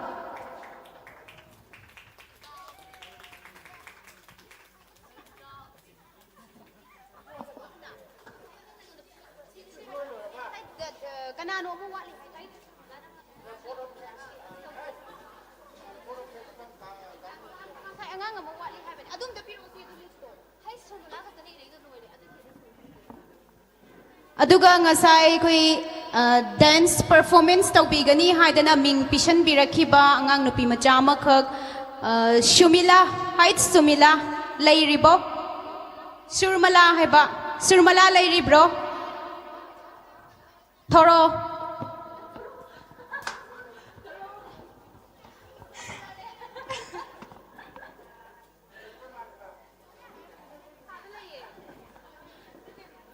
Kitang thuna thoglo ko matam se thengzale eba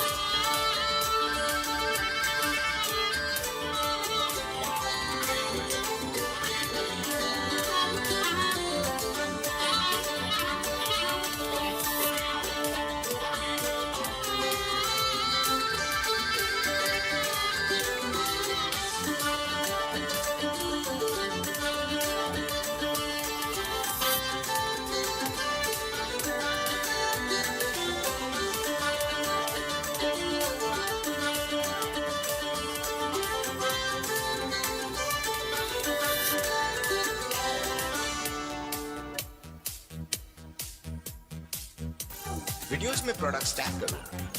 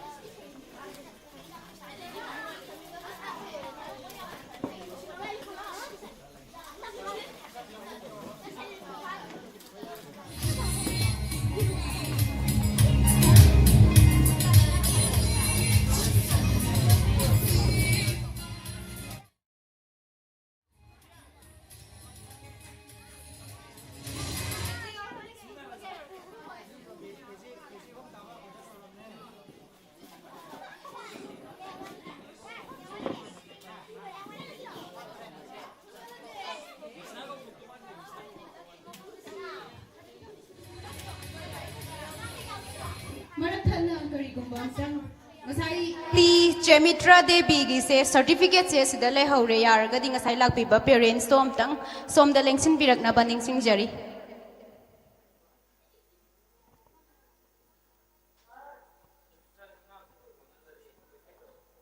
T Chemitra की से यारगदी अतोपा friends नत्रगा अतोपा यावरगसु दुमक certificate से लौबीना बाहाइजरी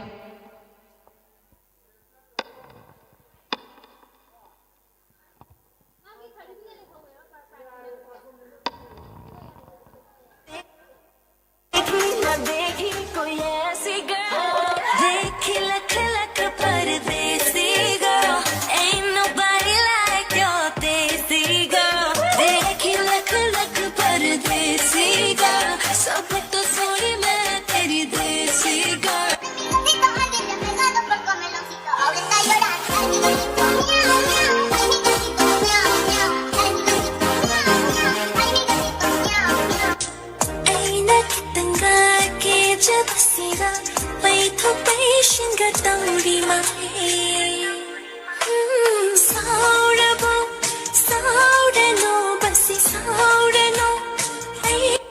Vai no pau, vem no pau, vai no pau, vem no pau, vai no pau, vem no pau, vai descendo na moral. Vai no pau, vem no pau, vai no pau, vem no pau, vai no pau, vem no pau, vai descendo na moral. Se,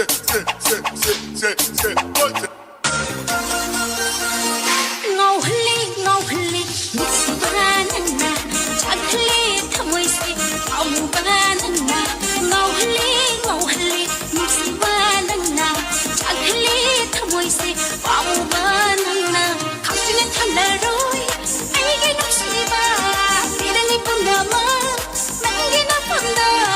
खासिने थलरोई आइगे नुसीबा बिरनी पुंदामा नंगे ना पुंदा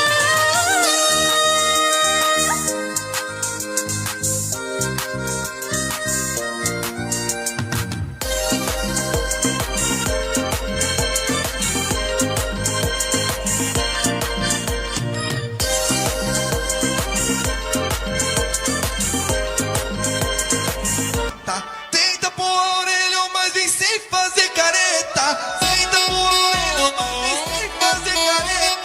vem sem fazer careta. Tô de brincadeira. Pra que fala mal da macumba? Se eu tô comendo essa macumba. Esto se fue mundial. A mí hay que bailarme todos los días, tú no me puedes pichar. Yo sé que te va a gustar, tú te pones de espalda, que tu papi se quiere vaciar. Y es que esto se fue mundial. A mí hay que bailarme todos los días, tú no me puedes pichar. Yo sé que te va a gustar, tú te pones de espalda, que tu papi se quiere vaciar. Yo te doy lo que tú quieras, bailame en el tubo suave. Yo te doy lo que tú quieras, bailame en el tubo suave. Con tanta chapa, va a hacerle ranking can king can. Mambo. Chapa. Doggy.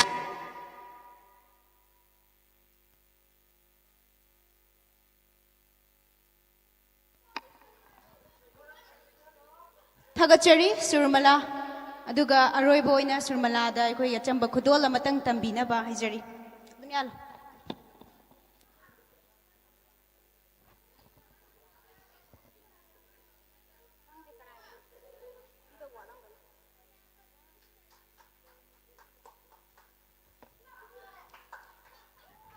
mathangda loisalakpa sidi ngasigi thauram asigi board of thanks pibina ba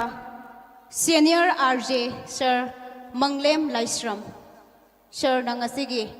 vote of thanks pibigani Thagachari aigi vote of thanks pijadring aida ngasai confuse ama agang singda leiba aingonda yam toina hangakpa koi certificate se koi press ta pulap order tawbani makoi da adubu makoi gi delay khara lei makoi gi delay process na maram oiraga awat pa khara lei gani adubu athuba matamda mairoi sing adugi school da aikoi na soidana certificate sing adu yohallakane haiba se hana thamjage aduga loinana ngasige sigumlaba prize distribution ceremony asida ꯂꯦꯡꯕꯤꯔꯛꯇꯨꯅ ꯃꯁꯥ ꯃꯁꯥꯒꯤ ꯃꯅꯥ ꯃꯊꯨꯝꯁꯤꯡ ꯂꯧꯔꯕ ꯃꯍꯩꯔꯣꯏꯁꯤꯡ ꯂꯣꯏꯅꯅ ꯁ꯭ꯀꯨꯜꯒꯤ ꯏꯀꯥꯏ ꯈꯨꯝꯅꯖꯔꯤꯕ ꯑꯣꯖꯥꯁꯤꯡ ꯑꯃꯗꯤ ꯑꯉꯥꯡꯁꯤꯡꯕꯨ ꯃꯥꯡ ꯊꯥꯗꯨꯅ ꯄꯨꯕꯤꯔꯛꯇꯨꯅ ꯉꯁꯤꯒꯤ ꯊꯧꯔꯝ ꯑꯁꯤꯕꯨ ꯌꯥꯎꯍꯟꯕꯤꯕ ꯅꯨꯡꯁꯤꯖꯔꯕ ꯃꯃꯥ ꯃꯄꯥ ꯒꯥꯔꯖꯤꯌꯟꯁꯤꯡ ꯏꯔꯝꯗꯝ ꯏꯔꯩꯀꯥꯏ ꯑꯁꯤꯒꯤ ꯑꯍꯜ ꯂꯃꯟꯁꯤꯡ ꯑꯣꯖꯥ ꯒꯨꯔꯨꯁꯤꯡ ꯂꯣꯏꯅꯅ ꯉꯁꯤꯒꯤ ꯊꯧꯔꯝ ꯑꯁꯤꯒꯤ ꯗꯥꯏꯁꯀꯤ ꯂꯩꯇꯦꯡ ꯑꯣꯏꯕꯤꯔꯝꯕ ꯏꯀꯥꯏ ꯈꯨꯝꯅꯖꯔꯤꯕ ꯗꯤꯒꯅꯤꯇꯔꯤꯁꯤꯡ ꯈ꯭ꯋꯥꯏ ꯈꯨꯗꯤꯡꯃꯛꯄꯨ ꯉꯁꯤꯒꯤ ꯊꯧꯔꯝ ꯑꯁꯤ ꯍꯧꯕꯗꯒꯤꯅ ꯂꯣꯏꯕ ꯐꯥꯎꯕ ꯁꯔꯨꯛ ꯌꯥꯕꯤꯗꯨꯅ ꯑꯩꯈꯣꯏꯒꯤ ꯊꯧꯔꯝ ꯑꯁꯤ ꯃꯄꯨꯡ ꯐꯥꯍꯟꯕꯤꯔꯝꯕꯒꯤꯗꯃꯛꯇ ꯔꯦꯗꯤꯑꯣ ꯂꯣꯛꯇꯥꯛꯀꯤ ꯃꯥꯏꯀꯩꯗꯒꯤ ꯉꯝꯈꯩ ꯂꯩꯇꯅ ꯊꯥꯒꯠꯆꯔꯤ ꯊꯦꯡꯛ ꯌꯨ